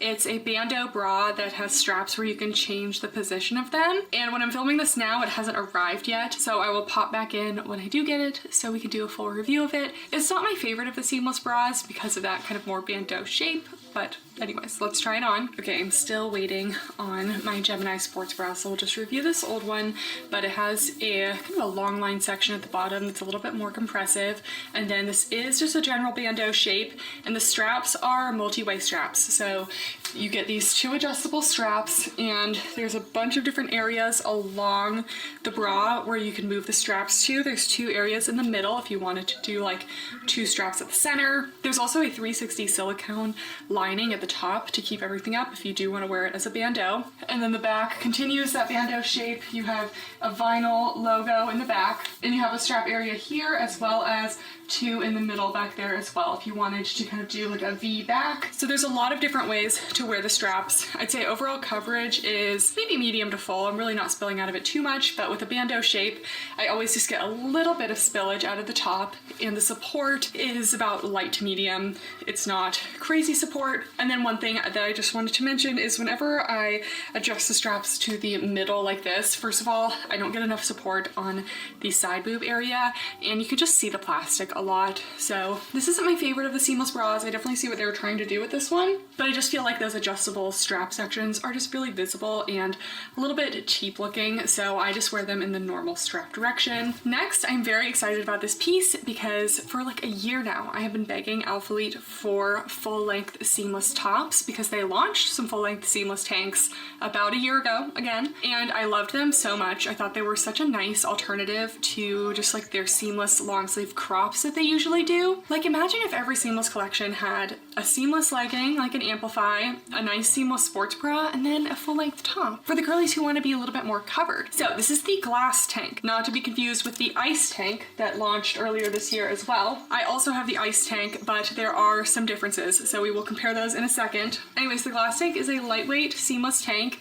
that has kind of a wide scooped squarish neckline, tank straps that go into a racer back, and it doesn't look quite full length, but it is full length when you wear any bottoms with it. I don't show any skin. It's more of like a hip length top, slightly over the hip. So for me, it's a perfect length. It's not gonna go over your hips, over your butt or anything, but it's a nice length that goes over the legging waistband a little bit, still gives you that coverage, but isn't overwhelming to the body. It has these little compression panels along the side that kind of like snatch in the waist a little bit. No built-in bra or anything. This is simply a layering top. So we'll do a side-by-side comparison of the glass tank with the ice tank. The ice tank does have a slight difference on the side compression panel, but I would say it's most similar to the ice tank, except for the fact that the ice tank sits much lower on the bust to the point where you're always showing your sports bra. I will say you still see like a little bit of sports bra with the glass tank, but it's much better than the ice tank. It's too Borat stringer going on this one. Like, it was just too much. So basically the glass tank is just the updated ice tank, but I'll also compare the glass tank with the seamless tanks that launched about a year ago. This one has a higher neckline. It's still a scoop neck, but it's not quite as low. It's a longer fit. It does go over the hips a little bit, and the seamless paneling throughout the top is just a little bit different. Those are kind of all the Alphalete seamless tanks, but definitely love a nice full-length top.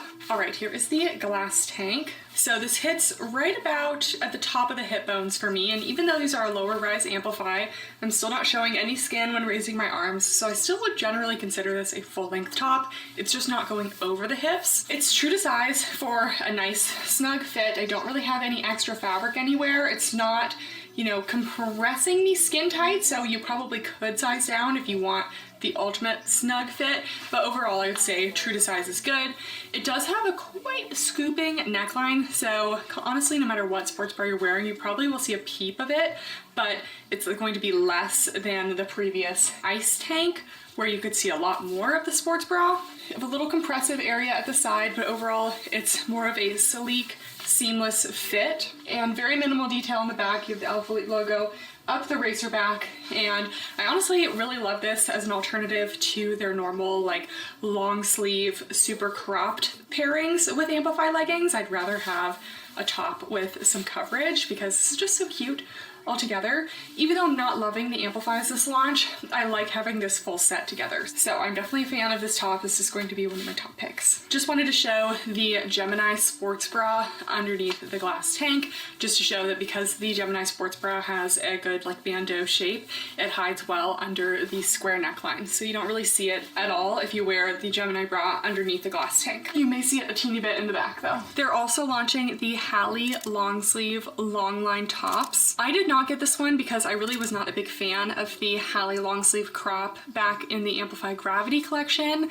The super wide boat neck just isn't very conducive to exercise. Like, you can't really lift your arms very much. It gets a little weird. It's hard to layer anything underneath it without it looking strange. I don't know if this has cup pads or not, but this is the Hallie long sleeve long line, so it's actually a little bit longer than the original one, and I'll put on the screen if it ends up having removable cups or not, but I don't think so. I think it's just kind of like a layering crop. So if you like a really wide neck, it has a nice little compressive band under the bra area. It's a long sleeve, but personally I just didn't really love how the original Hallie fit, so I wasn't really intrigued to get this one. Next, we have Amplify leggings. I know some of you guys were thinking, since the Black Friday early access code was goodbye Amplify, that we wouldn't see them anymore, but apparently not. We do have new amplifies. They're both in the same category, but there is a special edition one with some little contrast piping along the top. So this is a special edition. The Rayon only comes with the ones with the little lines. So basically it's your classic amplify with a black line and then a skinnier white line on top, and then the Gemini bra kind of matches that. The Berry does not have that, but it also comes in Blade, and that also has the special edition lines. So keep that in mind. And yet again, they have updated the amplifies. So I'll quickly go over the changes. First of all, this collection does feel more compressive than most amplify. Like, it feels more like a performance seamless. The fabric is very minimally marled, and it almost has more of like a sleek compression feel to it. So I was definitely getting more compression out of these. Here's a little up close of that fabric. You can see there's minimal marl. We still have the classic details of Amplify. We have the 3 layers of compression to the waistband. We have the seamless overall fit. We have that little side panel that goes down to the outer thigh. We have the embroidered Alphalete logo. I don't really know if embroidered is the proper term for this. It's like, probably not. We have that little dip down widow's peak and the scrunch in the back, but these fit a lot lower on the rise than any of the recent amplifies. So I believe it was like fall 2023, maybe late summer, when Alphalete lowered the rise on the amplifies. These are even lower than that now, and the fabric is just a little bit more compressive, so they're sitting even lower. So if you always felt like amplifies were too high rise for you, enter the new amplifies. My belly button does show on these. They're honestly like a similar height to my Buffbunny Shape Seamless from my collab with them, so definitely a little bit shorter on the rise. I did a bunch of measurements of these new Amplifies compared to older pairs like the Amplify Gravity from this year, as well as those 2023 updated lowered rise Amplifies. But it's really difficult to base anything off measurements for Amplifies because the stretch differs so much, and after you wear a pair, the measurements are never the same again because everything stretches out a little bit and then you wash it. You're comparing pairs that I've maybe worn a bunch of times to pairs I haven't worn at all to pairs I've tried on once, and they're all going to stretch out a little bit differently. That's why I don't generally do waistband comparisons for Amplifies, and I generally don't do a lot of measurements for them either because it's just not really an accurate way of basing anything, and frankly it just overcomplicates things sometimes. So we'll do a little three-way side-by-side of the new Amplifies versus Amplifies from the 2023 slightly shortened launch versus the Amplify Gravity, and you can kind of see the differences in the rise in the waistband from there. I think that's going to be the most accurate way of doing things, but if nothing else, this is just the lowest rise we've seen from Amplifies. The scrunch also seems to be about a half an inch shorter compared to other ones, but again, I'm comparing leggings that I haven't worn to leggings that I have worn, so I would take that with a grain of salt. Lastly, and I can say this is across colors because I have two colors and they both fit very similarly, but these are also a more dense compressive fit compared to a lot of the other Amplifies. So if you like a super stretchy Amplify, like the Gliese color from the Amplify Gravity or the Amplify Contours, those both have a little bit more stretch, and you don't like a lot of compression, keep in mind that these are a more dense compressive Amplify. Anyways, let's try these on. Even trying on these old Amplifies, they have just much more of like a stretchy knit feel, and they hug the body, but they're not like super compressive. I will say I got a lot more like waist snatching in these than the new ones because they sit lower. They're not going to give the same like waist snatching effect, which a lot of people thought was too much. So some people may like the new ones, still kind of like the old ones, and you'll notice how much my belly button is covered in these. Okay, so these are the new updated Amplifies with the teeny tiny rise. So if you felt like the decreased rise from like June 2023 wasn't enough, this is like about an inch lower than that. I will have already posted the side-by-side of them, but yeah, this is definitely the lowest it's ever been for me, to the point where I'm actually seeing some belly button, so they're not even quite going to my natural waist. Honestly, I need like at least another half inch to really feel comfortable, because not only is the rise decreased, but these are also like a more compressive fitting Amplify. The material is just a little bit more sleek performance-y, so because of that you don't get as much stretch in the rise, and even if you do, it kind of like settles its way back down. So these are fitting me, I would say, a mid to high rise. Keep in mind my height. I do have a long torso. We still have that 3-tiered compressive waistband. Still have no front seam. This is a seamless legging. There is that panel detail down the side, and then we still have the scrunch in the back. I honestly still find these very flattering on the glutes. You're still getting that high in the booty scale that you always get with Amplify. And I always find Amplifies to give a little bit of cellulite coverage as well, even though these don't have a ton of marl to them. Overall, the compression feels a little bit higher on these. It's honestly about like a medium compression overall, where normally Amplifies can be anywhere from light to medium to low compression. And the inseam on these, as usual for Amplify, these are a 25-inch inseam, but these don't quite have as much vertical stretch as most Amplifies, again, because the material is just a little bit more performance-y. So if you're someone with a shorter torso or a shorter back rise in general, and you feel like Amplifies have been coming up too high on you, you may really like these. But for me personally, they don't feel like how Amplifies usually make me feel. They don't feel like they hug my body in all the right ways. The fabric just is a little bit stiff in some areas, and I almost felt like the waistband, it's not doing it right now, but I felt like at the gym, like the waistband was like gaping a little bit, and I just felt like I had to adjust myself a little bit more than most Amplifies. So I know there's always this conversation of how did they change Amplifies this time, and they're always like very minuscule changes that I feel like haven't really changed Amplify like completely. But these are the first Amplify launch that I really feel like these don't feel like Amplifies to me. Like I'm not reaching for these as much as I would like the Amplify Gravity, which is a totally different Amplify. It's called Amplify Gravity, but those feel more like regular Amplifies than these feel. So it's all gonna come down to personal preference, but personally I don't love how these fit in terms of an amplified legging. The Rayon and the Blade colors, they have the little special edition logos. In the berry and black, they do not have the, it's not a logo, just a little stripe at the top. So if you don't like the stripe, the berry doesn't have it. One more thing I'll say about this lowered waistband is because the waistband is now sitting kind of at the level of the lower tummy instead of like above it in the waist area, you're actually getting more lower tummy control. So if lower tummy control has been something you've lacked with amplifies in the past, I do actually think this helps address that a little bit. If the back rise was just a little bit higher, it would just be better. Just quickly wanted to pop on the berry. I find these have a very similar fit. They're sitting a little bit higher right now just because I've been pulling them up a little bit, but they really are about the same as the Rayon.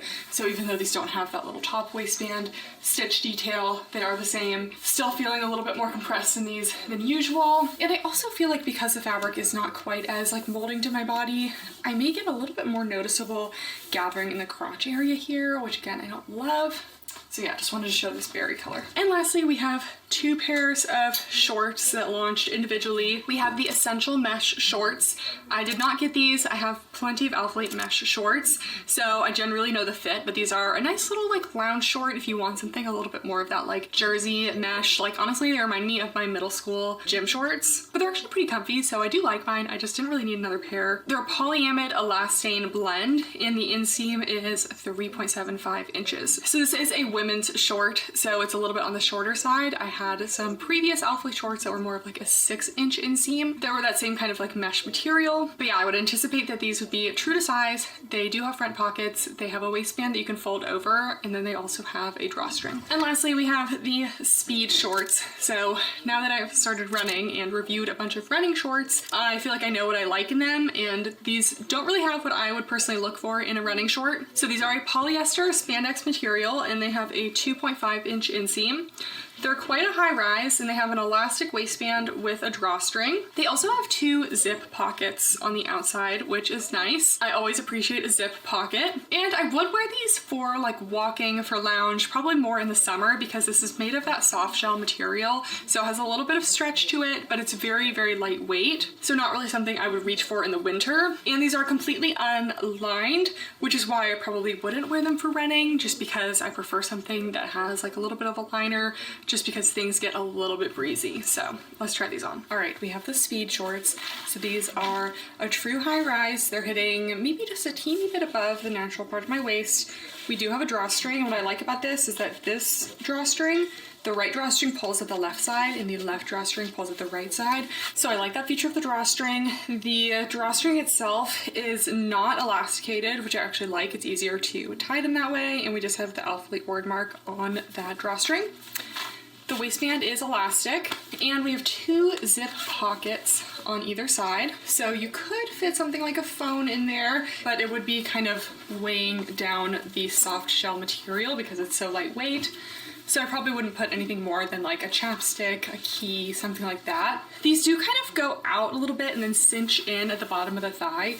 So even though these don't have any sort of lining, you're never going to be flashing anyone because they stay nice against the thigh. And then the back is very plain. For me, I just don't love how these look. I prefer a short that does have an inner lining. Now that I've reviewed a bunch of running shorts, I just know that this is not really something that I look for in a short. I like the ones that have kind of like the open side with a lining rather than this kind of tighter seam at the bottom. Not that it's too tight on me. I still think this is definitely like more thick thigh friendly than many shorts. But personally, this isn't something I would really reach for running or walking. It's a little bit diapery of a fit for me, and I'm just not loving them. Okay guys, that is everything that launched in the Alphalete 12 Days of Christmas. I hope you guys enjoyed. In terms of my top picks, again, this is all already launched on the website, and I expect most things to still be in stock. But my top picks are definitely the long sleeve KDM zip bra. I really liked that one. I really want to love the flares, but that waistband is just not great in my opinion. Are they bad? No, but I just think that they could be better. I always love the baby tees, and I always love amplifies. These are a little bit lower than I prefer. I prefer prefer the Amplify Gravity personally, but I always love my Amplifies. And then the glass tanks are great. I love having a full-length top option now, and I definitely hope we see that in the future. Okay, thank you guys all for watching. As fun as a 12 Days of Christmas thing is, I honestly hope they don't do it again, because it's just really confusing and honestly kind of stressful for things to be launching every day. Like, we already have launch fatigue from the entire year. Like, it just feels like there's always launch after launch, that having like 12 days of launches is just like a lot. So I hope we don't do this again. Even though it's like kind of fun, but like it's not worth it. I just prefer to have a normal launch style so you guys can see everything beforehand and have some time to think and make your decisions before things go live. I just think it's a lot easier that way. Let me know if you guys liked this 12 Days of Christmas thing, or if you're kind of with me and prefer to have some time, you know, to think before we purchase. But anyways, if you do order anything, you can get an extra 10% off with my code Kathryn. I do always appreciate you guys. Thank you so much for watching, and I'll see you next time. Bye!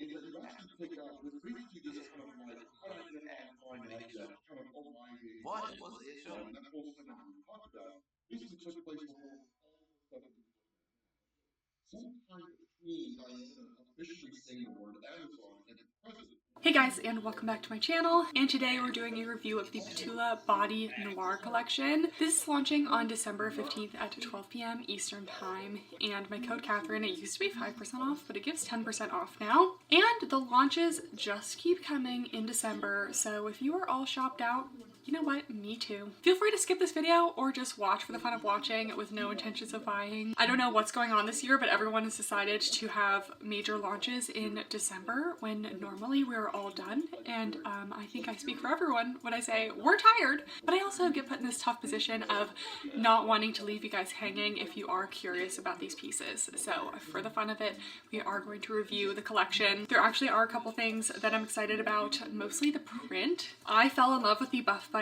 plaid print in their Out of the Woods collection a couple years ago, maybe 2 years ago at this point. And Petula is doing this beautiful houndstooth, and something about a houndstooth gingham plaid, I've always just been obsessed with those prints. So I was very excited to see that they are coming out with one in this collection. So the Body Noir is a lot of like muted berry tones. So we have like this nice garnet red, there's a nice like deep kind of ashy purple, we have the black, we have the houndstooth. So although the timing is not great in my opinion, I do think this collection is kind of fun. So without further ado, let's get into it. Starting out with the bras, we have the Aura cutout bra. So almost everything in this collection is made out of their classic Sierra fabric. I really like their Sierra fabric. It's kind of equivalent to like a Buffbunny Nubri.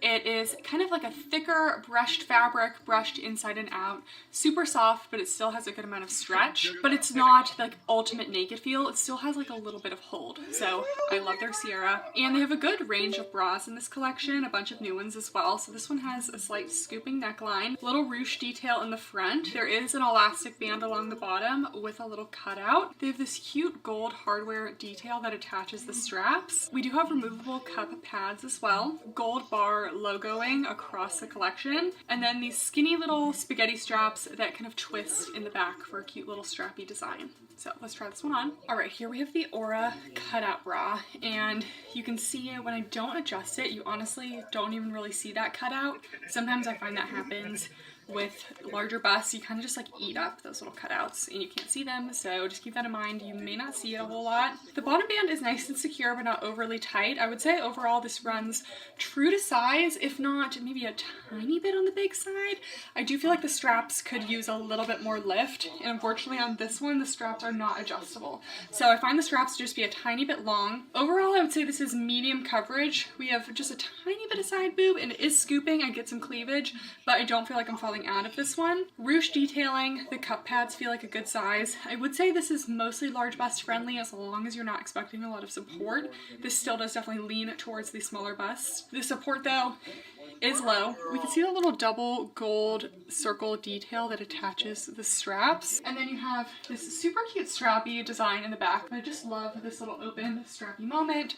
So it's a good light impact bra. I may fall out a little bit out of the center area. I could see that. lot, but overall this is something I would feel comfortable wearing to the gym, just not a ton of support. Next we have the Eclipse Racerback Sports Bra, and I did get this one in the houndstooth. So this one has a V neckline with some flattering seam details up in the front. There's an elastic that's hidden along the inside of the bra, so from the outside it looks seamless, but there is a little elastic in there for some support. The straps are spaghetti straps, but they are adjustable and they crisscross in the back, and again you have one of those gold bar logos. Removable cups as usual. Let's try this on. Alright, here we are.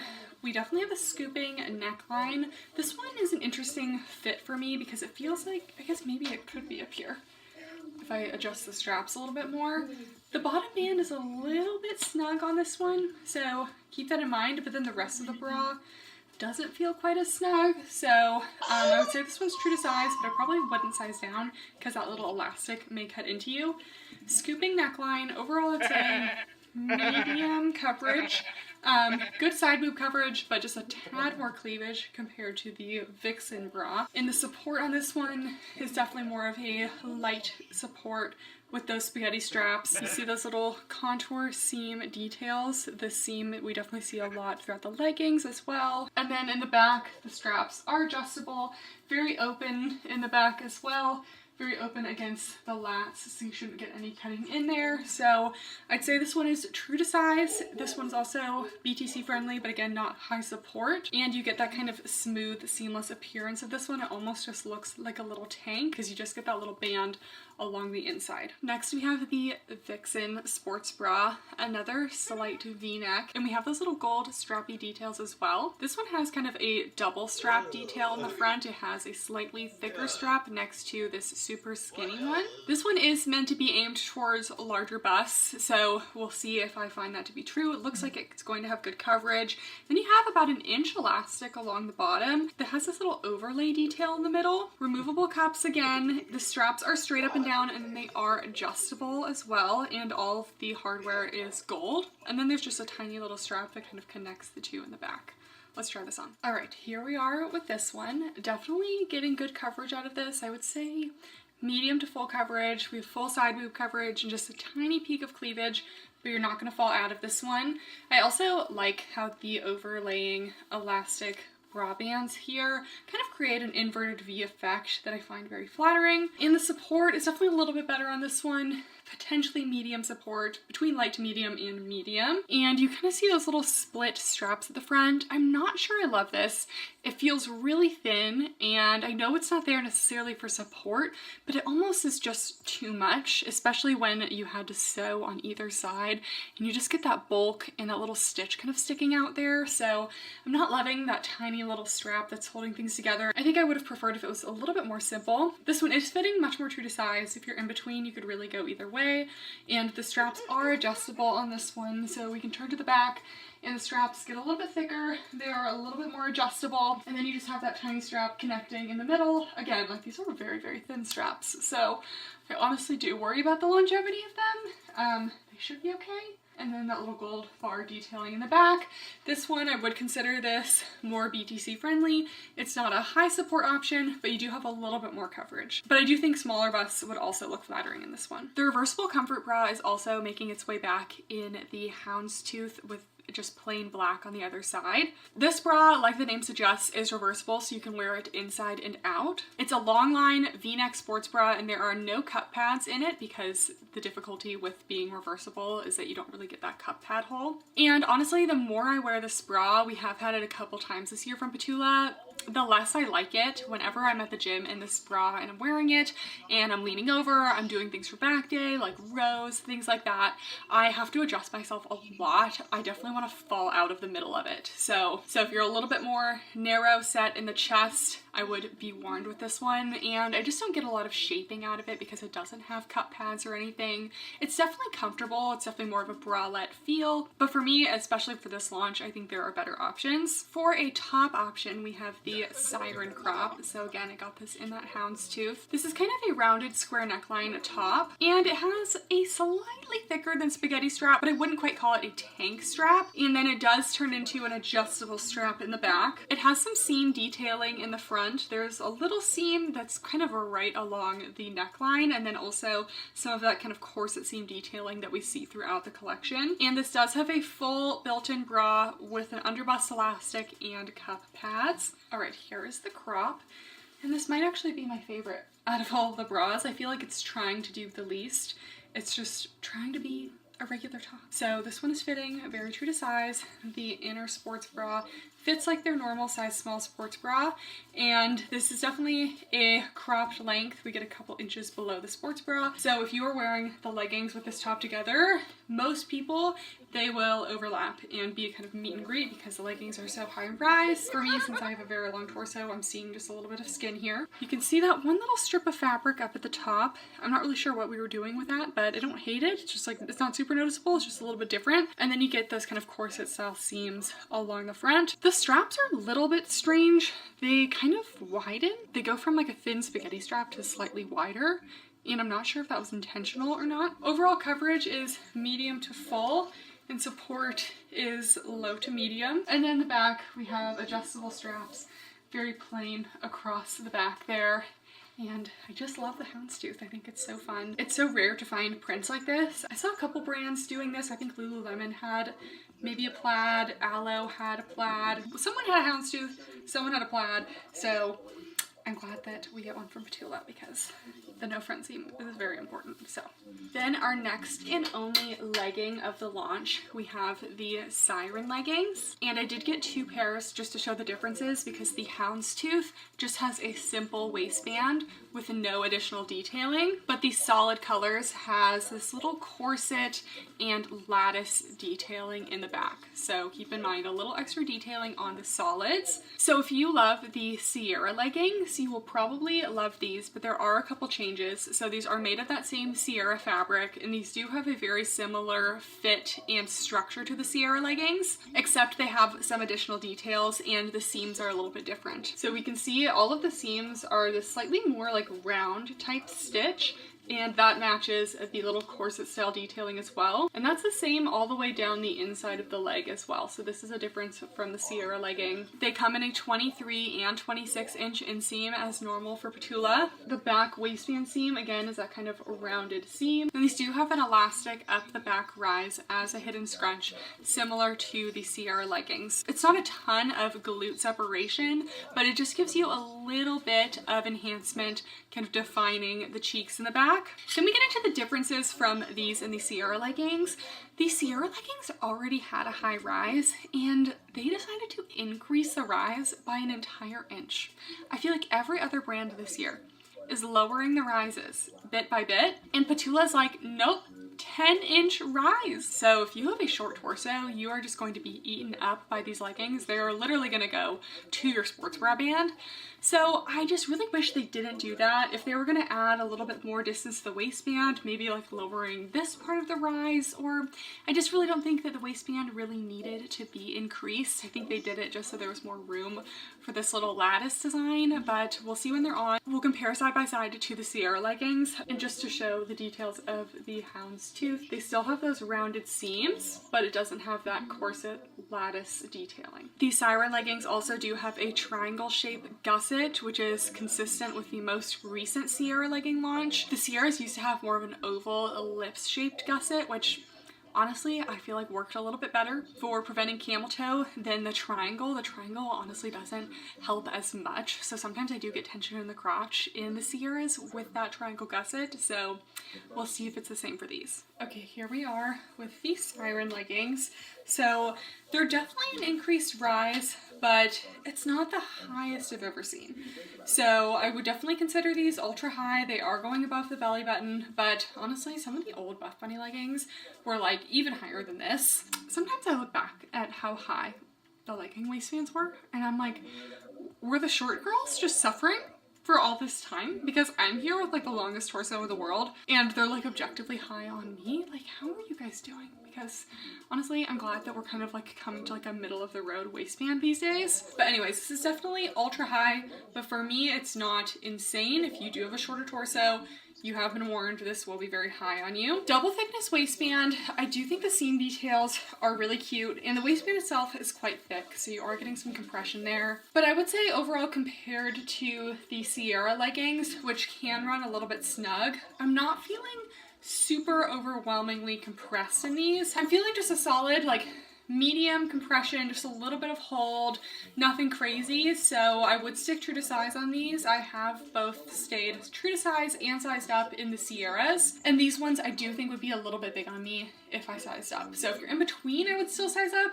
but generally true to size. We have that no front seam, and I'm not sure that I loved that they used that more prominent rounded seam on the inner thigh seam, because I think it just makes it a little bit more prominent, but it's not a huge deal breaker for me. We do have that triangle gusset, which I'd say is pretty minimally visible. I'm not feeling a lot of crotch tension in this, but I will work out in these and update as needed. We have no side seams here, and then we have that hidden scrunch.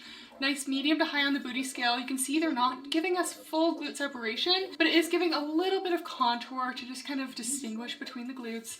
The seam on me is sitting right on my hip bone, which is ideal. Some of that seam detail, the lattice work in the back. I do think these are very pretty leggings, honestly. I was a little bit worried about them, and I'm liking them a lot more than I thought.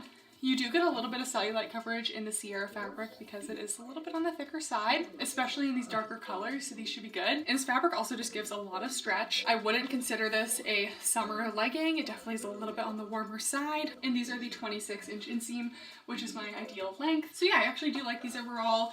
If you are upset with all the brands lowering the rises, we got that ultra high rise for you here, and all these colors should be very squat proof because the Sierra fabric is very opaque and very dense. Okay, I actually got the houndstooths in a medium because I thought they would run a little bit small, but I definitely feel like I have some extra fabric in the crotch.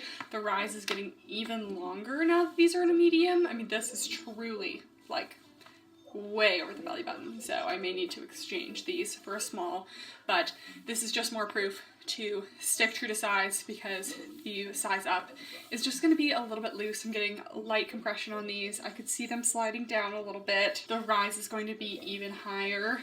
I just wanted to show the houndstooth just because I do love this print and just to show that it doesn't have any of that seam detailing in the front there. Okay, I just went to my solid core class, wore the leggings. They overall performed well, but we can see in the crotch area, I'm still getting that settling that I have been getting ever since I changed from the oval gusset to the triangle gusset.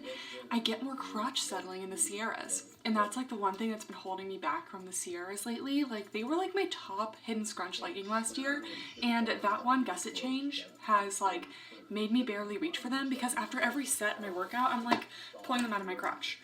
So maybe it's just because I've had a hard week, but activewear brands have really been letting me down this year. And this year's best activewear of the year is honestly just going to be a roast of every brand that has just made so many mistakes and just not delivered what we should be delivering. Like, but yes, if you have some crotch settling in the Sierras, you will get that in these new Sirens. Personally, I would still get them just for this houndstooth print because I love a print like this and it's so hard to find. But there are definitely things I would change about these, and don't size up. The size small is honestly not too tight anywhere. It fits perfectly. Still very flattering on the glutes and everything. Just, yeah, it continues to want to settle in the crotch. Okay, hi, one more thing.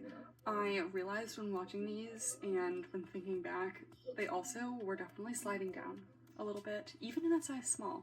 So they're not staying up quite as much as I would want them to. And final thing, I was wearing the leggings sitting here editing this video, and Peach like clawed my legs twice and no snags or anything. So the fabric is definitely durable. I think there were some versions of the Sierra fabric that pilled, but I feel like they've improved that since, and I'm confident in this fabric. I just wish the fit was a little bit better.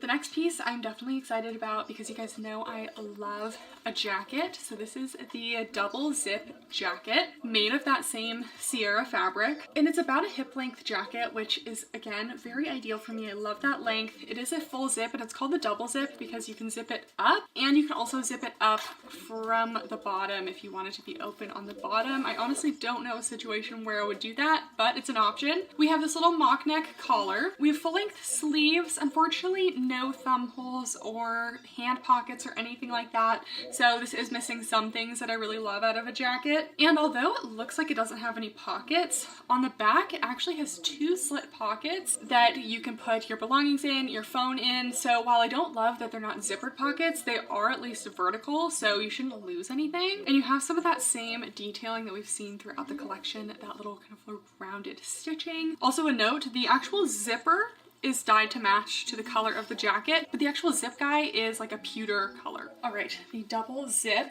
So I'm about to zip this up, and this always happens with tops for me. Do I need to be wearing an extra small? Because I just have like literally so much space at the bottom here. Oh my gosh. This is more than normal. So I would say this one runs definitely big at the bottom. Anyways, here we are with the double zip. So the sleeves are nice and long. They do go kind of over my hands a little bit, which I like, but if you're gonna make them over the hands, give me a thumb hole. Give me a thumb hole. So a little bummed that we don't have a thumb hole there. The Sierra fabric is great for a jacket. It would be even better for a BBL jacket to like snatch, but I'm not getting any snatching in this size. So overall, I would say size down. If anything, my sleeves are not super tight. If you size down and you have a larger bust, it may be a little bit compressive there, but if you want that kind of more like snatched BBL fit, I would probably size down in this. Gold bar logo on the left. This is a hip length. My hips are right here, so this is ending right about at hip length. So not truly cropped, but not an over the hip length. So I do really like this length. A full mock neck, not too tight up there either. And again, you can zip either way, top or bottom. Again, I don't really know when I would zip it like this, but you know, if it is a little bit snug on your waist area, you can always loosen that up. We have that kind of curved seam detailing up the top, and then we have those pockets in the back that fit a phone quite nicely actually. And you have 2 options, one on either side, as well as some more seam detailing up the back. Overall for this jacket, I do feel like it's missing a couple key elements that I would look for, including thumb holes, and a zipper added to the pocket would make a big difference for me, although I do really like these pockets. But for me, the big thing is the fit. I definitely think this runs big. It's just really awkwardly large at the bottom here, because it fits perfectly up at the top. It just like flares away, which is just kind of gives this uncomfortable, like not great look for me. So maybe I'll see if I can exchange this for an extra small and see how that goes. Then we have the Eclipse jumpsuit, and I haven't tried this one on yet, and I'm a little bit nervous because the last time we had a Petula jumpsuit, they made it really wide in the waist, and I have a smaller waist for my size, so it was like kind of baggy in the waist. So I hope that that's not the case here. Anyways, this jumpsuit does come in 2 lengths, and I got the 34-inch inseam, and it's a flare jumpsuit. And you guys know, if I'm gonna wear a long jumpsuit, it better have a flare at the bottom, because I just feel like it looks strange on me otherwise. That's just a personal preference, but I love how a flare balances me out. So another Sierra fabric piece. So if you're a Sierra girl, you are in luck with this launch. We have a V-neck. It does look a little bit wide in the waist here, I'm not gonna lie. We have some kind of corset style seam detailing here. It is lined on this front area, but there is not an actual built-in bra. So it's lined with a mesh, and it has removable cups, but there's no underbust elastic. So unless it's very compressive, I probably won't be getting a lot of support out of this, but just wanted to show that the whole bodice is lined with that kind of stretchy mesh that holds in the cup pads. So you do get 2 layers of fabric in this body area, and then in the bottom it transitions into 1 layer. The back has adjustable straps and an open keyhole detail. There's also a little scrunch that goes like above the scrunch, more like a gathering detail. These do have an elastic up the back rise, so there is a hidden scrunch on these as well. Again, similar to the Sierra leggings. All right, we got the bodysuit. Again, similar to the last bodysuit, it feels a little bit big in the waist, so I am going to see if I can exchange this for an extra small. I don't know if I'll get this in time to include it in the video. If I do, great. If I don't, then just know my recommendation is if you have a small waist, I would recommend sizing down. I'm a little nervous what that's going to do for the length, because it does actually fit me torso-wise. There's a little bit of strain in the straps here. I mean, the straps are just going to be a little bit tighter on your traps if you're a tall girly, so I understand that. But overall, I'm getting about a light to medium compression in this. We do have those cups. I'd still say the coverage on top is a solid medium coverage, but it's a low support. And we have that corset seam detailing. It is 2 layers here. There is a layer of that mesh on the inside. If you have kind of a more athletic, like boxy shape, then I think you could stick true to size. But if you want a little bit more waist snatching, you have more of an hourglass, more of a small waist, then I would size down. No front seam, not really getting any discomfort in the crotch, which is good considering the length of this. I love that the straps are adjustable. That's honestly saving me here. And then here we have the back. You have that cutout detail, you have those crisscross adjustable straps, and I'm definitely feeling some of the largeness going on in this area here, so hopefully sizing down will kind of help with that because it's just a little bit big. And this does dip down, but not to the point where you're going to show your underwear or anything, so you're safe there. And the scrunch is not a booty scrunch, it's above, it's like more of like a lumbar scrunch, if you will. And we do have that hidden scrunch there, so these are actually quite flattering on the glutes. These feel a little bit thinner, sometimes lighter colors can feel slightly thinner. And then here is the full length. These actually are thick calf friendly. Petula has definitely worked on their flares. They used to be really Clydesdale horsey. They definitely still skim the calves a little bit, so I worry with a size down this may be slightly worse, but honestly if it fixes everything else. So if you have really large calves, I would expect a slight degree of clinging. It's not really bad, but these aren't the most thick calf friendly. They still are a below the knee kind of moderate flare. They're not super dramatic, but they're not a super skinny flare, and they do come in the 32-inch and 34-inch inseam. So overall, I definitely think this is cute, but there are some fit issues that I'm personally having with this one, so just keep that in mind.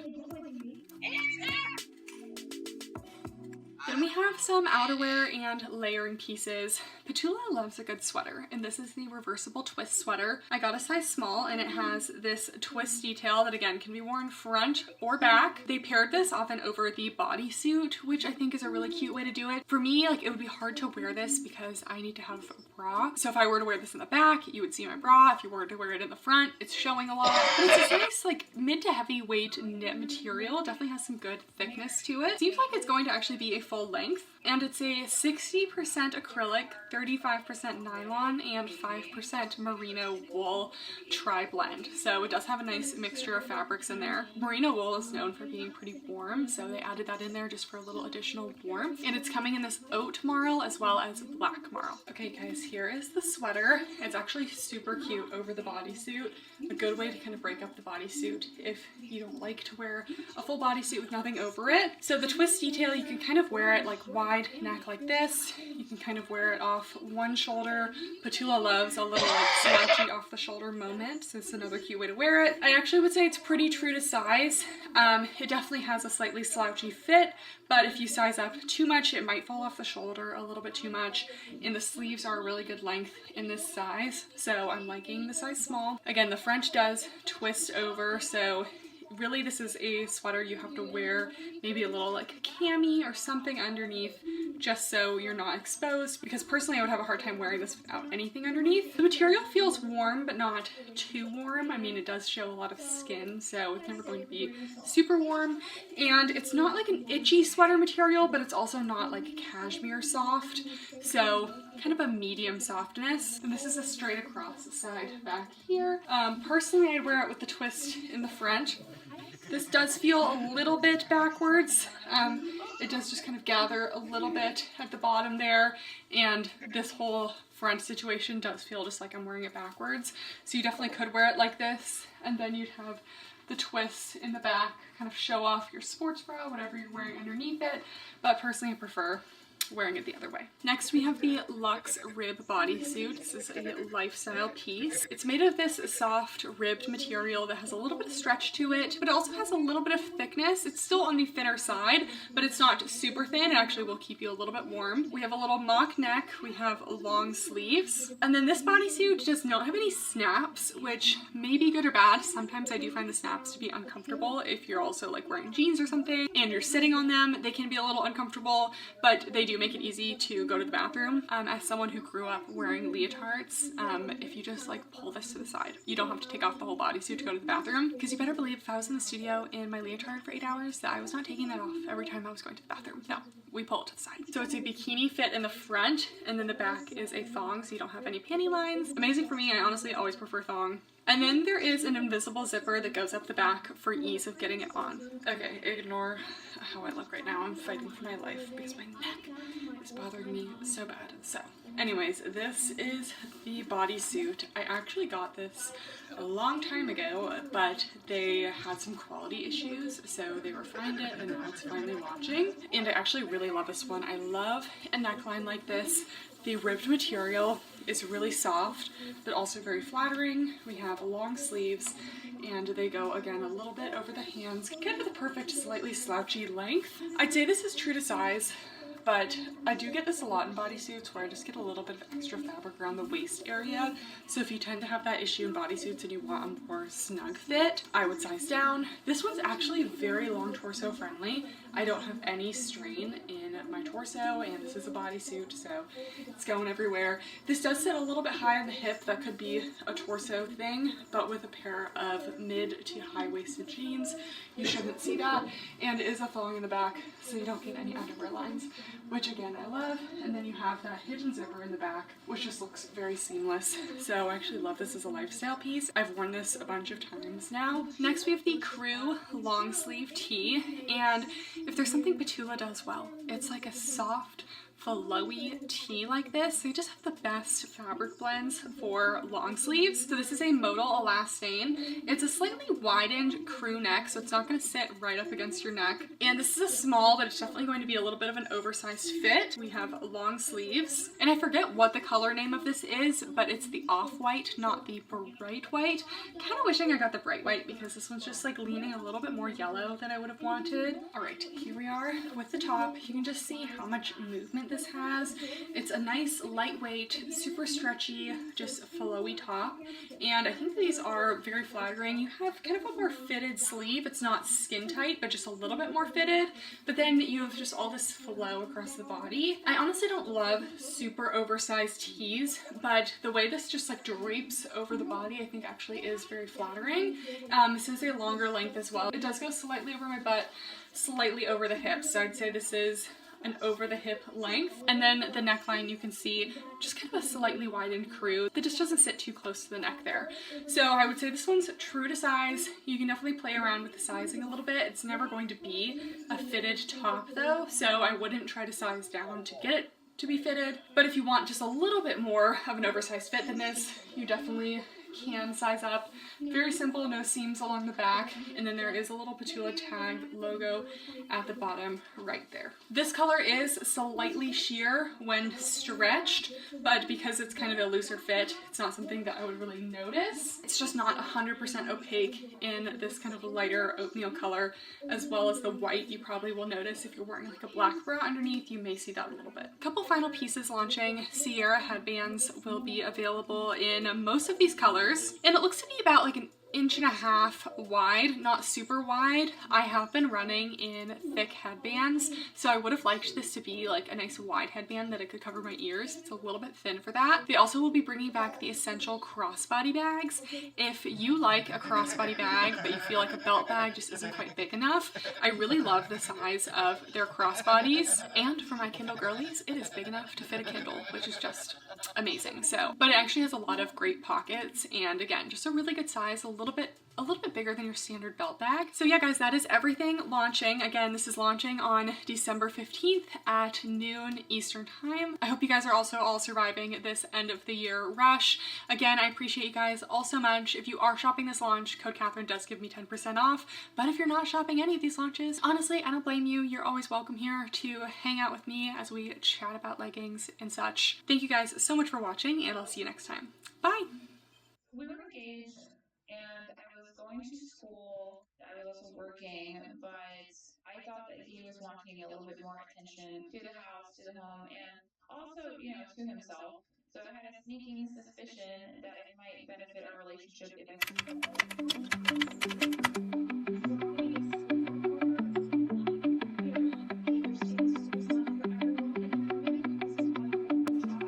Hey guys, and welcome back to my channel. And I recently got the urge to vlog, and I know you guys have been kind of interested in what I do in my day-to-day life, like how I manage my content and my dentist job, things like that. So I figured we'd bring the vlogs back. Let me know if you guys like these, if you want to see more. We'll see how this goes. But yeah, it's Sunday. I'm currently just getting all my stuff ready for the week. I did a Peloton ride this morning. I am currently taking a break from running because of a little ankle injury, so I do need to do my rehab exercises soon. So I've been doing more zone 2 cardio on the Peloton recently just to replace that and be a little bit more low impact while I'm healing. But anyways, I have a busy week at work this week. I have some content to finish up because Alphalete is doing a 12 days of Christmas this month, which they've never done that before, so we'll see how that goes. Peach is currently upset that we're not going outside. Yeah. But right now I need to unload my grocery haul, put away some laundry, so we're gonna do that first. I haven't vlogged in a while and I'm using my old camera, so I hope it's good. We do most of our shopping at Costco, so we got like one of those little food saver food freezer things, so I can buy like a bunch of meat from there, and whenever we don't eat for the week, I vacuum seal and then put it in the freezer. But Trader Joe's is where I get all my fun goodies and like my lunches for work and stuff. So I got some produce, I got some asparagus, I love berries, even though berries aren't really in season, but I got some raspberries, some blackberries. I got the mini heirloom tomatoes. I eat these like I would grapes. I love tomatoes. I got some Trader Joe's spring rolls. I like these. And then I got 2 of my favorite salads from them. I got the turkey harvest salad. This one's so good for if you like Thanksgiving food. And then the lemon chicken arugula salad. I could eat this every single day. Some salmon.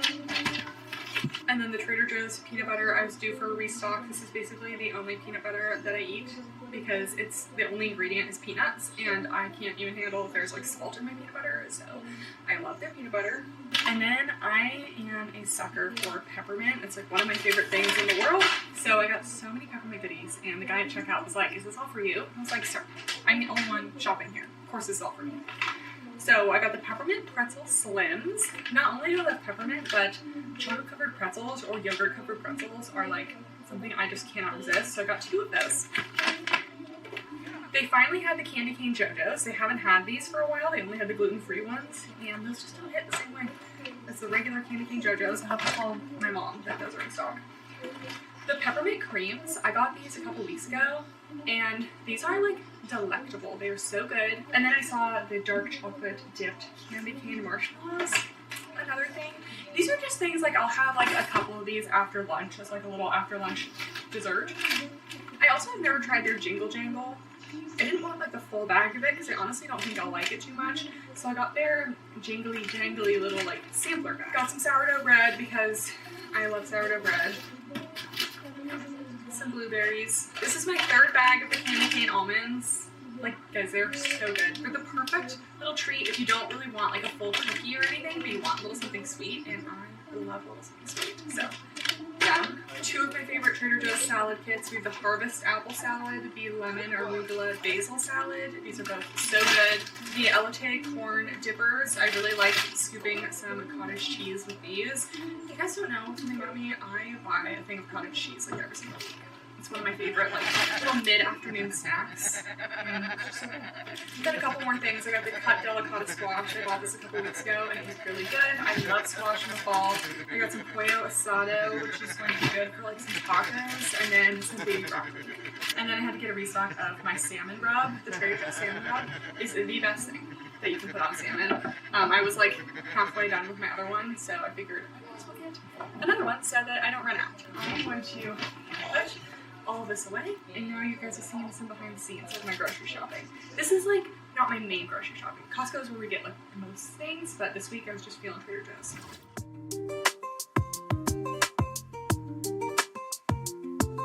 I've recently been throwing my activewear in the dryer for like 5 minutes, just kind of like fluff after it air dries, and it helps not get like this little like buzz deposits on the clothes. So that's why I'm taking my activewear out of the dryer. I don't actually dry it. It's just like a 5-minute fluff.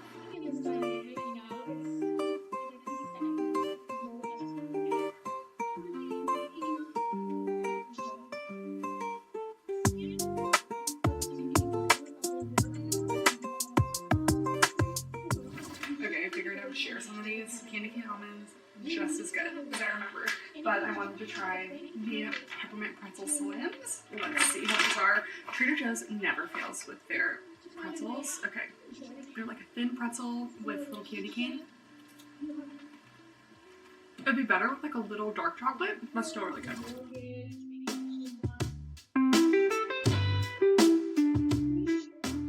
Okay, I'm just getting some emails done before I finish cleaning some things up. And I also need to like do some comparisons and stuff for the upcoming Alphalete 12 Days of Christmas thing. I want to make sure, like, they definitely changed some things, so I have to like go get all my old stuff from my closet and like measure and compare all of those things. I also feel like you guys will probably notice, but I got an ultra human ring. I realize why I don't use this camera very much, because it doesn't want to focus on my face, which is so stupid. So maybe I'll have to switch to a different camera halfway through this video. But I got an ultra human ring. It's like the Aura ring, except you don't have to pay a monthly subscription. So that's definitely what interested me. They did send this to me, but I'm not like obligated to say anything. They wanted just like my honest feedback. And I'm mostly using it for sleep tracking because that's what's most important to me. I don't do any like cycle tracking or anything, even though it does have cycle tracking on it, but I haven't had my period in years, so thank God. So anyways, I'm mostly using it for sleep tracking right now. I'll let you guys know if I have any updates on how I feel about it, but I definitely feel like I need to like watch a video on like how to interpret all of the sleep data, because it's definitely kind of overwhelming to receive all of that, and I'm just like, what does that mean, you know? So anyways, I have some emails to get done. Okay, I'm having a little snack. I'm having some cottage cheese with some pumpkin pie spice on top, and then some raspberries. I love like making my cottage cheese like either sour or sweet, not sour, salty or sweet. And then I had half a rice cake left, so I figured I would just like scoop that in there. And when I eat that, I'm going to read my book. So I'll bring it to me.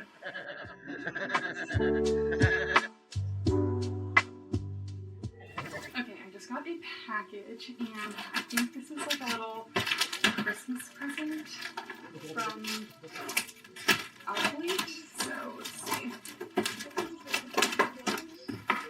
Okay, they put a ton of tape on the box. So, oh my gosh, okay. So it's just some info on the 12 Days of Christmas. Oh my gosh.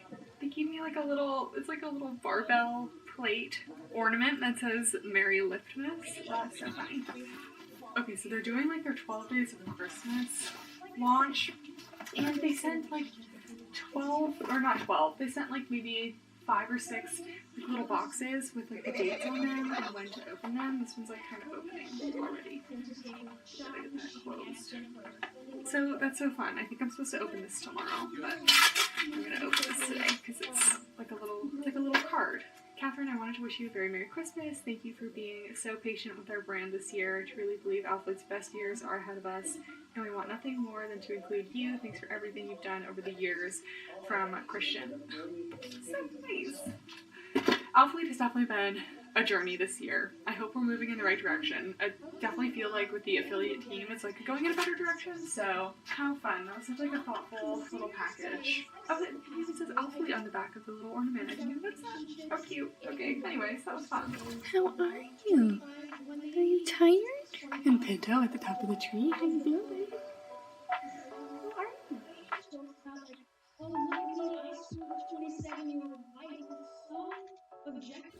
Okay, I just dried and curled my hair. I always use my Shark Flex style, and well, I guess I have the Flex Fusion now, but I do this once and then my hair is like perfect and curled for the rest of the week. So it only takes me like 10 minutes. I obviously haven't brushed them out yet, but now I'm just doing some computer work, a little bit of editing, got myself a little LaCroix, and of course a couple more little peppermint treats, and just gonna sit here and get some work done.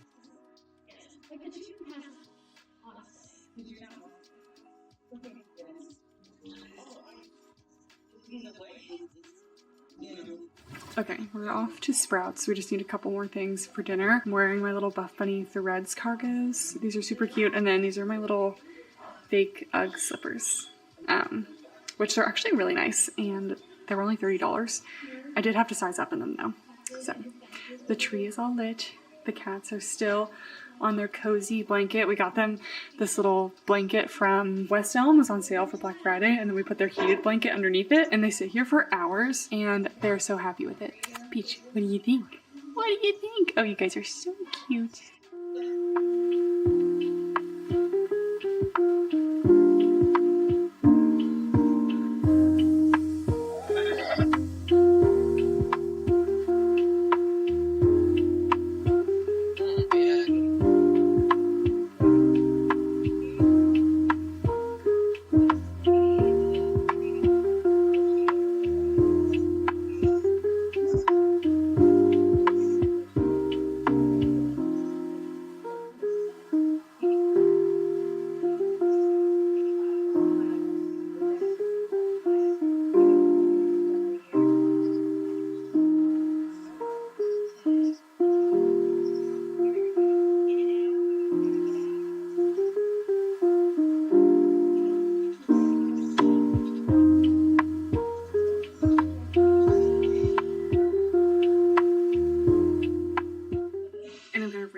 In bed as well. I've been reading Heartless by Elsie Silvers. It's really good. It's a cute little like cowboy small town romance, which never thought I'd be into a cowboy romance, but Elsie Silvers is really good. So I'm just gonna head to bed because I do want to get up early tomorrow. So it's only 8:45. So honestly, I've been super tired all day. So I am ready to get to bed and I'll see you guys tomorrow.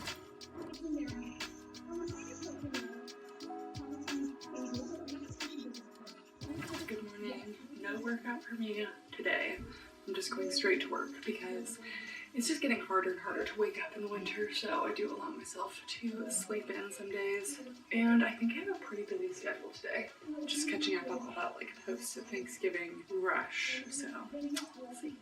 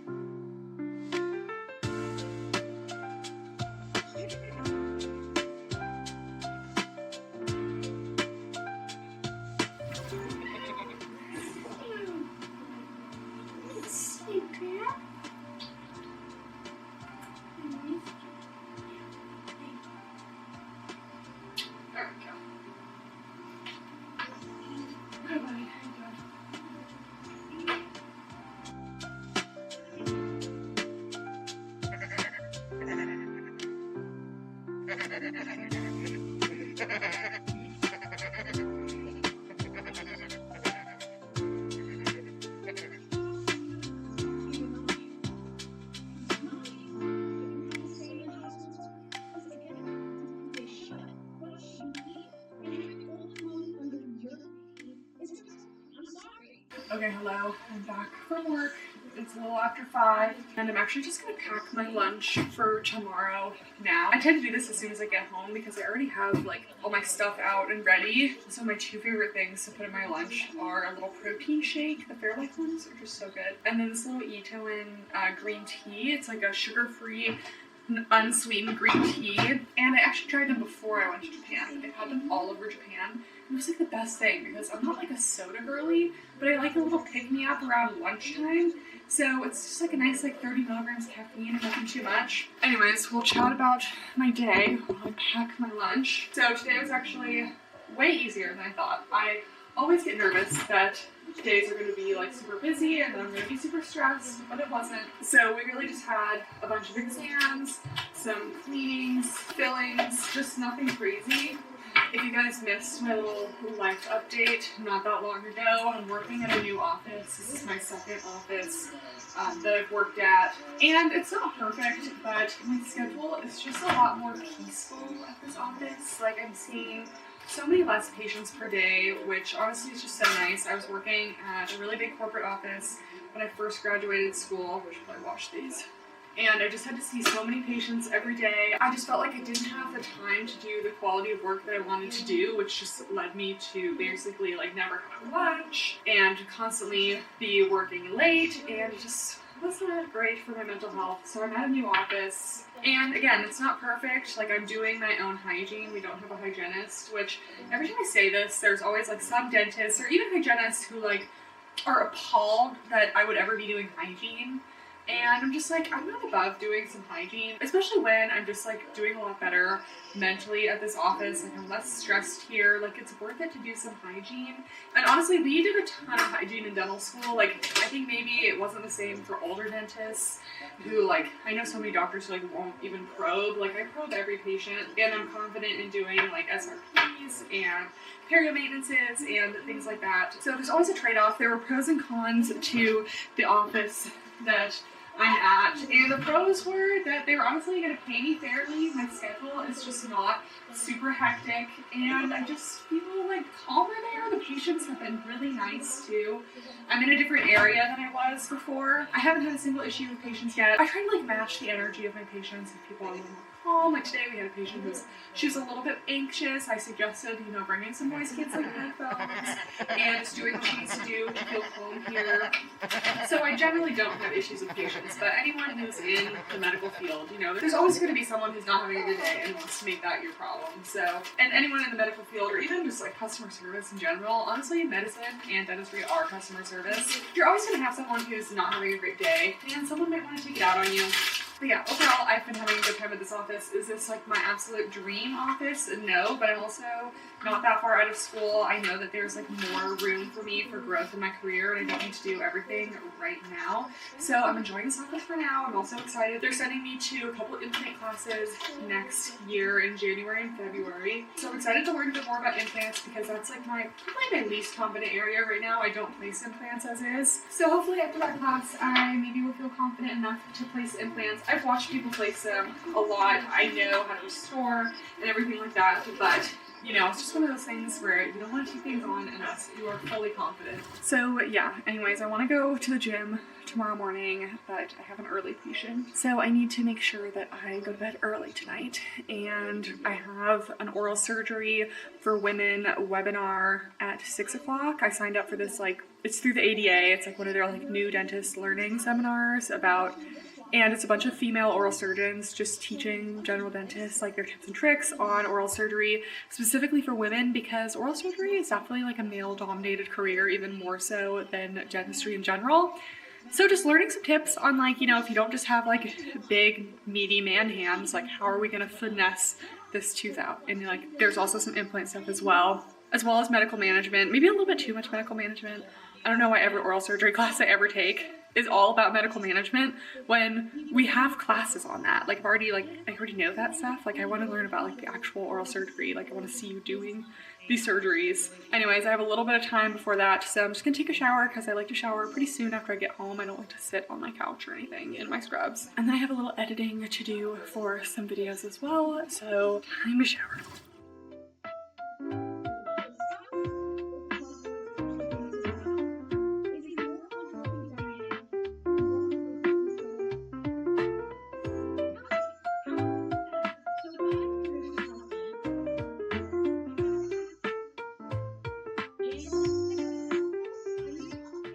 Okay, it's about 8:30. I did my physical therapy exercises, and since I want to get up early to go to the gym tomorrow, I set out my gym outfit and I set out my scrubs. So I should be able to get ready super fast tomorrow and have no problems. So I'm gonna go to bed super early. Hopefully I'm gonna be like asleep by 9:30. It takes me a while to wind down. That's why I get in bed so early. So I'm just gonna like get in bed.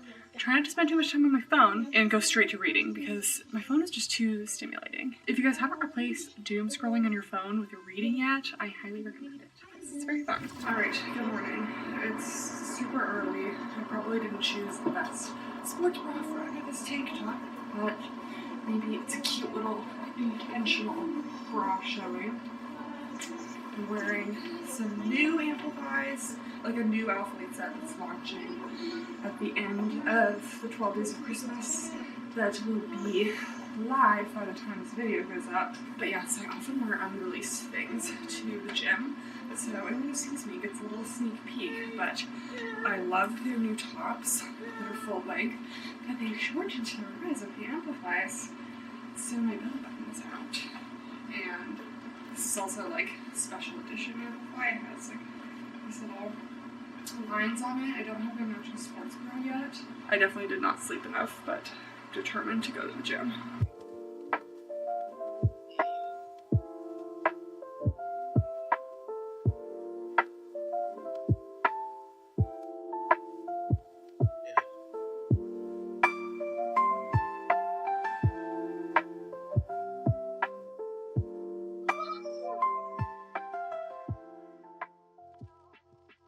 One thing I started doing after COVID is wiping my phone down after the gym because the gym is yucky. So, and I also wipe my watch down. And I also wipe my phone down after work for the day. Your phone carries a lot of germs. Now I have about 20 minutes to make my breakfast, make some coffee, and shower and get dressed. So we gotta be speedy. I've also been leaving out this little cooler of drinks and snacks for the delivery people because I get a lot of packages and I know that they're working overtime right now.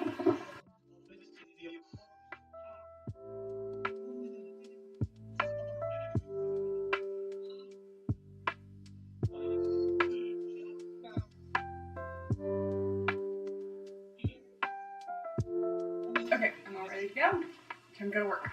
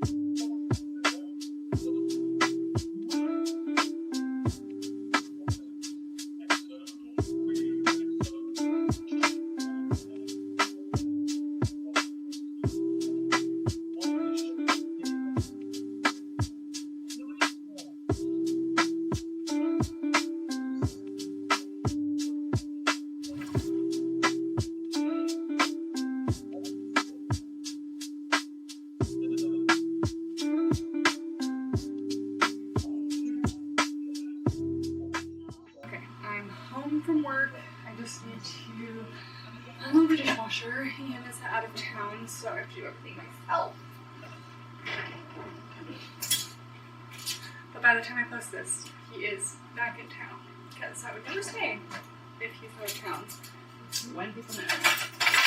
Anyways, pretty chill day at work today. Nothing too crazy. Had pretty fun SRP in the afternoon. But when I was in dental school, you could just film so much more in dental school vlogs because I wasn't like, at least for the first 2 years of dental school, you're not like really seeing patients as much. But now that I see patients all day, like there's not really much for me to show. It's really only me like talking. Anyways, during my lunch break, I finished my book. That was Heartless by Elsie Silver. Really good. There was a trope that I didn't enjoy. so it kind of knocked it down a little bit for me, but still overall a really good book. And next I'm going to start Quicksilver, which I've heard really good things about. It's a romantasy, which is definitely my favorite genre. I feel like I need like a little like lighthearted romance to like break up like the serious fantasy books, but I'm excited to read that one, so I'm going to start that tonight. And I also need to open up my Alphalete little present for the day, because this is the first day I can open up a present from them, so I'm going to go do that. Okay, so this is my little stack of packages. I have no idea which one is supposed to be today. Oh my god! Gosh, it's like a little Kate Spade wallet. I did not expect this to be like really like real presents. Oh, this is my little day one present. How nice. I probably should have like opened this live on like my Instagram stories or something. I don't know how people like vlog and do Instagram and TikTok vlogging at the same time, like YouTube vlogging, because it's like different things. What are you doing? Anyways, that is so sweet of them. My next package I get to open is in a couple days. I actually get to open the big box tomorrow, so we will do that tomorrow. But anyways, I'm gonna go check the mailbox and then shower before I sit down. Okay, actually I'm gonna let Peach sit outside with me for a minute. I only let her sit outside while I'm watching because I want to make sure she's safe. And I have like literally seen bobcats in my backyard. But, oh, even Pinto, he pretends to go outside. I'll show you guys what his version of sitting outside is. Buddy, you ready to go? Peach, you wanna go outside? You wanna go outside? There's you. This is how Pinto goes outside, and this is how Peach goes outside. Where you going? Where you going? Where you going? Did you come out here just to get all dirty? Did you come out here just to get all dirty? You're so sweet. You're such a sweet girl.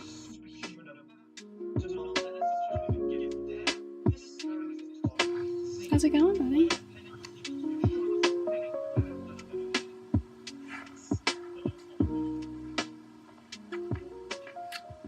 Alright, made some dinner, some asparagus, some acorn squash I got at Trader Joe's, and then some salmon. There's like some salmon underneath that acorn squash too, but yeah.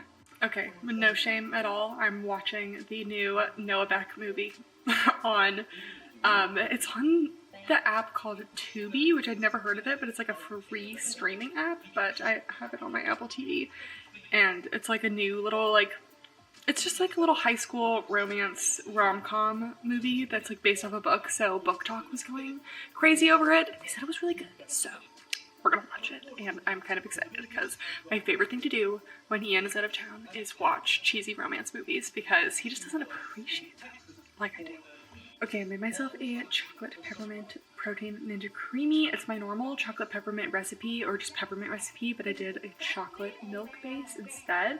I added a little bit too much peppermint extract, but other than that, really good. The movie though, quite cringe. Like, it's, I'm hoping that it gets better. But people were comparing this to like Kissing Booth and like some other like classic like streaming rom-coms, and I just like don't really feel like it's there. Okay, good morning. I slept in a little bit today. Oh, he's in his little fuzzy blanket. I turned it on for him. I'm doing a Peloton ride and reading. I've just been doing like the scenic rides on the Peloton, not classes. Again, I'm just like replacing my running right now. And I just started Quicksilver last night, but I only read like a chapter, so, and it was like right before bed, so I don't really know what went on.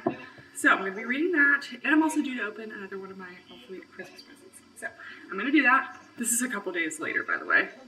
This is how good I am at vlogging. Okay, and I'm attempting to open this on both of my cameras right now because Instagram wants to see you.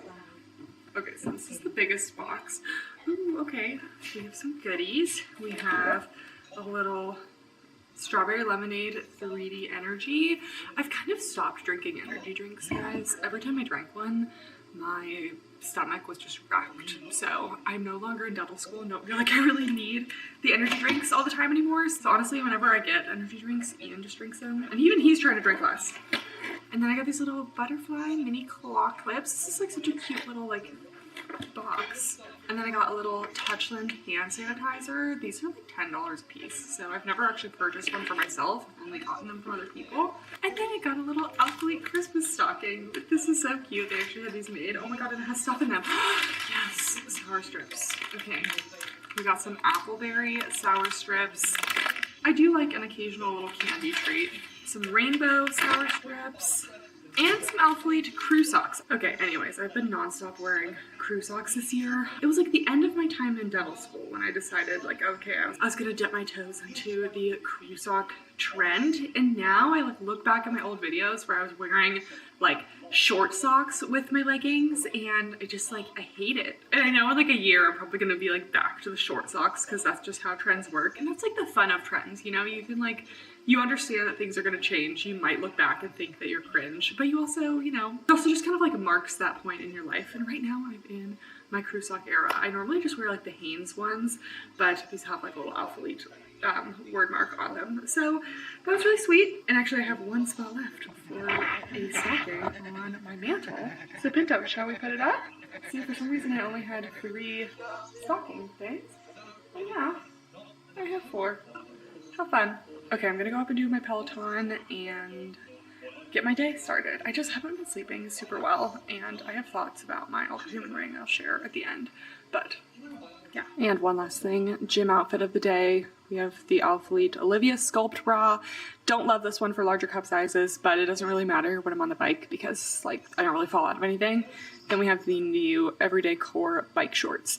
Wish these were a little bit higher rise, but I really like the material and I really like the length, so we're making do.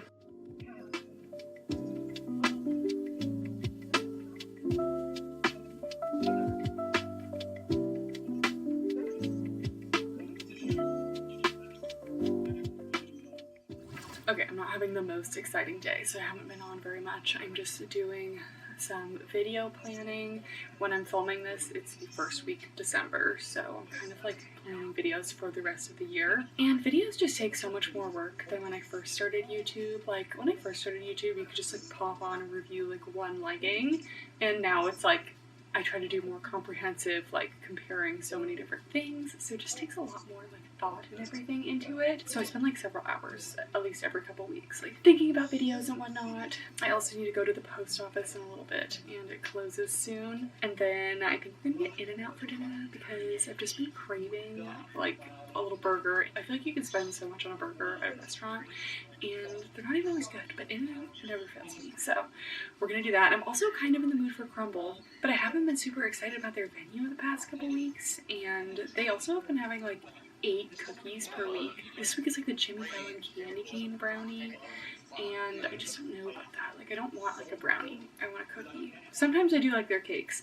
but their cookies are like what they're known for, and I know some people are crumble haters. I just don't understand. I am a pretty picky person about desserts, and I can go to Crumble and they're always serving me like a warm cookie, but so many other places you go and their cookie is like room temperature, clearly baked like that morning, and it just doesn't hit like a nice soft warm cookie. So Crumble haters, I will never understand you. Anyways, I'm also waiting on 2 packages so I can hopefully film some videos this weekend. There's a new Petula launch, and there's a new Buffbunny like little mini launch featuring some things from my collection that never got to actually launch. So I'm also sitting in my self-tan right now and did my hair. I can do my shark flick though in like 10 minutes, and this is what it looks like. This thing has changed my life.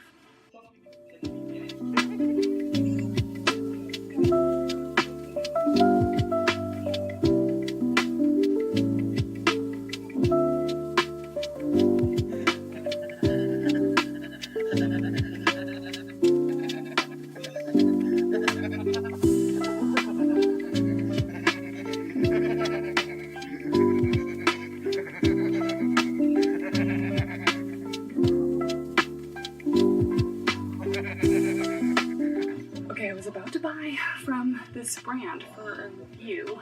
It's Astoria, and they used to be a dropshipping company, but I'm like not seeing any of their stuff on AliExpress anymore, but maybe I should reverse image search it. They're $78 leggings, and they don't offer refunds. They only offer store credit. Like, why is that allowed? That's crazy.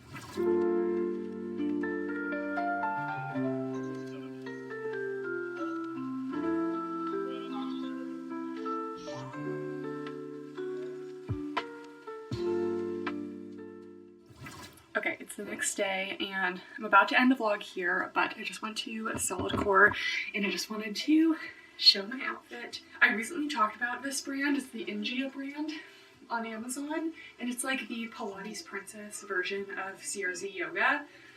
And look how cute this little wrap sweater is. It's actually so soft, and the matching leggings. I've been looking for like really lightweight leggings for Solid Core because it's kind of like Pilates. And then this little halter bra. But yeah, I actually dragged Ian along to Solid Core. It was a really good workout. Okay, pick up. Anyways, it was a really good workout. It was also their grand openings. They gave us these little goodie bags, which was so cute. And I actually signed up for a membership, just like 4 classes per month, which is like all I would really do, 1 class per week. But you get to bring a friend for free once a month. So then I can bring Ian for free if he wants to go, or like my mom if she's in town. Vince, we playing springs? Hey, give me the spring. Thank you.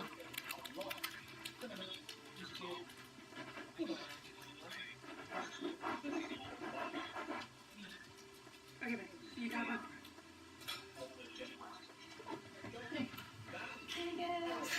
Okay, anyway, so I signed up and I have not really been like a class girly for a long time, so let's hope I don't regret this, but I've gone for the past 3 weeks now and it's just been really fun. Switching it up forces me to train my core a little bit more. And yeah, so stay tuned for more, you know, Pilates Princess activewear era, even though I know Solid Core isn't Pilates. I get it, okay? I just have been really liking it. All right, I'm going to end the vlog here. Let me know if you guys liked this vlog. It was kind of fun for me to do it. I haven't vlogged in so long, but I recently like went down memory lane. Bye. Okay, apologies for all the Pinto interruptions, but when Pinto wants to play, Pinto gets to play. Okay, anyways, I was saying, I recently went down memory lane and like went through all my old like college vlogs and like dental school vlogs, and I was like getting nostalgic. So I was like, you know what? I probably will want to someday look back at vlogs from this point in my life. So as much as I do it for you guys, I also do it for myself. So anyways, I hope you guys enjoyed. Let me know if you did, give it a thumbs up. Let me know what you'd like to see next. Thank you guys so much for watching, and I'll see you next time. Bye.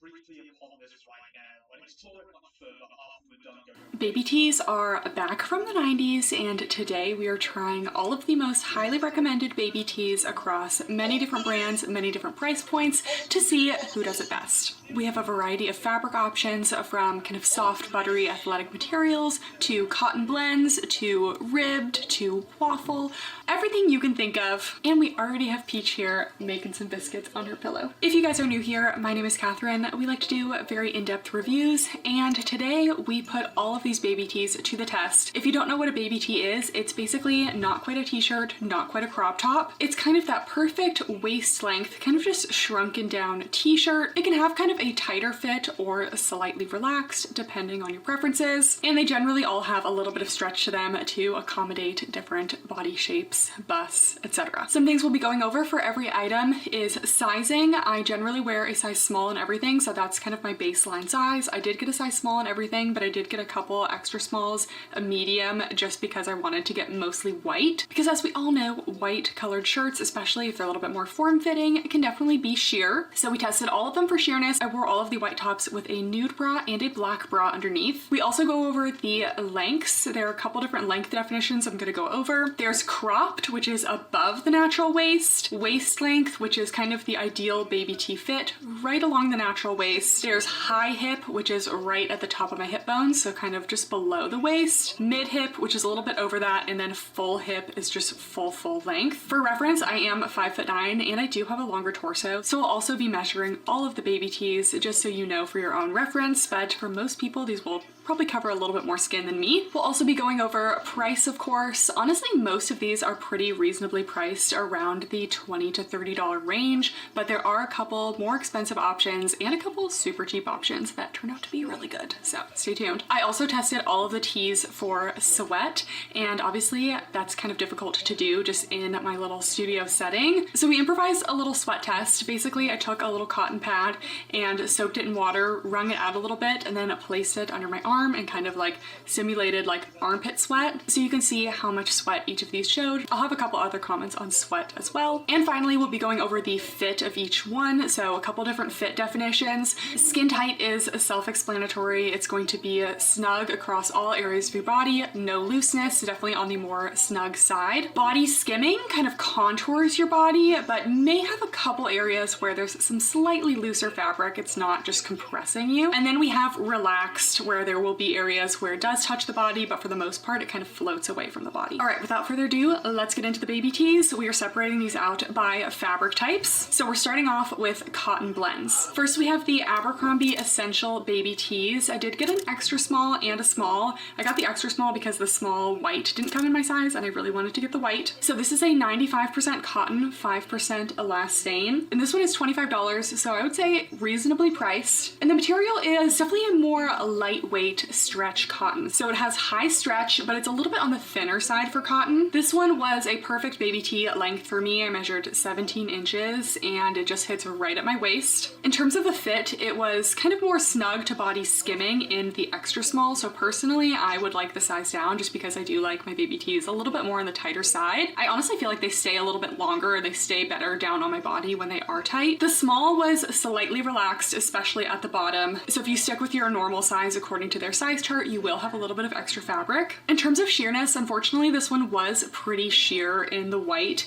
You could kind of see my nude bra underneath and you could definitely see the black. So this fabric is just a little bit on the thin side. That's one reason why this is not my favorite. Definitely overall has minimal logos and very minimal branding, just a nice classic shirt. But in terms of the cotton tees, there are better options. And in terms of the sweat test, minimal showed in the white, but quite a bit did show in the gray, and it did not dry very quickly. It definitely wanted to hang on to that sweat. So for me, this is not a favorite. The next of the cottons, we have the Alphalete Baby Tee. This one is my normal size small, and this one is $32. So still in that lower price point, but a little bit more than the last one. This is a 94% cotton, 6% spandex, and this is a slightly thicker cotton compared to that Abercrombie, but it still has some good stretch to it. It just has a little bit more structure. This one also is a really nice waist length, 17 inches, kind of perfect baby tee length for me. This one has minimal seam details, just kind of a plain cotton design, but it does have an Alphalete silicone word mark right across the front. This is the only one that really has kind of front and center branding,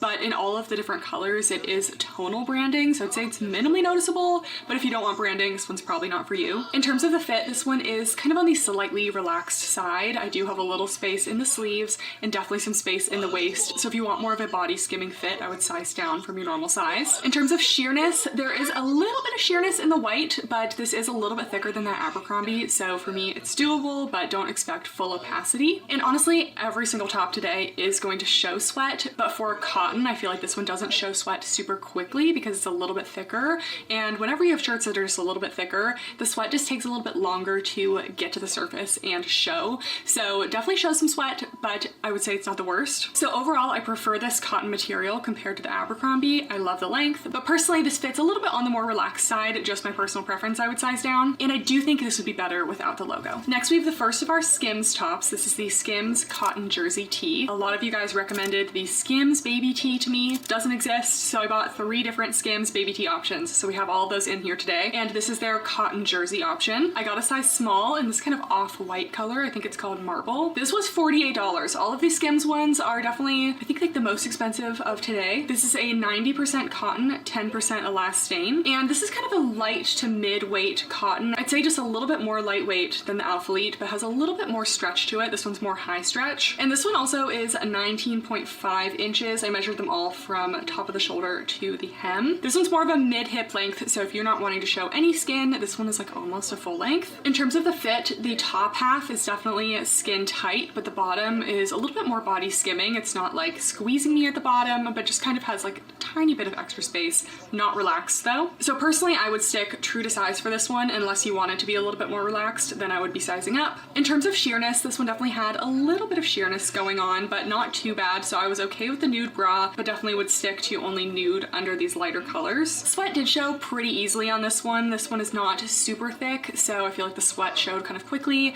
And for the most part, cotton fabrics kind of hold on to the sweat, so not something I'd work out in, but I think for day to day I would be okay. Very minimal seams and logos with this one, and I feel like this one, of all the cotton options, has a good amount of stretch retention. Some of the cottons feel like as soon as you pull on them they kind of stretch out, but this one feels like it goes back to its normal form, so I really like the material on this one. I think this one's just maybe a teeny bit long for me, and it's a little bit on the pricey side, but it's definitely a good option. Next we have the Aritzia TNA HomeStretch Crew tops. These come in a ton of options, including the waist length, which is kind of their classic baby tee, and then they also have a full length, but in addition to that they also have different neckline options. They have long sleeves, so I just got these two, and we'll start with the waist length because this is like a true baby tee. So I got a size small in this one, and this was $25, so very on par with Abercrombie. This is a 94% cotton, 6% elastane, and this is actually a ribbed material, so it's not just a plain cotton. I would say this one's definitely on the kind of light to mid-weight side, definitely thicker than the Abercrombie because it has that ribbing to it, but it still definitely has high stretch. In terms of the length, this one is just kind of slightly above the waist. I wouldn't quite consider it cropped, but it is 16.5 inches compared to some of the others like 17 to 18, so this one could be a teeny bit longer for me, but I do have a long torso, so this might be perfect for most people. Generally, I'd say waist length. And this was a body skimming fit, so not super skin tight, but not loose anywhere, so very true to size. Stick to your normal size. If you really want more compression, you could size down, and if you really want something a little bit looser, you could size up. Unfortunately, this one was pretty sheer in the white. You could see the black underneath very clearly, and even the nude was just not ideal, so I really didn't love this fabric. I also just feel like it didn't have a lot of stretch retention like the Skims. It definitely feels like it could kind of stretch out. Definitely shows some sweat. I feel like the ribbing helps a little bit, so I wouldn't say it's great with sweat, but it's not the worst. So yeah, I'm just not loving the fabric on this one. Just a little bit sheer. I feel like it stretches out a little bit, and I think there's better cotton options. Just quickly, we have the Aritzia HomeStretch Crew t-shirt. This is the full length, and I got a size small in this one as well, and this one was also $25. Same material, so kind of similar issues to the last one. I do feel like it would stretch out just a little bit. It is a soft cotton material, so it's not itchy in any way. Just something about it just didn't feel like super nice quality when I was wearing it. I know it is affordable, but we have some good affordable ones too. So this one is a full length over the hip, so if you're just not into baby tees, you want a full length, this is for you. It also has a similar body skimming fit to the last one, so not too tight anywhere, not too loose anywhere. The medium to darker colors are totally fine and not sheer. It's really just like the super light colors and the whites. This one definitely did show a little bit more sweat than the white, obviously. Colors just show sweat a little bit more, but again, I don't think it's the worst. And again, they also have different options like sleeveless, scoop neck, square neck, long sleeve. If you're interested, this just isn't my personal pick. The next cotton option, we have the Uniqlo mini t-shirt. I got a size small, and this was $14.90, so this is the most affordable option of today, and spoiler, feels like some of the best quality. So this one is a 96% cotton, 4% elastane, very basic shape, and it's not quite ribbed, but it does just feel like a little bit more of a substantial knit compared to the others. It's definitely more of a mid-weight compared to a lightweight. It definitely has more structure to it, and it's very dense. Still definitely has stretch to it, but I'd say it's more of a mid-stretch, not like an ultra high stretch, but definitely enough for what you need it for. The length was 19 inches, so slightly longer than some, but just kind of that perfect high hip length. For me, it's great because I know even if I'm wearing like mid to high rise legging, like I'm always going to be covered. The fit is a little bit more on the semi-relaxed side in my normal size, so personally, for more of a body skimming fit, I would be sizing down. I think I'd prefer an extra small in this, and it definitely has enough stretch to where I'll be able to do that. Unfortunately, I did not get this one in white because it was out of stock in any size that would have been remotely helpful to try on. But given how dense this one is and just kind of stretching it, it should be very opaque in the white, so I wouldn't count on any sheerness. And in terms of sweat, since this one is a little bit thicker, it didn't show sweat quite as fast, but it definitely will show some. So honestly, this one has a great length, great price, great quality, like just all around a win for Uniqlo, so definitely we'll be getting more of these. And lastly, in the cotton section, these ones are actually not made of cotton, but they feel most similarly to cotton, so that's why I'm including them here. This is the American Eagle Hey Baby Waffle Tee. I got a size small in the black and a medium in the white. So this is a polyester viscose spandex blend, and it's a waffle knit, but it definitely has that kind of cotton feel, maybe a little more flow to it than a normal cotton, and it's kind of a light to mid weight with moderate stretch. And unfortunately, I just wasn't loving the fabric of this one. It feels like another fabric that just would kind of lose its shape quickly, so just wasn't loving it. It doesn't have like that good stretch retention. The length is a nice high hip, that 19 inches, which is a really nice length. So I did get a small and a medium. Obviously the medium was just completely relaxed, but in the small, I'd say it's kind of body skimming to slightly relaxed. I definitely had some looser areas, so if you're looking for a snug fit, I would definitely be sizing down. Definitely had a little bit of sheerness in the white. I'd say this is pretty similar to the Aritzia, just kind of in weight and texture, so I'd kind of expect that, but because this is a medium, it's not showing quite as much. It was a little bit hard to tell with the sweat with black and white. I think those are the only two colors offered. I generally try not to choose black because it's kind of hard to show on camera, but I had pretty minimal sweat showing on these. Overall, very basic shape with the crew neck, kind of slightly shorter sleeves, and just a slight scoop hem. But again, personally, I would skip this one just because the fabric wasn't my favorite. All right, that is it for the cottons. Next, we're moving on to Modal Rayon blends. So Modal is actually a type of rayon, and a rayon fabric, I actually never really dove into this before, but Modal and rayon are known for being like very soft, silky, and have a lot of flow and movement to them, also being sweat wicking. And they're actually semi-synthetic fibers made from cellulose from wood or other agricultural products. So it's not cotton, but it still is more on the natural side. We're starting out with the Vuori Pose Fitted Tee. I actually tried this recently in my Vuori review and immediately really loved it. But this time I got an extra small, mostly because the small and the white was sold out. But even last time I felt like I could have used a little bit more of a snug fit, so I did size down. And this one is $58. I hate that I like this one because this is like twice the price, even 3 times the price of some of the other ones today. So, you know, take that with a grain of salt that I do like this one, but we have affordable options. So this is an 87% modal rayon, 13% spandex, and it's kind of a mid-weight matte stretchy rib. So this is a rib similar to the cotton ribs, but it just has a little bit more of a flow to it. It's almost more cool to the touch and definitely just a much more high quality, more breathable feel than some of the cotton ribs we've already tried. So I really like this fabric. It definitely has high stretch. And in the extra small, I measured 18 inches. So this is that kind of high hip baby tee fit. So a little bit longer than the waist, but love this length. And in the extra small, I did have a skin tight body skimming fit, but didn't feel too compressive anywhere. So personally, I like sizing down, but if you want a more just like regular body skimming fit, slight loose areas, I would go with your normal size. There was a little bit of sheerness. Personally, not too much. I'd be okay wearing a nude bra under this, but I feel like if you look really closely with the nude, you can kind of see it. So just be aware of that, but definitely in darker colors, you're completely fine. In terms of the sweat test, definitely a moderate sweat showed, but it actually dried quite quickly. That's the nice thing about having this fabric instead of the cotton. The cotton kind of holds on to sweat a little bit longer, but this dried pretty fast. Overall, a very basic fit with this one with short sleeves, a crew neck, and we do have a little patch logo on the bottom, so a little bit more branded than some of the others today. And lastly, this one is labeled as UPF 30+, so you get some sun protection with this one, which again, you get sun protection with most things. I guess just this one is just tested. So yeah, honestly, I love this one. I love the fabric, I love the length, the fit, has great stretch retention and didn't feel like it was stretching out at all. It's just a little bit pricey, and I wish it was just a little bit more opaque, but if you're splurging, I do like this one. Next, we have the shirt that I am wearing actually, but I do have another color. We have the Buffbunny Baby Tee. I got a size small in this one, and this one is $34. I do have discount codes for Alphalete and Buffbunny, by the way, so they will be down below. So that brings this one to more like $31.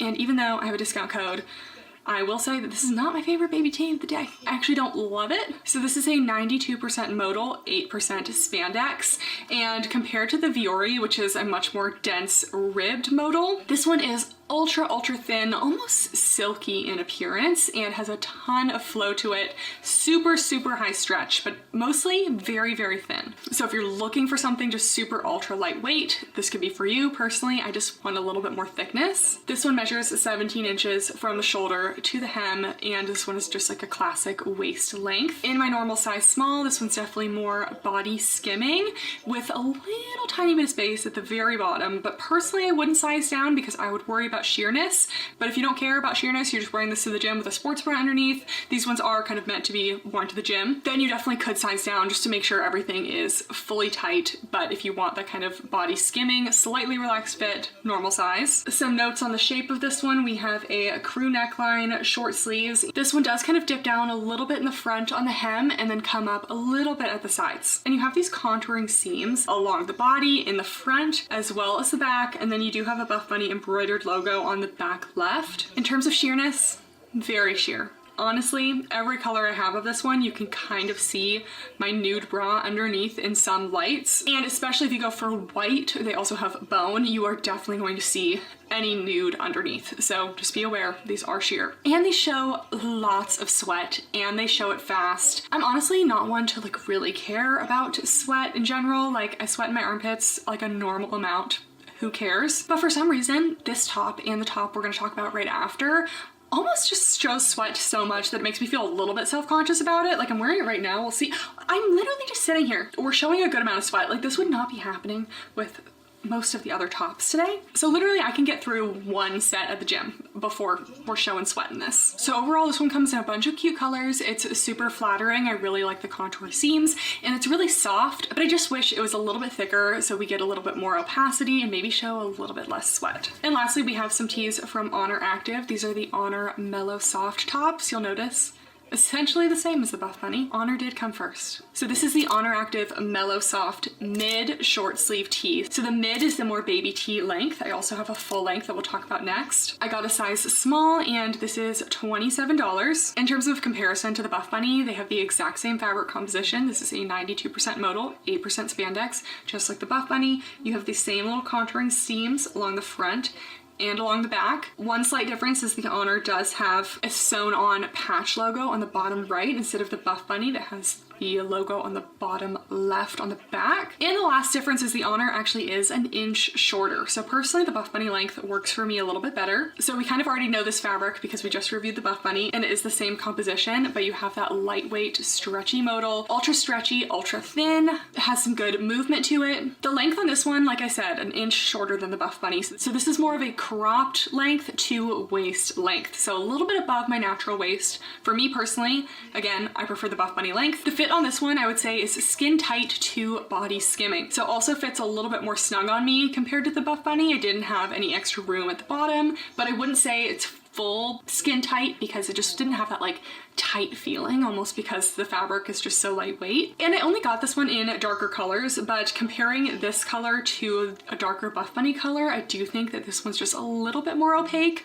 But a friend of mine does work with Oner, and she has the white one, and she said that it's definitely sheer in the white, as to be expected. And the sweat. The sweat is almost worse on these than the Buffbunny ones. They're probably comparable, but literally I wore this to the gym, one set down, the biggest sweat mark ever under my arms. And literally I took the shirt off, and an hour later when I was finished with my workout, it was still like just as dark on the clothes. So it does not dry quickly, and it shows a lot of sweat. So I know people obsess over these tees, and I honestly personally don't really get it. Maybe they'll grow on me. Maybe my mind will change in a couple months. We can refer back to this video and see how I feel. But yeah, I just would prefer something that shows a little bit less sweat. One last thing, we also have this kind of contouring hem. Kind of dips down a little bit at the front, comes up a little bit at the sides. It's not super exaggerated, but there is a little bit of that going on. Just kind of shapes the body a little bit. So these are definitely flattering, just the fabric is not my personal fave. Then we have the Oner Mellow Soft short sleeve tee. This is the full length version.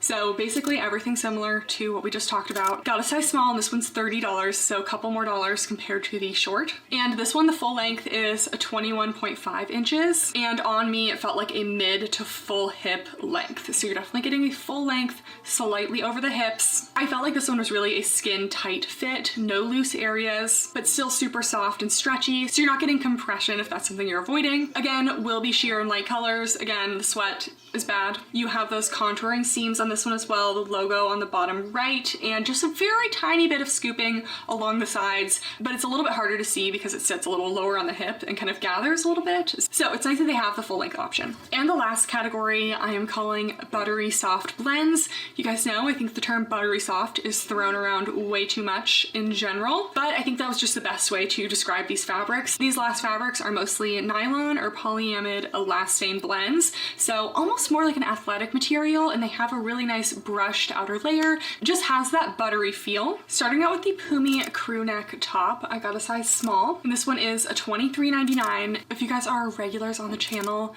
you know I have so much stuff from Pumiey. They're an Amazon brand, and they have really great bodysuits and tops, all made of this super stretchy, nice fabric. So this is a 75% polyester, 25% elastane, and something that Pumiey does that none of the other brands today do. So there are actually 2 layers of this ultra stretchy brushed material, which means we have an opaque white. Like, I don't know why no one else does this, even if just for the white. So this fabric is that kind of ultra soft, stretchy, very slightly brushed material, that buttery soft, if I had to describe it, which I hate to describe it like that, but definitely high stretch. These are super stretchy. And the length on this one is definitely more of a full length top. I would give this an over hip length. From the shoulder to the hem was 20 inches. And I don't really think they have that kind of perfect baby tee length. I do have some crops for them, but they are pretty cropped. So this is kind of the closest thing we're getting. So personally, I wish it was just 2 inches shorter. In terms of the fit, this one is definitely body skimming at the top. It feels very snug, no extra fabric at the top, but at the bottom, partially because this is a longer length, I do get a little bit of extra fabric, so slightly relaxed at the bottom. For me, I probably wouldn't size down because it can get a little bit compressive since you have 2 layers of fabric, but just keep that in mind. In terms of sheerness, honestly, barely any sheerness. You're definitely okay with any sort of nude or lighter bra, but even with the black, you can like barely see it. So that double layered fabric really does wonders for the sheerness. And all of these buttery soft fabrics do pretty well with sweat. So this one does show sweat, but I feel like it dried pretty quickly. It wasn't a super stark showing of sweat, so really not too bad. Overall, very minimalist design, kind of crew neck, almost cap sleeves, full length, minimal seams. One thing I will note, because this one is double thickness, you can see a slight difference in the fabric color of the sleeves versus the body because the body's double thickness, but the sleeve is just single layer. Doesn't really bother me, but that's something that you can kind of see in the white more so than the other colors. And I will say I have a ton of Pumiey tops, and I'd say like 10% of them have pilled. So this fabric can definitely pill. So this is something I can't really speak to with every item today because I haven't owned all of them for a long time, but I have a lot of Pumiey items. Some of them I've worn a lot that have held up really well, and some of them do have a little bit of pilling. So just kind of keep that in mind. But I think this is a really great basic for an affordable price. And next we have one of my obsessions with baby tees. We have the Aoxjox Geo short sleeve tee, and I have 2 of them because one of them has a built-in bra, and it also comes with a non-built-in bra option. This is the only top today that has a built-in bra if you are someone who just doesn't want to bother with a bra underneath your tops. So this is $26.99. I did just buy a couple on Black Friday for like $18 though. Keep your eye out for sales. These are a 75% nylon, 25% elastane, and this is definitely one of the thickest tops today. It's basically legging material in top form, and if we look at the structure of this, it's very similar to the Buffbunny, to the Oner Active, with those kind of contouring waist seams on the front and on the back, with that kind of scooping hem that kind of comes up along the sides a little bit. So basically everything I loved about the Oner, except in a fabric that I love even more because it is not egregious with the sweat, and it's opaque. This top is one of my favorites for so many reasons. Even though it's kind of this dense brushed leggy material, it still definitely has high stretch. It's just a little bit more compressive than some. So if you don't want to feel compressed, size up. In terms of the length, it's kind of between a waist and a hip length. On the sides, it kind of comes up to a waist length. In the front, it's more of a hip length. So for me, perfect length, I love it. The fit is definitely skin tight, so you're not going to want to size down in this one. It doesn't have loose fabric anywhere for me in either the built-in bra version or the non-built-in bra version. It was kind of hard to show the sheerness with the white because this one has a built-in bra, so wearing a black bra underneath was a little bit difficult to see, but I'd say very minimal sheerness. With the white, I have removable cups in here and you can really barely see them from the front. I'd say it's like 90% opaque. And in terms of sweat, minimal sweat shows. This is kind of a sweat wicking athletic material, and because it's slightly on the thicker side, it also just takes a little bit longer for sweat to show. So definitely much more sweat friendly compared to like the Oner Active, the Buffbunny. I also have had this one for several months now, have worn and have washed it, and I don't have any issues with the fabric quality, so they've been holding up really well. So again, you have the option with no built-in bra, and then you have the built-in bra, but there's also something that's really great about this built-in bra. It's only on the front half, it doesn't extend to the back, so you get this completely seamless look in the back where you don't have any elastic showing, any squeezing, which obviously is normal, but it's just nice to have this like very smooth appearance in the back because the bra is only in the front half. Two tiny things I'll say about this is you do get like a little bit of tugging right where that elastic kind of attaches to the side seam, but for the most part it's like underneath your arms, so no one's really gonna see that anyway. And I think the shelf space is really good and can accommodate larger busts, but I do find that my cup pads want to like slide up a little bit, so I do have to adjust them sometimes. So just keep that in mind, but personally I prefer the one with the shelf bra, and I love this top so much. Definitely a top pick. Just a couple more to go. We have the SKIMS Soft Smoothing Seamless t-shirt. I got a size small, and this one is $54, so definitely on the pricey side. This is a 93% nylon, 7% elastane blend, and the feel, it has that buttery soft kind of brushed feel, and it's like a light to mid-weight, soft, smooth fabric with ultra high stretch. So out of all the SKIMS fabrics today, this is definitely my favorite. I'd say this is similar to the Pumiey fabric, except this is thicker because it's only one layer. The Pumiey overall, because it has two layers, is thicker, but as a single layer, this one is thicker. This one's more of a mid-hip length. You can see it's just a little bit on the longer side. I measured 18.5 inches, and this one is a skin tight fit. So honestly, I love the fit of this one. No extra fabric anywhere. Kind of holds you in a little bit, but it's not really shape weary. There's definitely a little bit of sheerness in these lighter colors, but honestly better than a lot. Definitely still stick to nude underneath this though. This one also just has that nice smoothing appearance. I know it's in the name, but I really do feel like this one kind of just like smooths everything out and has this nice smooth seamless appearance. Sweat does show on this one, but it dries pretty quickly. And out of all the SKIMS ones today, I just feel like I really like the fabric of this. It has this nice sleek look and just has a good fit. Now onto a SKIMS top that I did not like. I don't understand. This is supposed to be one of their most popular collections. This is the SKIMS Fits Everybody t-shirt. I got a size small, and this one is $48. This one is a 76% polyamide, 24% elastane, and this is literally paper thin, but not even in like a, oh, like it's lightweight. It's like paper thin, almost more sheer than the Buffbunny, and just like stretching my fingers, I can just fully see literally everything through. Like this is just, I don't even know where we'd be wearing this. Like maybe as an undershirt. Do people really wear undershirts? I've never found a purpose for an undershirt, because what's the point of your undershirt if it's also gonna be like completely sheer?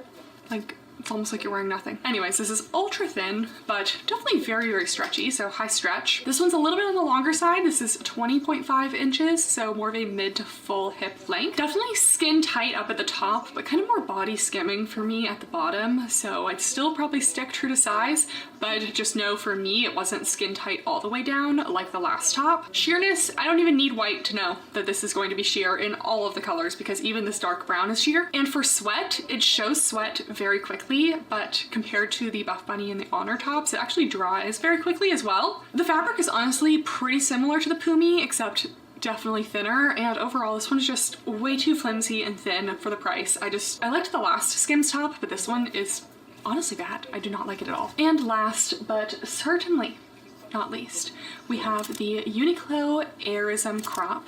So I know this one is technically labeled as a crop and not as a baby tee, and it's definitely more of a cropped length, but I really wanted to try this Airism fabric, and I'm so glad I did. I got a size small in this one, and this one was $19.90, so again, one of the most affordable options today. It's a 77% recycled polyester, 23% elastane, and it's a light to mid-weight dense brushed material, pretty similar to the SKIMS smoothing top, except maybe a little bit more opaque than that. This one actually has really good opacity. You can maybe see a little bit of black showing through, but overall pretty opaque. Definitely high stretch on this one as well. And in terms of the length, this one's definitely one of our most cropped options today. I would consider this cropped and not really baby tee waist length. So for me, I wish it was just an inch or two longer. And very similar to the last Uniqlo one, this one is definitely a little bit on the more relaxed side. So it has a semi-relaxed fit. Personally, I'd be sizing down to an extra small for that body skimming kind of classic baby tee fit. Also very minimal sweat showing on this one, dries very quickly. This fabric is really good for that. And it also just has this very seamless look because all of the hems are actually bonded edges, so they kind of just seamlessly blend. They don't have any seams. So personally, I'd be sizing down in this one. I wish it was a little bit longer, but this fabric was really one of the best today, so I definitely will be looking into more Uniqlo Airism. All right guys, that is it for all of the baby tees. Again, there should be something for everyone in terms of personal preferences. Just because I didn't like something doesn't mean someone else won't, but we do have some awards as always with these kind of roundup reviews. It's nice to kind of wrap things up at the end. In terms of the most opaque white top, that award goes to Pumiey. It has 2 layers of that fabric. Honestly, you are okay even without a bra in that one. The compression from the 2 layers, the opacity is just great. The most flattering shape for me goes to Aoxjox. I love those little contouring seams, the slight scoop up at the side of the hem, which is similar to the Oner and the Buffbunny, but I just love the shape you get from that kind of more dense, thick Aoxjox fabric. So that one honestly might be my favorite of all. The best cotton blend goes to the Uniqlo mini tee. As soon as it comes back in stock in more colors, I'm getting more colors. I am sizing down though, but that was the cheapest one today, and the quality of the cotton felt better than most of the other cottons. And the best textured tee goes to the Vuori ribbed tee. Unfortunately, it's one of the most expensive, if not the most expensive options, but they just did a good job with that one. Could be a little bit more opaque, but that is a good tee. So I hope you guys enjoyed this video. It took me forever to film this, but honestly, I had a great time. I love doing these roundup reviews. We get to try so many different brands and just learn so much. Let me know if you guys have any requests in the comments down below. If you enjoyed this video, make sure to give it a thumbs up and subscribe for more. Thank you guys so much for watching, and I'll see you next time. Bye! So yeah, I hope y'all enjoyed that one. I'm out.